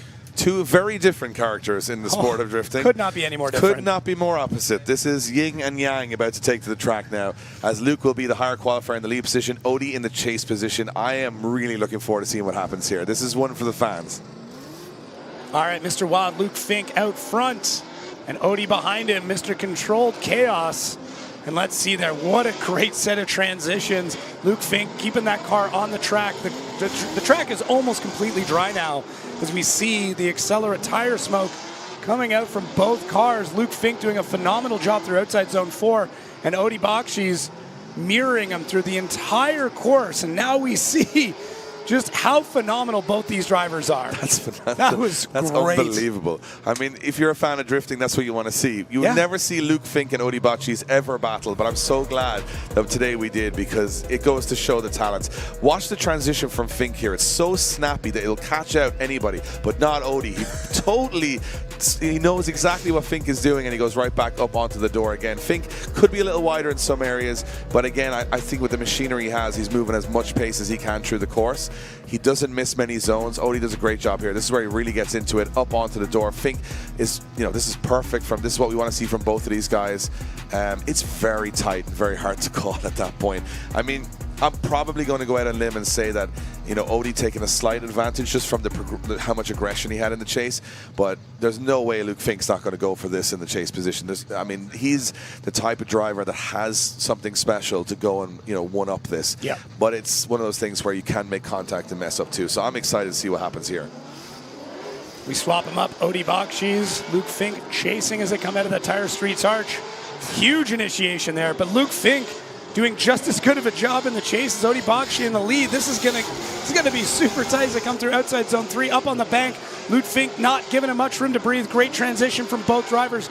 Luke Fink on that bumper as they transition into our last set of outside zones. Oh, they both loop it. They both loop it. Now, we are going to have to look at this and understand, was Odie already over-rotating and Luke Fink tapped him? Did Luke Fink tap him and Odie over-rotated? What comes first, the chicken or the egg? Yeah, I'm going to talk you through this one. This is one of the best chase runs I've watched in a long time. Fink does a phenomenal job. I mean, Odie's on a pretty good line. It's not even that perfect at times, but Fink is doing amazing. He's holding back on aggression. This is absolutely inch perfect.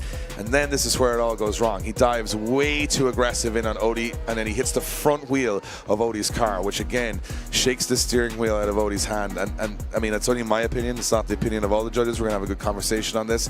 But up until that point, regardless, I mean, we can get into all technicalities and clips and whatever we want.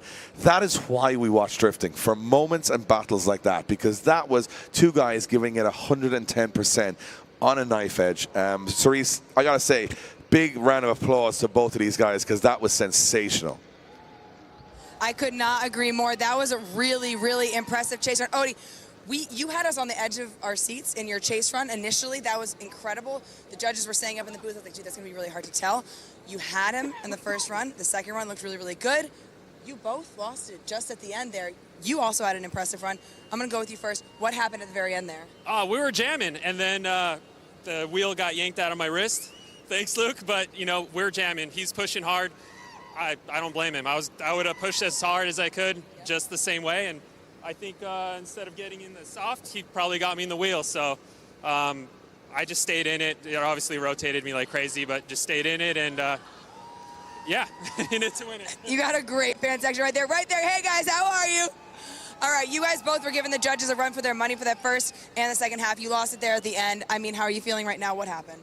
It's awesome battle with Odie. I run his same suspension and stuff, so we know both these cars work really well, and they go fast. So, you know, we had to stay in it. Odie's a stand-up driver, drives fast as well, so it's like, you got to stay in it. So I'm rooting for the guy with the glasses. I know Jacob was saying that was one of the most impressive chase runs that he's seen in a very long time. So with that being said, I mean, guys, what do you think? I do think it was somebody in glasses. I'm almost positive. Yeah, we had to go with someone in glasses for this one. Two incredible drivers, but we have a winner, and going to the final will be Odie Bakshi. Odie Bakshi gets the win and goes to the final. And you guys probably saw it. You know, the two judges, Sean and Jason, with me, the same thing. Up until that point where he hit Odie, Luke Fink had that battle in the bag, no questions asked. That was the best chase run of the day. But that's what happens when you get that aggressive and that dominant, that you can make one little error, and he just hit the front of Odie's car. It took the wheel. You could see Odie's hand jump off the wheel, so he lost control.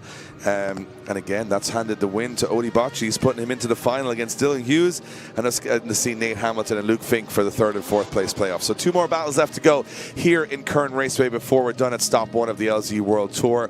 And this has been an amazing day. We've had so much fun over the 2 days. I know the weather's put a little dampener on today at times, but you know what? I think it's mixed it up a little bit too. A lot of guys being pushed to their limit. So we're back in just a few moments' time. If you're at home, don't go anywhere. You're here. Just take a breather. You know what I mean? Just take a rest, because you're going to need some energy, because we're coming back for 2 final battles after these commercial breaks. We've had an amazing time. I feel like we're not done here. The story hasn't been written. We're back in a couple of minutes. Don't go anywhere. Tire Streets is the official tire supplier for the LZ World Tour. And while everyone is driving on the 651 Sport this weekend, we also have tires for the trails, the track, rally, or just getting you to work on time. We get you affordable tires fast. Plus, we offer the industry's only risk-free trial for tires. If you don't love them after 30 days, send them back, no questions asked. Use code LZ for 15% off your first order only at TireStreets.com.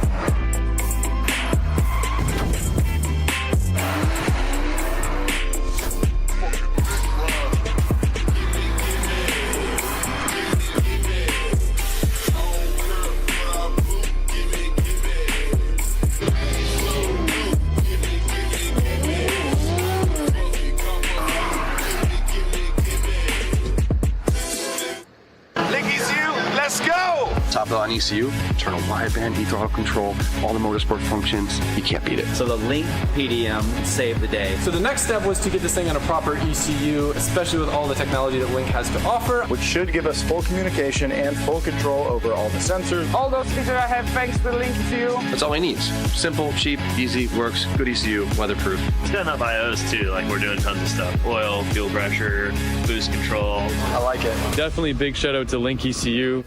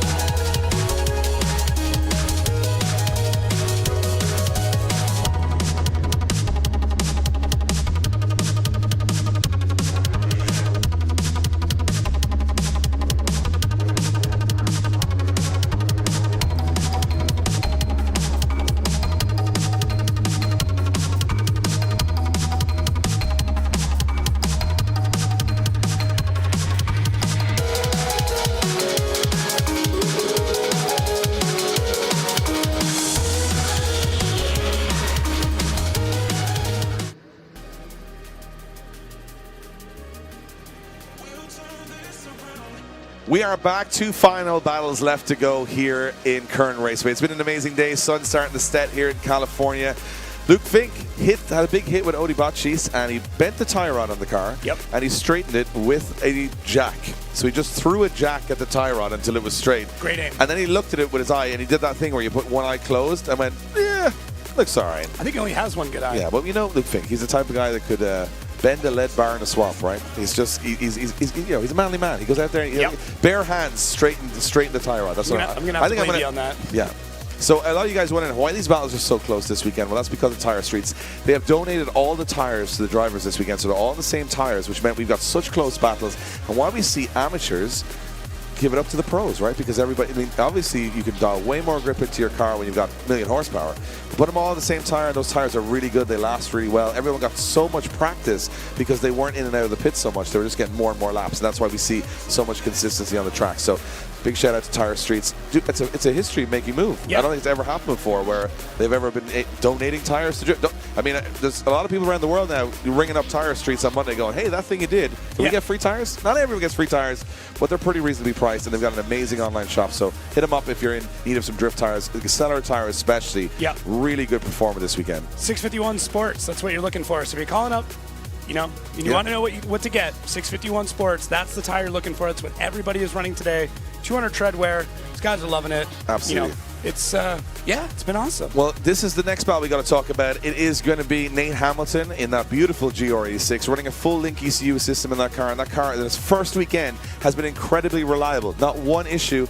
Big shout out to Link ECU, one of our partners here at LG World Tour. You can put it in your car. You can go on your first. This is a shakedown, and he's here playing it out for a podium spot. Yep. That goes to show how good those products are. And here we go. Luke Fink in the lead. God knows what alignment he's got, but he's going for it anyway. And it is going to be Nate Hamilton in the chase. Well, the alignment's good enough that Luke Fink is completely sideways through initiation and out to outside zone 1. And he straightens just a bit, but that's fine. I'm gonna blink and forget that one as Luke Fink gets through outside zone 3. And then Nate Hamilton hunting him down. And let's see as we get into our last outside zone. Luke Fink throwing all the angle at it. I don't even know if he's got his hands on the steering wheel at this point in time. Yeah, he's got the force moving that car around at the moment. Full roller coaster mode. Look, we've been talking about, I mean, this weekend I've been trying to announce and judge, so I'm giving you guys what's rolling out of my mind. So to me, this is a really good initiation from both drivers. And as they come through this, Nate's kind of playing just, let's see what happens. He didn't want to make a big mistake like he's done before. Now, this is where Fink makes an error. He almost straightens the car up completely, goes way offline.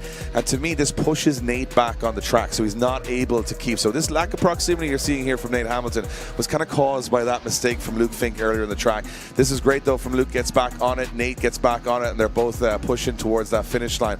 So to me, the major error on that run was by Luke Fink. He has it almost straight, and it's not quite a straighten out, but it definitely meant Nate had to come on the handbrake, back off, and he couldn't get as much aggression as he wanted to. So that's just my initial thought. It may count for nothing, but that's what's spilling out of me right now, as we got one more run to go to decide who gets third step on the podium here. In California, Nate Hamilton will be in the lead position. Fink giving away a bit of horsepower here, but he's got all the tricks of the trade to get back into this one. And look at that from Fink on initiation. Yeah, right there next to Nate Hamilton through initiation. Great pairing, and Luke Fink knows he's made a small mistake, and he's just going to have to push Nate around the rest of the course, and that's what he is looking to do right now as we come through the third outside zone into the fourth. Amazing transition from Luke Fink, who's very quickly becoming one of the best chase drivers I've ever seen, as he just about takes the rear end off of Nate Hamilton, and this is it through the finish line. That's absolutely outrageous. Oh, I got goosebumps. Look at it. I love this. I'm pretty sure a spotter went to Luke Fink, hey, Luke, you made a mistake. You need to go a little harder. He's like, you what, mate? And he just went absolutely insane chase run there. From start to finish, that could have gone so wrong, but it went so right. Yeah, you can see through all of these transitions, and a great shot of that Kenzai logo on the back of Luke Fink's car as he starts to rub those wheels into Nate Hamilton's door. And you can see as they transition there, not much left, and then Luke Fink dives back in. And Nate Hamilton telling him, hit my door, arm out the window, telling Luke Fink exactly what to do, and Luke Fink answers the call as they come across the line. Yeah, so from an initial, we got to have a discussion now over the mistake that Fink made on the first run versus that masterclass on the second. And we're going to have a little conversation on see who gets third place. But while we do, we want the crowd here to give a big shout out to Nate Hamilton and Luke Fink. Cerise, you're down with the two drivers who just put on one of the runs of the weekend. Yeah, we're getting down to the point of competition where the driving is absolutely elite. Luke, you have been one of the most impressive chase drivers of this competition so far. That's what the judges are saying. I also feel that way. How are you feeling now going against Nate Hamilton? Nate Hamilton always looks very confident, as do you in a different way. So how are you feeling right now, bud? Honestly, I love driving with Nate. We've driven together so much, like at events and party events as well, and it's so much fun. I know he's going to be a stand-up driver, and that's what it's about, you know what I mean? And just push as hard as we can. And you guys, it's kind of hard to explain how much the surface sucks right now. Like the slippery sections and everything, we're all trying absolute best, and the track's just not there. I know that you don't hear the other interviews, but everyone else is also saying the same thing. So other drivers are sharing that sentiment. Let me just say, I would watch you guys in FD every single time. Nate, that was a really, really great lead and a really great chase as well. How do you feel about going against Fink? Yeah, I mean, absolutely. Like, running with Luke, for me, he really challenges me on the wide lines. I know we're both going to throw as much angle as possible to put on a good show for you guys. So it was like just trying to max out the JR86 and see how much angle I could put that thing into. Luke challenges me there, but it was sick following him. It's the comfort level for me. Like, Luke, you have, I mean, this is like a home for you. You literally get so comfortable in here. This is a new car for you, but I think the same kind of things is emulated. You just look very, very comfortable and very confident. So it's going to come down to the judges' technical reflection of both lead and chase. So we're going to throw it back to the judges now and see what they have to say. Boys, what do you think right now? I'm not gonna lie, I'd absolutely love to tell you that they have a decision, but the battle was so nuts. We just keep watching replays. I don't even know if they're thinking about who's won. We're just enjoying the replays at this point. So Dave is very slowly reaching for his headphones. We might have a decision here. We do have a decision. We have a decision. It's actually a tough one, a very tough one. But we have a decision on, remember, the winner will get third, loser will get fourth, but we have a decision, and it is one more time between Luke Fink and Nate Hamilton. One more time, they're going to go back at it again. So this is going to be an easy explanation. So basically, Nate Hamilton in the chase and the lead does nothing wrong on either run, right? So he's got a good lead. It's perfect lead. That's why you see Fink have such a good chase, because his lead is perfect. Fink doesn't have such a perfect lead. He makes a big error after clipping zone 1. So what that does is Nate has to back off Fink, and therefore Fink gets the run for the rest of the run. So you might be thinking, hey, why is the decision not going to Luke Fink? He had a way better chase. Well, the reason being is that he didn't give a good opportunity for Nate to get close. He caused Nate to have to back off, and then for the rest of the run, Nate has to try and catch up to that.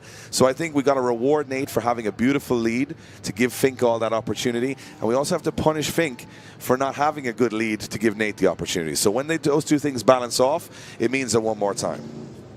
No, I think that's completely fair. You need to have a good lead, to have a good chase, and that's what we saw. I mean, Nate put down an absolutely masterclass in the lead, and then Nate just followed up with an incredible chase. Yeah, it looked to me like Fink hit a wet patch. He almost spun the car, had to come off throttle, and he straightened up. At that point, Nate has to back off. He's going to hit Fink, so he has to go back. But when Fink gets back on the throttle, Nate's still decelerating. So it creates this gap. And that gap isn't really because Nate's not being aggressive, it's because he can't be. Right. So it's just in the interest of fairness, we think that, yes, on any other day, Fink's going to win that battle with that chase run. But you got to look at his lead run as well, and he did make a big error. So it balances off. They're not even changing tires because they're on accelerators, so they got plenty more thread left, and they're going back at it again straight away. We hope you guys are looking forward to this one. We want this one to be clean. If Fink goes any closer, everything's going to explode. If obviously in his lead run, he's got to tidy that up. And Nate was doing pretty much everything, but I think Nate's got to, be a little bit more aggressive here as well. He's got to go for it because Fink is definitely going to. This is what it's all about. Third step on the podium up for grabs. All right, this is it for these drivers. So Luke Fink, big initiation. Nate Hamilton now starting to reel it in as they get through the last wet section that we've got on track. And Luke Fink full throttle all the way through outside zone 3. And there's Nate Hamilton with an incredible transition. Almost no room between them. Reels him in again, gets back on the throttle. Luke Fink all the outside line. And Nate Hamilton diving in. Can he close the gap before the finish line? Yeah, and it's funny. We rerun and it's exactly what we wanted to see. So Fink makes no errors in the lead position whatsoever, giving Nate all the opportunities. So now if Nate isn't aggressive, that's not Luke's fault. That's his fault. But I got to say, it looked to me like Nate left the line a little bit late. He left a bit of a gap there on the initiation, and that's a risky part of the track that he sacrificed impressing us, that he wasn't there. But from here, Nate does a great job. He knows he's got to be close. And this transition here, boom. If I had a nice GR86 like that, I would not be doing that. And as I transition back, Nate again taking a risky move, but Fink's on a perfect lead run here, really smooth. This is exactly what we wanted to see. So now we have a much more aggressive chase run from Nate Hamilton. We can, we get to see what he's all about.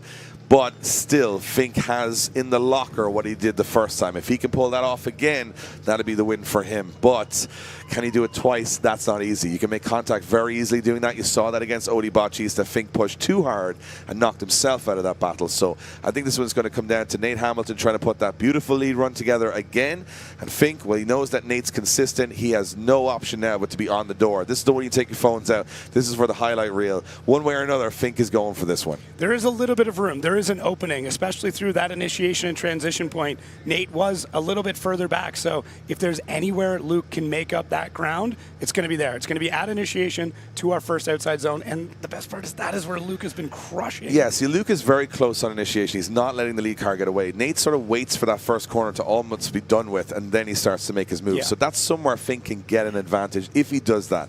But again, it's very risk-reward the way Fink's driving. It's very on the edge. He so easily can just plow into the lead car and cost himself the battle. So everyone here in attendance at home and us here in the tower, I'm sure we're all watching this one very closely. All right, let's see if Luke's going to do what we think he's going to do. And there he is, right at initiation, right on Nate Hamilton's door as they transition out a little bit later for Luke Fink, but then dives in exactly what he has been doing all day. Nate Hamilton laying down a solid lead run right now, getting all the way out to the wall, but Luke Fink providing no reprieve as they transition through 4. Big left foot brake there from Nate Hamilton to try and get the grip under control. And then Luke Fink back on the door. Here he is, ready to push Nate Hamilton across the line. That is the battle we're looking for. You're out of one more time. Yeah. Good luck, Dave. Yeah, and I think you'll probably agree if you're watching on that was a far easier decision than the first one. And Luke Fink almost absolutely smashes the back end off the media area. So the adrenaline's running high right now. And again, it should be. It's third step on the podium up for grabs. Luke Fink throws a masterclass down here in the chase. That being said, Nate Hamilton out front, doing everything he needs to do to get a phenomenal run together. Super deep on outside zone 1, nice and deep on outside zone 2. as they come up to the wall, very deep in outside zone 3, while Luke Fink is deciding to push in those brand new fenders. Outside zone 4, same thing. And here we go through the last part of it. Luke Fink, I don't think he knows how to measure in anything but like millimeters. That's all he does. It's what it's all about. And, you know, Therese, that was a much cleaner set of battles. I think that was definitely, everyone in Kern Raceway is going to agree, that was the battle of the day today. What an amazing proof of concept for these Acceleras. You guys just got immediately back out there. I guess we can thank a little bit of the conditions for the retention of this rubber out here. But holy, I can't swear. I swore once yesterday. I'm not going to do it again. But gosh, that was incredible. Luke, you really applied the pressure, as did you, Nate. Luke, I mean, do I even ask you how you're feeling? I feel like you both feel really good right now. Yeah, I'm chilling. I guess I just want a decision so we can have some beers, you know? Okay, you want to have some brewski? You want to have a shoey later, hopefully? I would have liked to win to have a shoey, but... You'll still have one. You're Australian. You'll still have one. All right, Nate, how are you feeling right now? Yeah, I mean, honestly, like, if there was 10 more %, that's all I had in the new car right now. So getting used to this thing, that was 100% on Luke right there. I tried my best. No, that was really, really impressive. Honestly, thank you for, like, the butterflies that you gave me. I think everybody in the crowd agrees. Yeah? What a show, guys. Welcome to the LZ World Tour once again, gentlemen, in the booth. How are you feeling? It was very, very good. A lot of pressure was applied. What are you thinking? Well, we have a decision. It's for his third step on the podium. This time it is a decisive winner. Taking third step is Luke Fink. Luke Fink gets the win. Luke Fink gets the win, takes third step on the podium, and totally well-deserved, Jacob. Let's be honest. It was exactly what we wanted to see. Yeah. Clean lead, clean chase. We were just discussing that the best lead driver of the entire weekend was Nate Hamilton, and the best chase driver of the weekend has been Luke Fink. And the reason that Luke is so good in that battle is because of Nate. He gave him such a crazy run to work with. But again, you give the Australian man that much room and that much precision, he'll bite you, and that's what he did. And Luke put on a masterclass. I mean, that was, if you think about that car, I mean, he's driven this across the country. It's a street car. It's got a stereo in it. Like, it's a proper normal car with air conditioning. Nate's car is a full-on competition car, but also first weekend for Nate in that competition car, he gets fourth and only gets knocked out by the best chase run of the weekend, where Luke Fink will now wait behind the final to come out and take his trophy at the end of the event. But I gotta say, that's the stuff we come here to do. We sometimes you gotta wait for it with the rain and all this stuff happening, but you get a couple of runs like that and you remember why you love this sport so much and why we love these crazy matchups that come in the LZ World Tour. Yeah, it's what we hope for. Like, watching through practice, we could see both these drivers doing exactly what you saw. And, you know, looking at the bracket, I did have some hopes that we would see this, and we did. And it was was nuts. And, you know, this is crazy for me because I've been in the sport 10 years, and 10 years ago I went to Formula Drift, and I queued up like everybody else to get autographs from the Odi Botchises of the world. And here I am announcing a final, which is almost like, you know, a dream come true between two of the best in the business, Dylan Hughes and Odi Botchis. These guys have been phenomenal. They've well-deserved getting to this final. And for me, Odi in the chase, Dylan in the... I mean, these guys are going to go for it. The track conditions are a little bit better now than they've been all weekend, so they're going to be able to push 110%. Kern Raceway, are you ready for the final? Here we go. Dylan Hughes in the lead, Odi Botchis in the chase. Amazing initiation from both drivers. Odi Botchis right there, mirroring exactly what Dylan Hughes and getting super aggressive through our first outside zone. Odi just holding back the horsepower. Looks like he just wants to plow it into the side of Dylan Hughes. Transitioning through 4. There it is, the dive from Odi Botchis. Once again, Dylan Hughes very smooth, very floaty out front. And Odi Botchis doing everything that he possibly can to stop himself from plunging one of those Kenzai wheels to the side of Dylan Hughes' door. Yeah, that's a phenomenal lead and chase. Oh. I mean, you can see why they're in the final, right?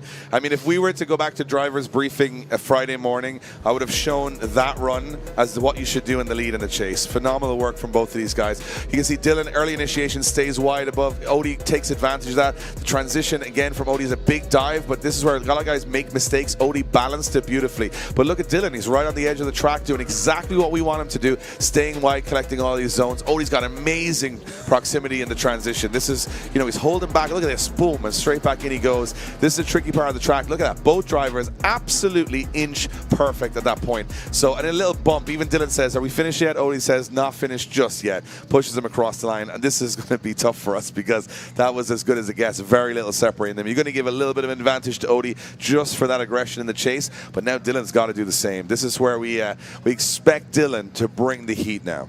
Here we go. This is it. This could be the last battle that we're getting here at the LZ World Tour. Let's get everybody on your feet. Let's get excited. Odie Bakshi's off the line. Dylan Hughes following in behind. Big feint initiation for both and a huge amount of angle from Odie Bakshi's. Dylan Hughes diving in through first outside zone. Closing the gap, getting right in beside Odie as we get through outside zone 3 and up on the bank. Transition. There's Dylan diving back in through outside zone 4. Odie trying to extend the separation, but Dylan not letting him go anywhere. Outside zones. How is this going? Dylan Hughes across the line. Odie Bakshi's door on door. Yeah. My reaction? Yeah, I know. That's a tough one. That's a tough one. Look, we're going to have to really break this one down to the nuances. For me, the initiation from Odie, big angle. I mean, he throws this thing in. Dylan has to stall up a little, doesn't expect it, but he does really well to deal with it. Odie goes right to the edge of the course, but Dylan maybe not with the same proximity that Odie had, but Odie is a little shallower around the track than Dylan is in some areas. And Dylan backs off here. I mean, it gets a little greedy, I think, Dylan. He goes on the inside a little bit too long, has to back off. But as they get to the last corner, we're talking millimeters and inches, and whatever metric system, non-metric system you want to do, this one is going to be close. So I'm going to hand down to Cerise on the track. Cerise, you're with the two amazing drivers, Odie and Dylan. That's an amazing final. Now, for some reason, we got to try and figure that one out. So we're going to let you guys talk amongst yourselves while we try and find a decision and try and find a winner. Dude, I feel the same way as you guys. I'm looking at, like, I'm down here on ground level watching these two drivers throw down an impressive lead and an impressive chase. Now, while these two deliberate, they've driven together in Formula Drift many, many times before, all right? They're talking about the technical aspects of these leads and these chase runs. Now, Dylan, how are you feeling? That was, dude, I don't even know what to say. That was incredibly impressive. Yeah, it was crazy. I tried to do the downshift on the last turn in my chase, and I think hitting second on the last turn was kind of the move. Wish I would have figured that out a little earlier, but dude, just always a pleasure running with Odie. We drive with each other in Formula Drift. I got big respect for this guy. I literally bought/borrowed a transmission from him the day before I came here, and Odie's always a good guy, so big respect to him. So, I mean, I'm just so stoked to be here. Thank you to Adam LZ for throwing the event. Thank you guys for coming out. This is what we do, baby. Let's go! Same kind of sentiment. I mean, I was watching you guys like, I don't know. I don't know what to say. The judges in the booth are going to have a hard time. They're going to take their time with this. It's obviously a big decision. How are you feeling right now? This is for the top place right now. I'm feeling good. Are you guys having a good time? Let us know! All right, well, you guys are both driving at the elite level of drifting here at the LZ World Tour.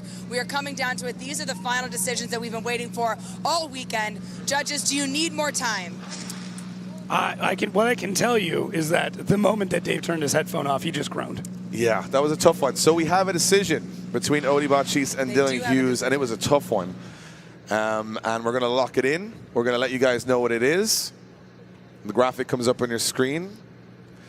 And the winner is nobody, because we're going one more time between Odie and Dylan Hughes. And we're going to explain our decision on that for you, Jacob, because I know you're interested, right? I'm super interested. So this is a really hard one because there's no real major mistakes in that battle, right? So here we are with two drivers doing really good leads, really good chases. My opinion was that Odie has a much more aggressive chase. Not much, but a bit more aggressive. But he's allowed that again by Dylan being absolutely pinpoint. So if you really want to break it down without being overly complicated, me explaining this for 25 minutes, Dylan has a better lead run, Odie has a better chase. But when we switch around, there's no major mistakes the other way. So it's just a little bit of an advantage to Odie on his chase run. And then, as I said, I think when we look back at it, Odie's lead run wasn't as perfect. You'll see Odie in the lead run right here. Just watch this. He's not on the exit of the track. He's missed that zone. Dylan's still there. But, I mean, it's down to the smallest of margins. So some moments Dylan does great in the chase, maybe not as consistently aggressive as Odie was through the whole course, but then Odie wasn't as consistent in the lead at the same time. So what we feel like is there's a more definitive winner in this. Remember, we can only go one more time once, and then we have to make a decision. So from that perspective, we had a good call on it. I mean, we actually had a bit of a split decision between us of, and it probably would have ended up one more time anyway. So it was kind of like, there's a little bit, you could say, if you were a judge that loved chase driving, you could lean to Odie. If you love that lead run that you've been asking everybody to do all day, you're going to lean for Dylan. So we really kind of ended up in the middle between the three of us. So Sean, Jason, and I said, look, we need to see that one more time. I think there's going to be another 10% of tidy up in both of them, and then we're going to really see who wins it from the chase position, because the lead runs should be perfect, because both of these guys are more than capable of putting in a 90-plus qualifying run in the lead position. What's really interesting, too, is as somebody who's like basically studied these drivers for years, is it was a perfect display of both of their driving styles. Odie, as much as he is very calm in demeanor and quiet and, just to himself, the moment that visor goes down, he gets crazy. He's super aggressive. That dive in the chase, that is so quintessential Odie Bakshi's. And then Dylan Hughes out in the lead. He is floaty. He is big. He's aggressive. Don't get me wrong. Yeah, it's like Dylan. What I love about his style is at no point does he go, oh, that's where I'm going. That's where the car is going. He's immediately correcting it to going, I need to go where the judges want me. Right. And, you never can really pick a hole in his run because he's everywhere you need him to be. Now, Dylan, could he have been a little bit more aggressive at times? I think if you look at Odie, he throws big angle into that first corner. Now, we don't know because we're not driving the cars. Did he mean to throw that much angle or not? But Dylan dealt with it. But again, Dylan was easier to chase because he was more fluid, not as much big, snappy transitions. It's, 6 of one, half dozen of the other. I feel that the fairest option here is put a set of tires on them, get them back out here. And I think they're probably going to elevate their game 10% because what I've watched over the years is now both of those guys have given, they've put their hand on the table. There's their hand, right? Yeah. And then it's not good enough to win the event. So then you got to go back in and you're thinking, well, that was all I had. Now I can't beat him with that. I've got to go to an uncomfortable level. I've got to go to a level where I'm taking a risk. And then for judges, we're selfish because then we go, if someone takes too big a risk, it's going to make it really easy for us to decide who wins. So that's sometimes what can happen behind the scenes in drifting, that, yes, we could probably go down to nitpicking, watch 700 replays there, and maybe have a big abacus of trying to make that work. But in reality, the gut feeling from us is that there was no better or worse driver there. There was just moments that were better and worse. And it balanced off beautifully. So we're going to see them go one more time. And then we're going to move to what I call this is sudden death, right? Because we have to make a decision after this. We're going to have to be very nitpicky if there is no definitive answer. But for our sake, I hope we see them go hell for leather. And then, you see what happens when you put a Fink on track with a Bocce's, someone moves too far, and then eventually, it all falls down, right? The house of cards falls down. Using my card reference again. Yeah, we're just bringing it back. Full circle. I expect the exact same thing to happen. I mean, I expect Dylan to lay down a beautiful lead run, and I expect Odie to be crazy aggressive in the chase. Yeah, and it's hopefully they just fix the other small things. I'm going to give Dylan a big compliment here because Dylan is actually a disadvantage to his own success. Right. Because he's such a good lead driver and consistent, he actually makes it easy for the chase car, which means Dylan can be beaten quite easily because he's such a straight-up good driver. He reminds me in his lead runs a lot like James Dean, where they always say it's so easy because they're going to go 100%, not do anything sketchy, and you can look so great behind them because you have so much confidence in their driving, which then becomes a disadvantage because they then sometimes aren't given the same opportunity to be as good in the chase. So we have to reward both sides of that. When you look at Odie, I mean, as you said, so reserved as a character. I don't know what happens when he puts that helmet on, or does it have spikes on the inside of it that just gets him really angry? But he is if you look at him driving, you talk to him in person, it's like Jekyll and Hyde. So you got to say Odie's been in the game so long, but he's been at the top of the game so long, and that's very difficult through all the different changes in drifting, whether it be grip, tires, cars, horsepower. Doesn't matter. He's there all the way through. So that shows that he is, if not one of the best drifters in the world right now, but one of the best of all time. Well, so for Dylan, who's kind of still rising, I mean, this is a good time for these guys to meet, and it's interesting that it happens here. I mean, this is a fun event. We're over-analyzing everything, but it's cool to see it happen here. And again, it shows that both of these guys still have a lot in the tank left to give from an entertainment point of view. Well, and Odie being, the owner of Field Suspension, he is one of the greatest when it comes to chassis setup. So he's able to take anything and build the perfect setup for that car, and that's what we're seeing here. He's getting everything out of these Accelera tires provided by Tire Streets, and Dylan is able to adapt to anything. Doesn't matter what the car is doing or how it's set up, he'll just drive through it. And most importantly, regardless of how good or bad they are driving, they're both really nice guys. I know. And they're also great ambassadors for the sport, because they're not the guys. They're encouraging everybody in the pits. They're helping other people out. They're always smiling. smiling, they're meeting the fans.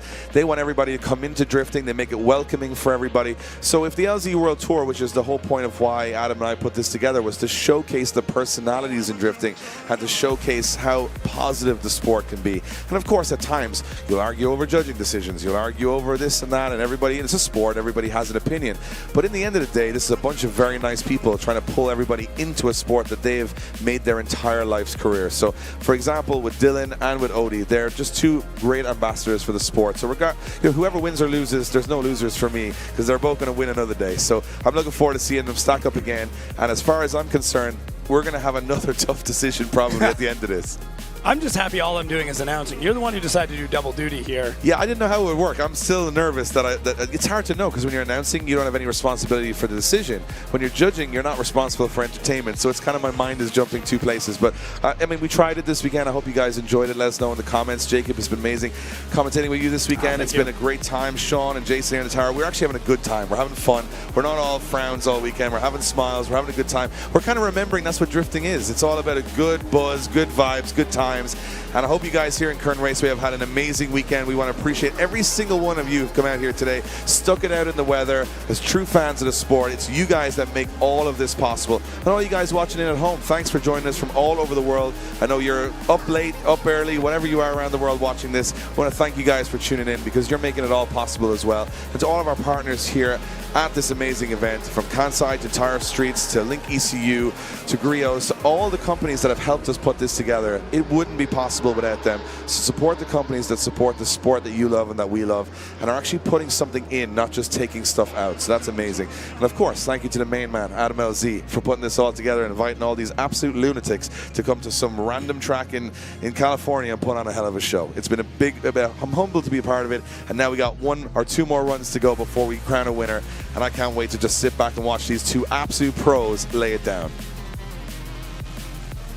Here we go. Nick Swan stepping away from the line. Nick Swan's got one more signal to give, and that is for the last battle of the day. It is going to be Dylan Hughes in the lead. Odie Bocci's in the chase. Odie real aggressive off the start. Right up next to Dylan Hughes with a great initiation, diving into our first outside zone.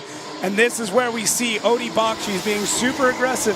Dylan Hughes doing exactly what we want him to do. Big, floaty, getting out to all the outside zones. And there it is, Odie Bocci surging in the chase. Super close, body check. Are they going to finish it out? Finish some donuts.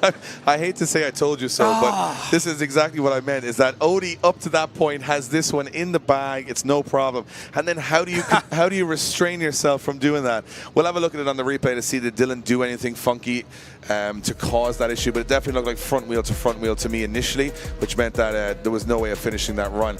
As they come into this first corner, that is as close as anyone's been. Odie Bocci's doing an amazing job here. And Dylan right out to the edge of the course, as we said, perfect 95-point lead run here all the way through. But Odie's pushing him around the track, which is absolutely perfect. What we want both of these guys to do now. Watch Odie starts winding it up here. He's on the inside of the track, picking up a lot of pace. Dylan goes into the outside. Odie jumps in, hits the front wheel of Dylan's car. You can see he pushes the front wheel, meaning that Dylan can't turn the steering wheel, which accentuates the lock, meaning that Dylan is essentially pushed into a spin. To me, on a gut reaction, it didn't look like Dylan did anything to slow down dramatically, because he was on the correct line. He wasn't snapping back across the track. In fact, it was, as we said, a 95-point lead run. So to me, maybe Odie Bocci's, which would be hard to believe if you talk to him, was too aggressive. Yeah, and, seems uncharacteristic. But again, this could switch around, because I'm not sure.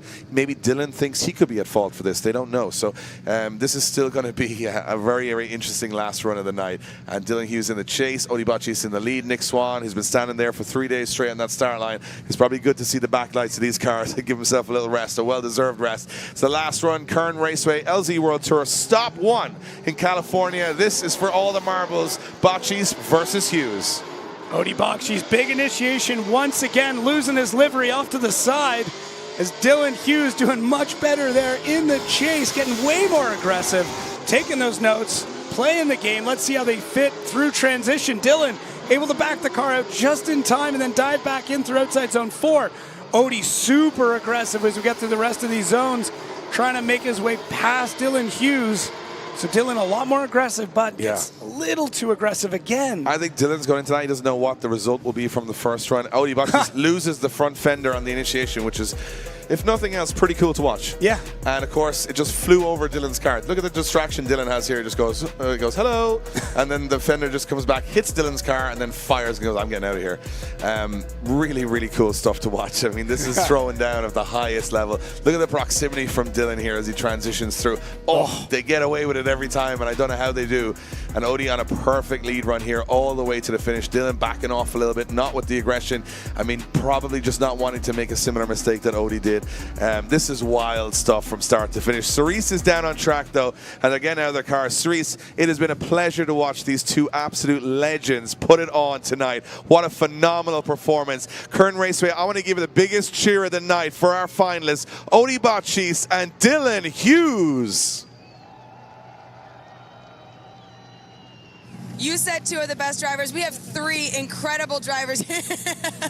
I'm so glad that you guys ran it one more time because that was absolutely worth the show. The first go at it was a little hard to tell, yes, but I think that we have a bit more technical reassurance here in this one more time. We have Luke Fink joining us, and we have Adam LZ coming on track now too to give these awards. Now we still have to make one decision. I see some of you guys are waiting for the final round here at the LZ World Tour. We got everybody's scattered. I don't know where to go right now. Okay, gentlemen, come on over here. We have the awards coming out. We're going to do first, second, and third place. Obviously, we have to call first and second. We know that Luke Fink is taking third. Gentlemen, how much time are you going to need for this? This is a big call. Thank you, Cerise. We're here in the tower, and we have a decision for the winner of this event. So before we get to the winner, we're going to go and give them the worst wait of all time of another 30 seconds, because we're going to give the third place trophy to Luke Fink. Luke Fink, all the way from Australia, taking third step on the podium. Guys, give it up. Luke putting in some amazing runs all weekend, and we're going to give him his trophy because he deserves it. Guys, give it up for Luke Fink. Definitely the chase run of the weekend in that blue Corvette or whatever's left of it at this stage. An amazing job from Luke Fink. He always puts on a great show. And that brings us to the last decision of the night. And the winner of Stop 1 of the LZ World Tour here in Kern Raceway is a Formula Drift driver. And it is Dylan Hughes. Dylan Hughes gets the win, beating Odie Botchis, taking second place on the podium. And I think it was an obvious one in the end. It had to go one more time, but Dylan held his nerve. Odie took half of his car off. It was very entertaining. Dylan Hughes wins the first stop of a 4-stop LZ World Tour around the world. And what a phenomenal, look at that for a trophy from Kansai Wheels. That's the coolest trophy I've ever seen. They even powder coated them in gold and silver and bronze. Amazing, right? What an amazing weekend. There are your three finalists, Luke Fink, Odie Botchis in second place, and your winner, Dylan Hughes. This has been an amazing weekend, Jacob. I've had an absolute blast. I hope you've had a blast as well. I hope you guys watching have had a blast, because this is just for fun. This is a series that didn't even exist like 2 years ago. This is not even really a series. It's just a bunch of people doing a bunch of stuff for your entertainment, and we hope you're entertained. And definitely these three guys on the podium entertained us all from start to finish. And I think it's a worthy podium. If you guys have been watching in from the start, Dylan Hughes, Odie Botchis, and Luke Fink definitely wowing us from start to finish. We've seen it all this weekend, from T-Pain winning his first battle, to spins, to crashes, to underdog heroes, to Sean Booth taking it to Formula 3 drivers. We've seen Adam LZ on fire. We've seen Damon Fryer spin a Lamborghini around a couple of times with a fire marshal in the passenger seat. We have seen it all. An amazing car show from Griots. Thank you to all of our partners. Thank you to all of you guys for watching. Thank you to everybody who makes this sport possible. We want to give positive vibes to everybody on the internet, here in attention, but the big heroes, all of you guys who braved the weather today in Kern Raceway, thank you for being here with us for the LZ World Tour. You guys are absolute legends. We hope you guys have a great night and a safe home. For you guys at home, thank you for watching. I've been Dave from Drift Games. We've been the LZ World Tour, and stay tuned for more announcements, because we're going to Canada next, and in Canada, we're bringing the heat up north. We'll see you guys very soon. Thank you for watching. Enjoy the celebrations. From us, good night.